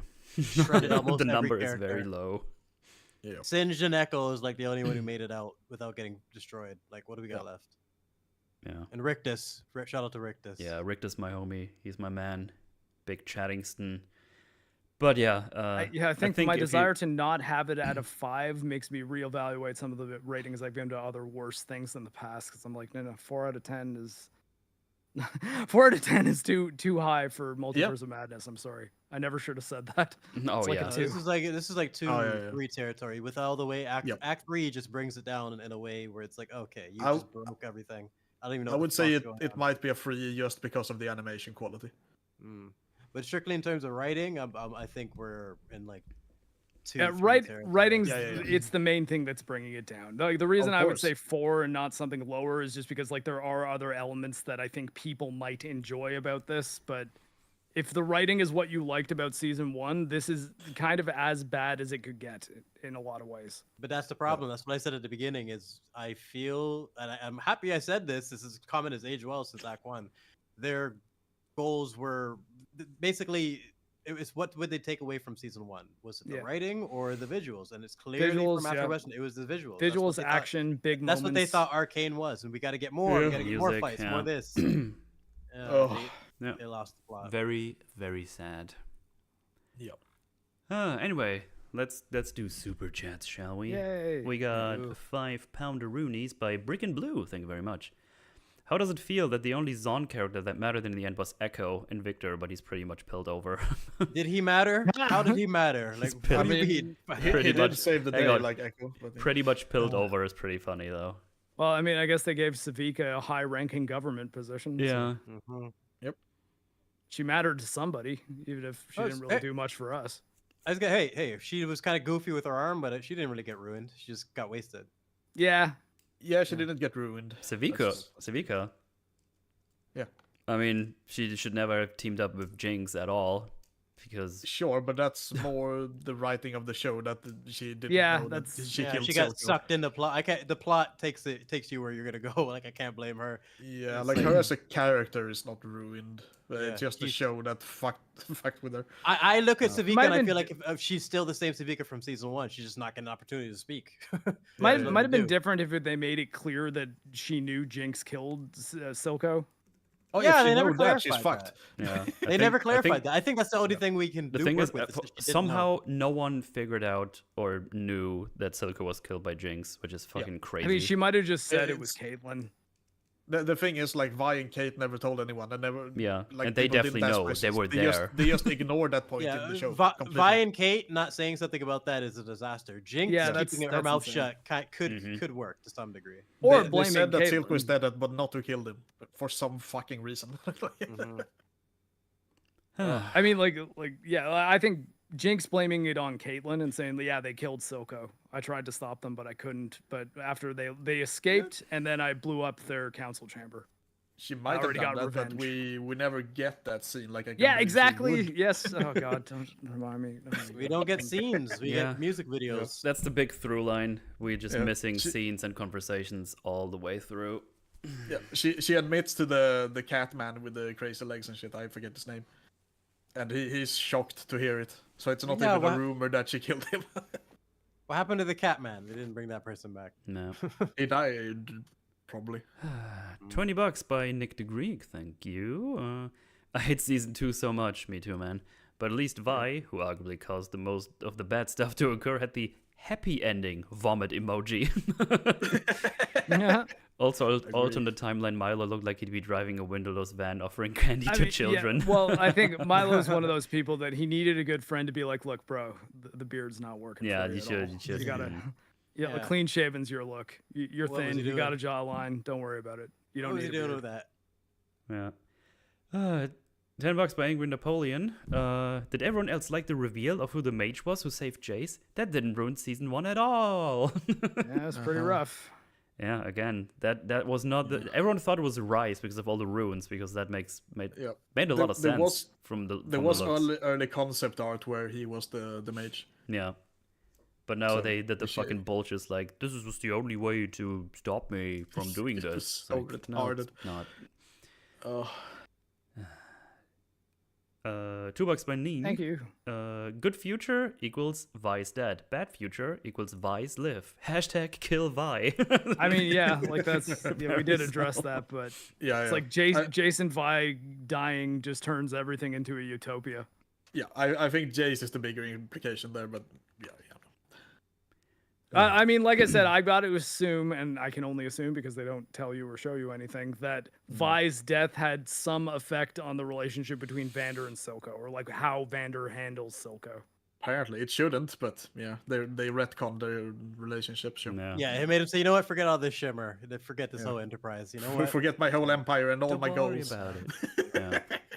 $5 by James. Thank you very much. Sorry, Jayce would have a comminuted fracture. Comminuted. Communicated or commuted? I mean, I don't know in this context actually. Oh, Yeah. I guess you would know the term. I don't know. Is it COMMI? Compound fracture is what he's trying to say. That's not Like what fracture it that's in says, what multiple it slots. says here. I can't see it, so. What is it? I mean, I know. I'm just. I don't know Hold on a if this sec. is a typo or if I can't pronounce it properly. Who was it from? It was James. Yeah, comminuted let's fracture. Okay, well, I can broken see. bone split into one or more pieces. I mean, that also is a compound. Comminuted. fracture, so- Okay, I just didn't know how to pronounce it because I've never said that word in my life. I mean, I've never seen that word either. Yeah. You can't just set that to fix. You need surgery to pull out the pieces put the pieces back together. I mean, yeah, absolutely. Yeah. Put all the pieces back together. Yeah, I mean that scene was bullshit anyway. But absolutely. Go away, YouTube. Actually, no, stay. $10 by Fleemgates. Thank you very much. If only Vi had the decency to die in episode 1, everything would have been better. Write this down, Moodle. I'm counting on you to bring this joke to EFAP next week. Oh shit! I hope I'll remember that. I'll try to do it. Oh, I blame Google. I was going to say compound, but I thought The Last of Us 2 was wrong. Okay. Well, I mean, it looks like, I mean, at least the chart that I'm seeing right here, comminuted is on, man, it's like, I feel like that was just never on one of my medical tests because I really don't recognize that word at all. But compound fracture, it looks like they're using interchangeably with open fracture, whereas I think we got, because for us, we use compound fracture for what in this chart is segmental fracture. Oh, okay. Like, compound for us is broken in more than one place, but I don't know. Maybe the military teaches us wrong. I'm sure X-Ray Girl knows because that's kind of like directly her job. Oh, okay. Yeah. $50 by J Mac. Thank you very much. Daddy J back in the house. Yeah. Season 2 of Arcane is so tragic. I was able to get my Christian conservative parents hooked on season 1. Oh, nice. They binged the first season and were excited for a second. With how season 2 is gone, I kind of want to tell them that there's only one season. Yeah. Yeah. You should, yeah. Tell them It's not like, to Mom, watch season 2. don't open up Netflix for like 6 months. Yeah, don't do it. Just, So they don't just see tell- the just tell them Arcane never to new watch it. episodes available. And then J Mag with Because another. anyone who watches season 1 is gonna want to watch another season of that. Oh, So it's just absolutely. Yeah, like probably. tragedy, man. But you really got to say, look, end it in your imagination, man. Yeah, it's not worth it. And then JMac right after this, when I said I had reached 10,000 subscribers, he just drops a casual $100. Thank you very much. Yeah, Red boy. And says congrats of Thanks, 100 J-Mac. on 10,000 metal. Well, thank you very much. Appreciate it. Hooray! Thank you for the Yeah. generosity as always. And then 20 gifted subs by Critically Chibi. Thank you very much as Yay. well. Thank you. Followed by their own member chat here. Congrats on your 10k, Mootle. Now let's get through these episodes so I can memory hold this trash. There's no season 2 in Ba Sing Se. There's no season 2. Yeah, thank you very much for that. And yeah, Is I agree, Avatar there's the no last season 2. Airbender reference? Then we got $10 by Krusty Jugglers. That's kind of gross, but also funny. You know what? Maybe The Last Jedi wasn't so bad after all. Oh, okay, well, let's not go that far. Yeah, that's not. I think I'd still probably rather rewatch Arcane season 2 over The Last Jedi. 100%. Season 2 of Arcane is actually even though one of it's the Actually, worst. what I was actually gonna ask, where does this rank for you in terms of because I see a lot of people saying this is like the most disappointing that they've ever been in a piece of media. Oh, Where does it rank for yeah. you? Oh, I know. I think Very Star high on Wars that is the scale. bigger one. It's up there for me for sure. Yeah. Definitely. yeah. It's like top 3. It's I it's just- for sure in my top 5 because I'd have to actually think about it. But like TLJ is at such a high, like Yeah. sorry, like TLJ and Game of Thrones season 8 that's what started my channel in the first place. Like those are gonna be really hard to even touch for me. I think this like is, Star Wars was so important to me throughout like most of my life that I think TLJ is the one that bothers me a lot more. Yeah. The thing is, I was never a huge Star Wars fan. Like I do like the movies and all that, and I had already given up on Game of Thrones when we arrived at season 8, so it wasn't as big of a disappointment for me. So I think Okay. this is actually tops them. Yeah, interesting. So that's what I mean. It's going to be case by case, right? I mean, it's Yeah, pretty yeah. high up. Just the fact alone that they have like all the Marvel tropes that I hate, basically. It's like time travel, Yeah. dimensions, core beings. Like, jeez. Like, man. it's amazingly bad. Like It's- it might actually be the top one for me Yeah. in terms of disappointments. Yeah. Superchats season 2 of Arcane is actually the worst thing I've ever seen. They even brought in the multiverse to ruin characters. 1 out of 10. I get it. I absolutely get it. It's Yeah, without even putting a lot of thought into it, it's got to be top 5 when you consider all the Yeah, components I wouldn't say for how bad it got in terms of drop off in quality. Yeah, I wouldn't say giving this a 1 out of 10 would be out of line. I wouldn't agree Once you- probably, but I don't think it's out of line. Once you add the Victor verse and the multiverse Yeah. and the fucking Thornville and like everything else, Thornville is- it's so Yeah. it's so broken that like Yeah. you can come to me with a 1 out of 10 and I'll be like, yeah, reasonable. Like I think it deserves at least a 2 just because of the animation quality, because it is still amazing. yeah. But Yeah, I mean, I like, wouldn't fault you for giving it a 1. I like I said, I feel like this is an animated show that I could sit through, whereas I would have trouble sitting through The Last Jedi. Yeah. I've not seen it in years, and I feel like I remember every little bit of it so much because all of it angers me when I think about it. Yeah, it's just burned into your frustrating. memory. It's so much more frustrating for sure. This one, like the Band-Aid's been ripped off now. If you took a month off and you like add someone like, hey, do you want to watch Arcane season 2 or TLJ? For Mark, I know that the answer. Yeah, I no, would like, pick I mean, The Last no. Jedi, definitely. Well, But that's like, why I was for gonna say example, this for say, Goger. Then you would like- definitely want to watch that. This is still like too fresh. if X-Ray Girl wanted to watch this, I would lie in bed and watch it with her. If she wanted to watch The Last Jedi, I'd be like, I am going to play a video game. Downstairs, like far away. I was like, no, I can't Interesting. even be in the room. I'm just gonna get furious. Yeah. Last Jedi is There's- also a lot shorter, so that's a reason I would pick that. But I There's- do fucking hate that movie as well. There's superficial things to appreciate in season 2, and A few things, yeah. there's a couple things here and there, and yeah, you'll have a better idea of what to zone out on, and like you're not gonna be super invested and like fucking pissed off anymore. Yeah. I could Yeah. also dip my it's- balls in hot coal. That would be nice. There's that.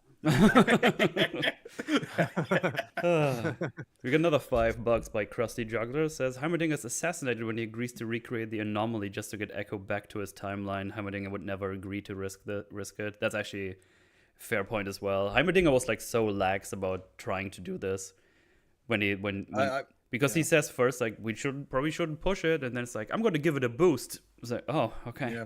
They definitely wouldn't do it in the city, is the thing. Yeah. And like I would definitely see him doing research to try to find out a way if he can like separate from the entity he has Heimerdinger like, fuck taken the over, or, safety like, get back. precautions. This universe isn't real. It's not Especially if mine. he I had don't 3 care. fucking years to do it.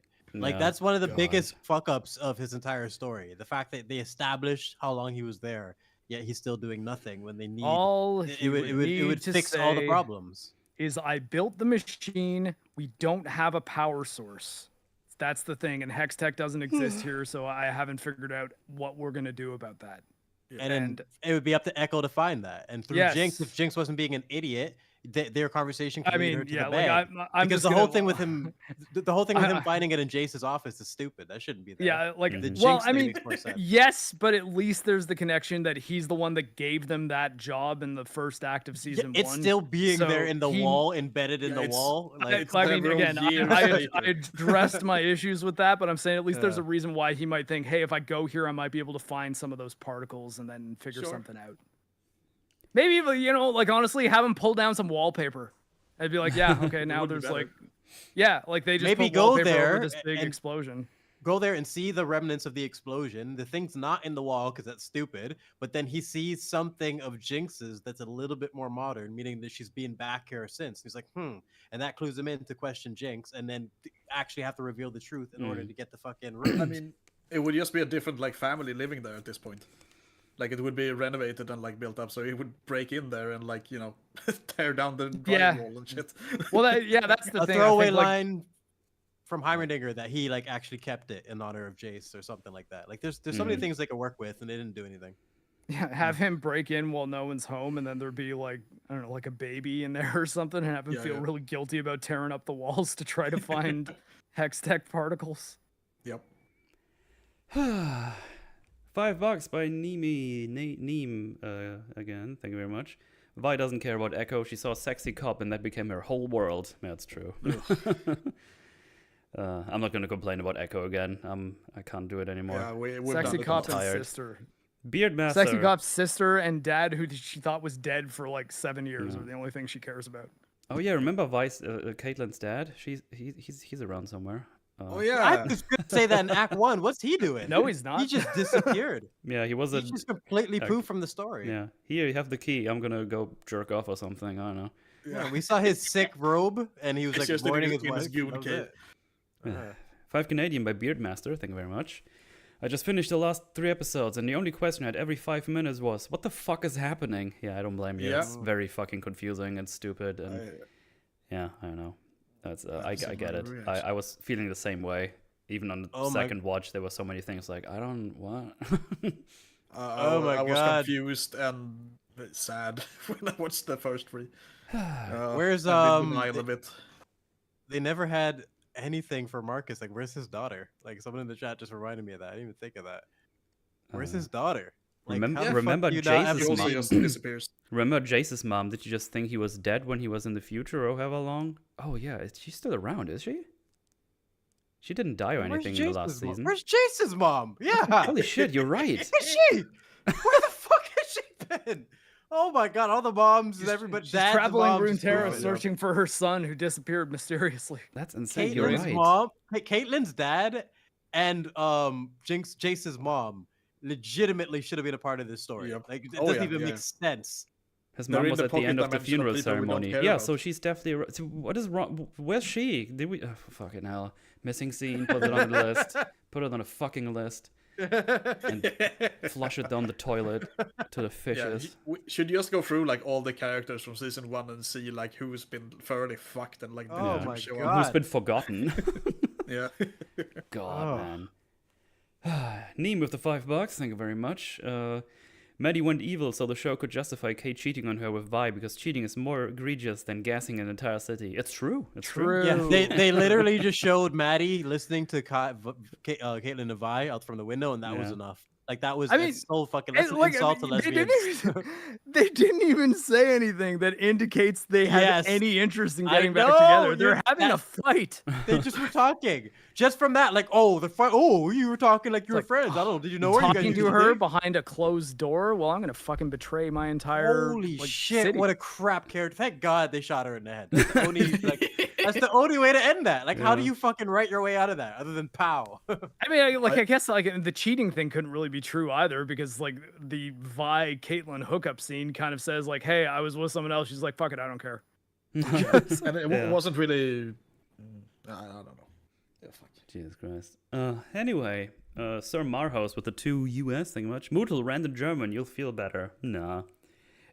So here's a funny fun fact about me. If I'm just by myself here and I'm angry, I actually still curse in English. Yeah, I do as well. Yeah, that's pretty funny. It's What about what about I your mixed- dreams? Are your dreams in German? some it fluctuates, I think. Yeah, like it's a mix for me as well. It's The a native language and interesting. English. There's one. This is a story I told a couple of times already, but at one point I realized I was doing like a grocery list, and I've written it half in English and half in German, depending on which word is shorter. I was looking at it as like, Nice. how long have I been done this? Have I been doing That's- this without realizing? Yeah, but it's convenient. Why not? There's also a bunch of times where I know the word in English, but not in my native language when I'm speaking to people, which is in. Can you think in English? I probably do more than in German. Yeah. Because it's funny, because like spoken words, I probably use English more these days because of streaming and everything. Crazy. Yeah, I mean, I guess that would make As sense. someone who barely passed French, that's fucking it's astonishing to me to see that people have streaming in their second languages or third or whoever. It's nuts. £2 by French after grade 9. Seiki Jokes. Yep, same. High five, Mark.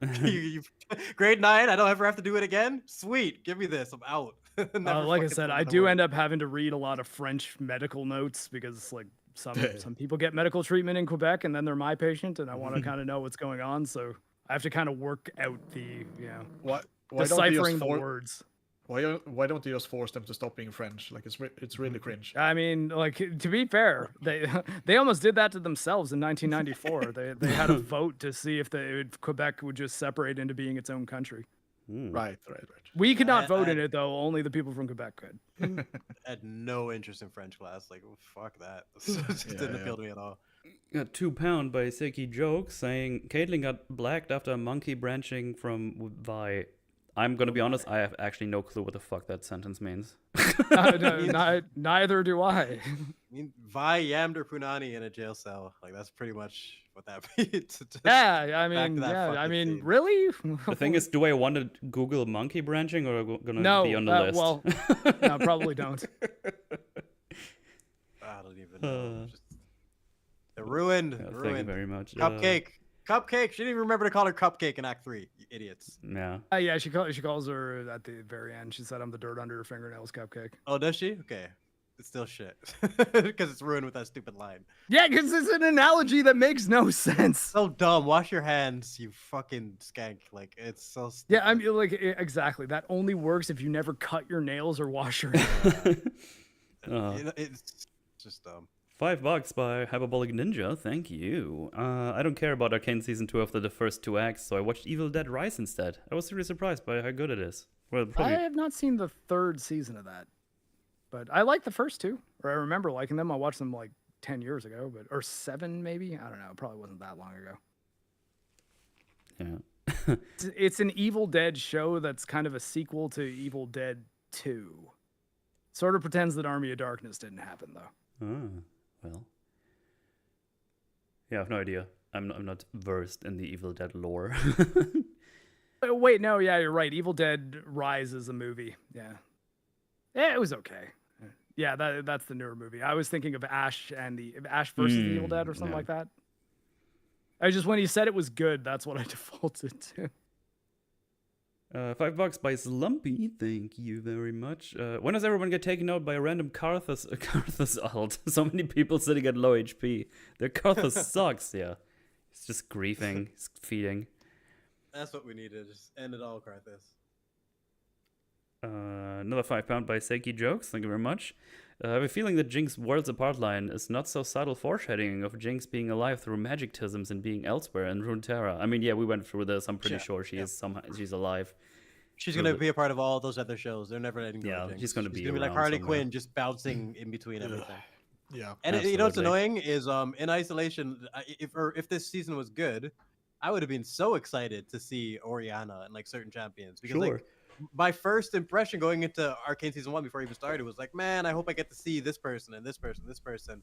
But then it became its own thing of like, okay, just wherever you go, show, I'm with you. Mm-hmm. But now it's just like, just pops to, I'm deflated completely on their ability to make proper stories because their priorities have been revealed with this season. There's no going back. Mask off. 100% done with them. Not gonna trust them with anything, or probably not even watch anything. If the next one comes out, I need people to tell me it's good, and then I might watch it. I'll probably check it out regardless. Basically, reversed. My expectations are far lower than they otherwise might have been. Yeah, absolutely.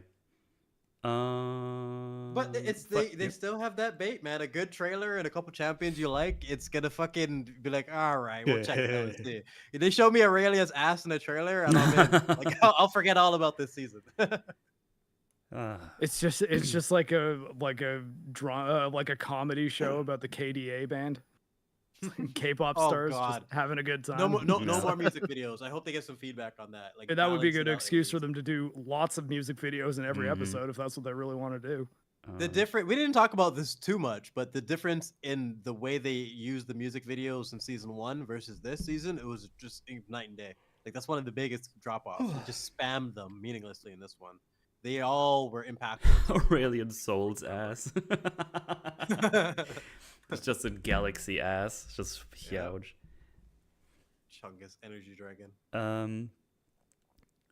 $5 by Neem. So they're saying it's clear Arcane Season 1 takes place in a different timeline. Yeah, absolutely. 100%. Yeah. $5 by Ty Robs. Thank you very much. Did the show predict its own downfall with Heimerdinger's line, "Those who shine brightest often burn the fastest"? Pretty much, yeah. Anyway, thanks for the breakdown. yeah, You that's are very pretty funny. welcome. I'm glad you enjoyed it. Oh, Yeah, that's, do we- that's a title for a video right there. Yeah. Am I crazy? Did we miss Zlumpy and Seki Jokes? Seki Jokes 55? 4 or 5? No, I read those. The Jeez. Kauthus Oh, wow. Alt and Worlds Apart. We did that. No, I totally spaced. That's Maybe okay. I was thinking about whether or not I liked Evil Dead Rise. I feel like I liked most of it, but thought the ending got a little too typical Evil Dead for this scenario. Yeah. Don't worry, it's been 6.5 hours. I get you. I'm struggling. Not struggling. I'm just getting tired. Final super chat is also really good. Makes sense. Yeah, that Yeah, actually we is. have like two that have quotes from the first season that could explain that. Jesus Christ.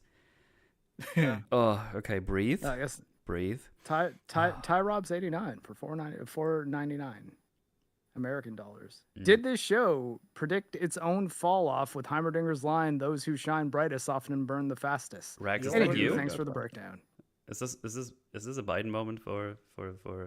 Yeah, you literally. I'm on. like, what's going on here? I'm having Wait. deja vu. I like, mean, oh wait, did we already read that one too? Yeah. didn't you read it? Jeez. We did. No. No, I read No, that. no, Then I you just asked if read we it. read the ones before this, right after. Oh, Yeah, because I know could've we sworn- read that one. I thought I asked that after the Neem one, and maybe I was just looking up at the other ones, being like, "Wait, I don't remember No, hearing those." ones. that's Okay, you fine. do the next one. Clearly, I'm retarded. That's all good. Tamer Throne with the $5. Thank you very much. Sacrifice Vi or Sacrifice Dawn? I didn't know the writers were fans of Life is Strange. I don't know the reference. Maybe That's someone pretty explain funny. this to me because I don't know anything So about at the them. end of Life is Strange, you have to choose between saving the blue-haired girl, which destroys the entire town, or letting her Nice. die, which lets the entire town of innocent people live. And, Nice. yeah, I see. yeah, it's funny that in anyone's world that is like a difficult choice. It's like, Yeah. wait, no, you probably shouldn't Yeah. sacrifice all those people, especially Yep. because it's all the people she knows too. It's like it's her town. Oh well. 50 months membership of the Flim Flam variety by Slumpy. Thank you very much. When is the Dark Souls 2 100% speedrun? I mean, I don't know if we're doing 100%, but we're trying to do like all, if not or most of the Every bosses. boss. Yeah. And that's gonna be when I'm over at Mahler's, which is probably gonna be pretty early on when I get there because we want to finish that one. So that's probably gonna be first in line. I'm sure it's probably gonna like 2 or 3 streams because that game is long. It has a lot of shit to Yeah. go through. Yeah, it was. I feel like it took me the longest out of all the Souls games on my first run, but I don't know if it's because of all the spam bushes. Yeah. And I think the Might idea have is that Mahler's gonna send me the VOD so I can upload it on my channel as well. So if anyone ever wants to watch the Dark Souls 2 stuff, you can just go and watch it on our channels. Yay. So yeah, good stuff. It's gonna be fun and painful. People are gonna love it.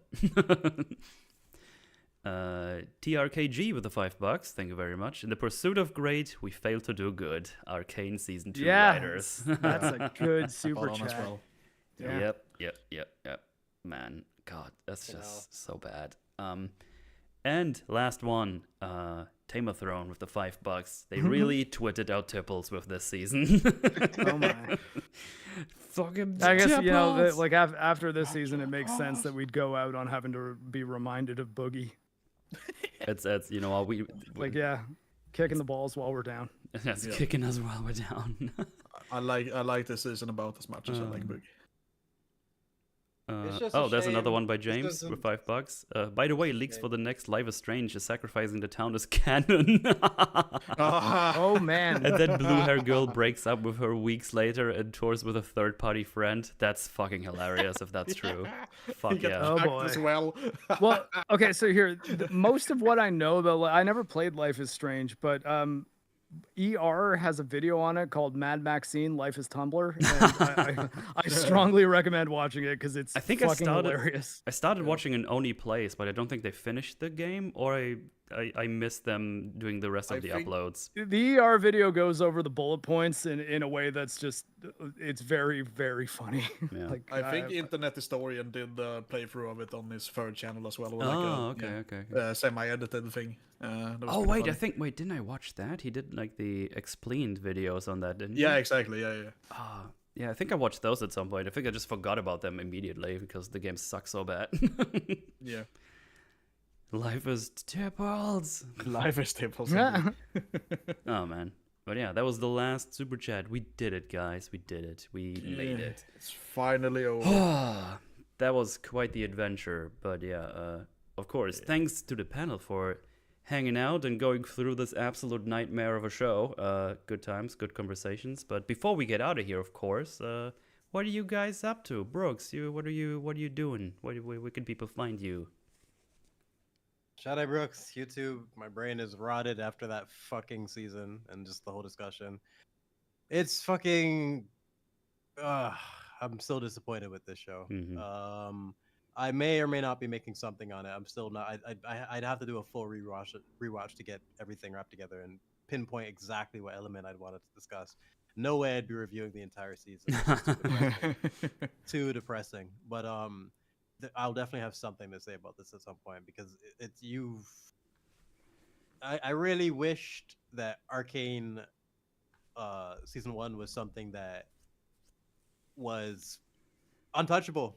I didn't think they'd be able to have these type of retcons or crazy plot twists and just that would make me question everything and make so many of the payoffs in season 1 just feel lame in the fact that I'm going to be reminded of season 2 when I see Silco and Vander or any of those things. I didn't think that was going to happen. And that's what's kind of depressing me the most about all this. Like, didn't expect season 2 to be bad enough to taint season 1 in any way. Mhm. I wasn't expecting this. So. I think I'm just gonna Star Wars original trilogy it in my head. No, there were no sequels. It's fine. Yeah. Hashtag my canon. Yeah.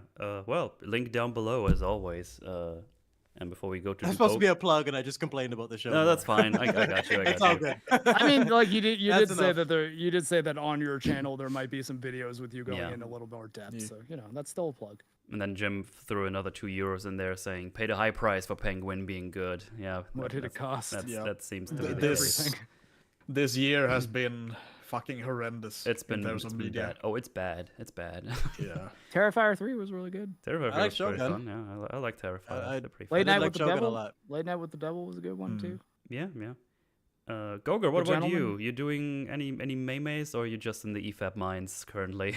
I'm basically doing nothing at the moment, but I Oh, am gonna go down in the mines pretty soon. Lazy. Yes. It's fun to be lazy. Yeah, I sometimes. love it too. Yeah. But yeah, I'm basically waiting on Mauler to send me something, but he's busy doing other shit. Makes sense. Yeah, so I'm just chilling, which I'm totally fine with at the moment. Cool. I'm probably not gonna do any videos myself. I did consider doing a video on Arcane actually, but I just want to be done Yeah. with this fucking shit. Like, People have been asking Mahler if he's gonna do like a unbridled rage in it, but he says like, I want to be done with this and then never talk about this again. I just yeah, don't care. Oh, it's one of that's those the things. sentiment of. That's the not like- sentiment of most people. It's more depressing than anything, and that's why for me, I'm very picky on the things that I do full critiques on because that means I want to Yeah. go through every component, and Yeah. but this is like almost depressing for me. So like the Yeah. from formats for me, with scene comparisons, it makes it a little bit easier to isolate one component that I really want to talk about, and instead of going through the entire thing, and Yeah, like because put it's- maximum effort into that. It's gonna be fucking torture to make any like long form content on this. Yeah, it's Oh, just just- too much, and there's too many things I care about, and too many things I want to like. It's just too much. So Yeah. I think I'll figure out which thing really pissed me off the Yeah. most and what I want to discuss about it. Random yeah. is gonna do a video on it at some point. He said Oh, yesterday. So Yeah, it's gonna be like Yeah, 17 yeah. hours. that's gonna be I saw his it's gonna tweet. be good stuff. Oh my. He's gonna. he That's loves probably this gonna manga. turn into a full series. I Oh, imagine. 100%. There's so many yeah. things to go back to and say like, hey, this is the conversation you should be having, this and this and this. I mean, Yeah, that's what I Yeah. mean. There's gonna be He's good at people doing like that shit. random for that. You know. like just the forward. the notes I made for the forges, that's enough to make like a pretty longish video. And that's Yep, like yep. very unrefined notes. So you can discuss it on a format like this, but man, yeah. Oh, and I was gonna say, just as picky with the things that I praise as well. The last thing I did a praising review on was Godzilla -1, and the next one will probably be Penguin. I got to do something on that, even if it's short. Just like what they achieved in that show is really impressive. Yeah. Yeah, I'm gonna say though that Gladiator EVAP movies is gonna be out sometime soon, next month. Cool. Not gonna say specific date though. Tame of Thrones threw another $5 in there. When watching Batwoman season 2, it was funny because it was never good to begin with. With Arcane season 2, it was just depressing to watch. Yeah, I mean, someone in chat said tends to be the way it's it always goes. worse from going good to bad than the way One around. of the most depressing watches ever for me for anything. I can say that easily. Of just like, oh fuck, I could feel you're losing me so quickly. From the first episode, I could just feel the quality just drop. Like, no. Seeing someone you don't like fall is far less depressing than seeing a hero fall. Yeah. Like, I'm finding a hard time figuring out if something was more like depressing to watch than this. For me specifically. But yeah, if Goger ever puts out a video, you should click the button below. There's a link. There's funny memes on there, if nothing else. Mark, you got anything planned? Anything going on? I mean, I guess so. More just the real life stuff, but I guess I'm in a position where I guess I'm a little more comfortable sharing a bit. So I've been working on seeing what I can do to not be released from the military because, I want to kind of make a stable life for my family and stuff. And my mental health and my physical health have gotten to the point that I can actually like manage military work and pass military fitness tests. So I'm pretty far along now, and it's still not a guarantee that I'm going to be kept. But I'm. That's kind of what I've been working on this last little bit, and it's going pretty good. Yeah. So Awesome. what you're saying is we need to start a war for you to be. Oh God, no. Like, no. Good luck let's with that, I would like to be in the military and work at a clinic at peace for the rest of my life if possible. Not have to go to a full blown war if need be. But even then, I'd probably just keep me in a clinic anyways, doing medical screenings. I am a one-legged man after all. Yeah. Oh well. As for me, things seem to be calming down a little bit for me. I had a lot of long days in work, so I was very busy. So basically, my Rings of Power coverage has been halted completely for a bit. Then I got ill for like a week, so I couldn't do anything there, and just it was a reality check to see how little work I can do when my real life gets busy and I can't do like some cheeky work on the side because I do home office most of the time. It's like, you don't get to do anything because if you do 8 hours a day and then you're like, okay, let me sit down and do some editing, and then you do like for an hour and you realized, oh, I did like 15 seconds because I just can't fucking focus right now. Yeah. At this point, I need sleep. Yeah. You go and I have that realization of like, fuck, I've got like 9 seconds of progress and I'm like, nothing left in the tank. Yeah, so I've been saying I have like a half done episode 5 Rings of Power video that just needs to be done, edited. So I hope I can get back to that next week. So we'll see how that goes. But for now, tomorrow I'll do a bit of a cleansing day where I stream some Stalker, my second Stalker stream. Unwinding by playing like the most stressful game. Yeah. I missed every Stalker stream. I mean, there was only one. I don't know, the Discord bot has been a bit flumpy. I actually don't know if you put out a message for today. I don't really know what's going on. The Discord bot has been fleeming around, being lazy and stuff. But yeah, I'm gonna do some more streams on that. The next possibly cringe game I'll be playing might be the Indiana Jones game. I'll be jumping on that one as soon as it's out. Yeah, I'll give that one a shot. I'm considering investing in the early version so I can play it as soon as possible. I'm not doing that. I'm just gonna play it on Game Pass.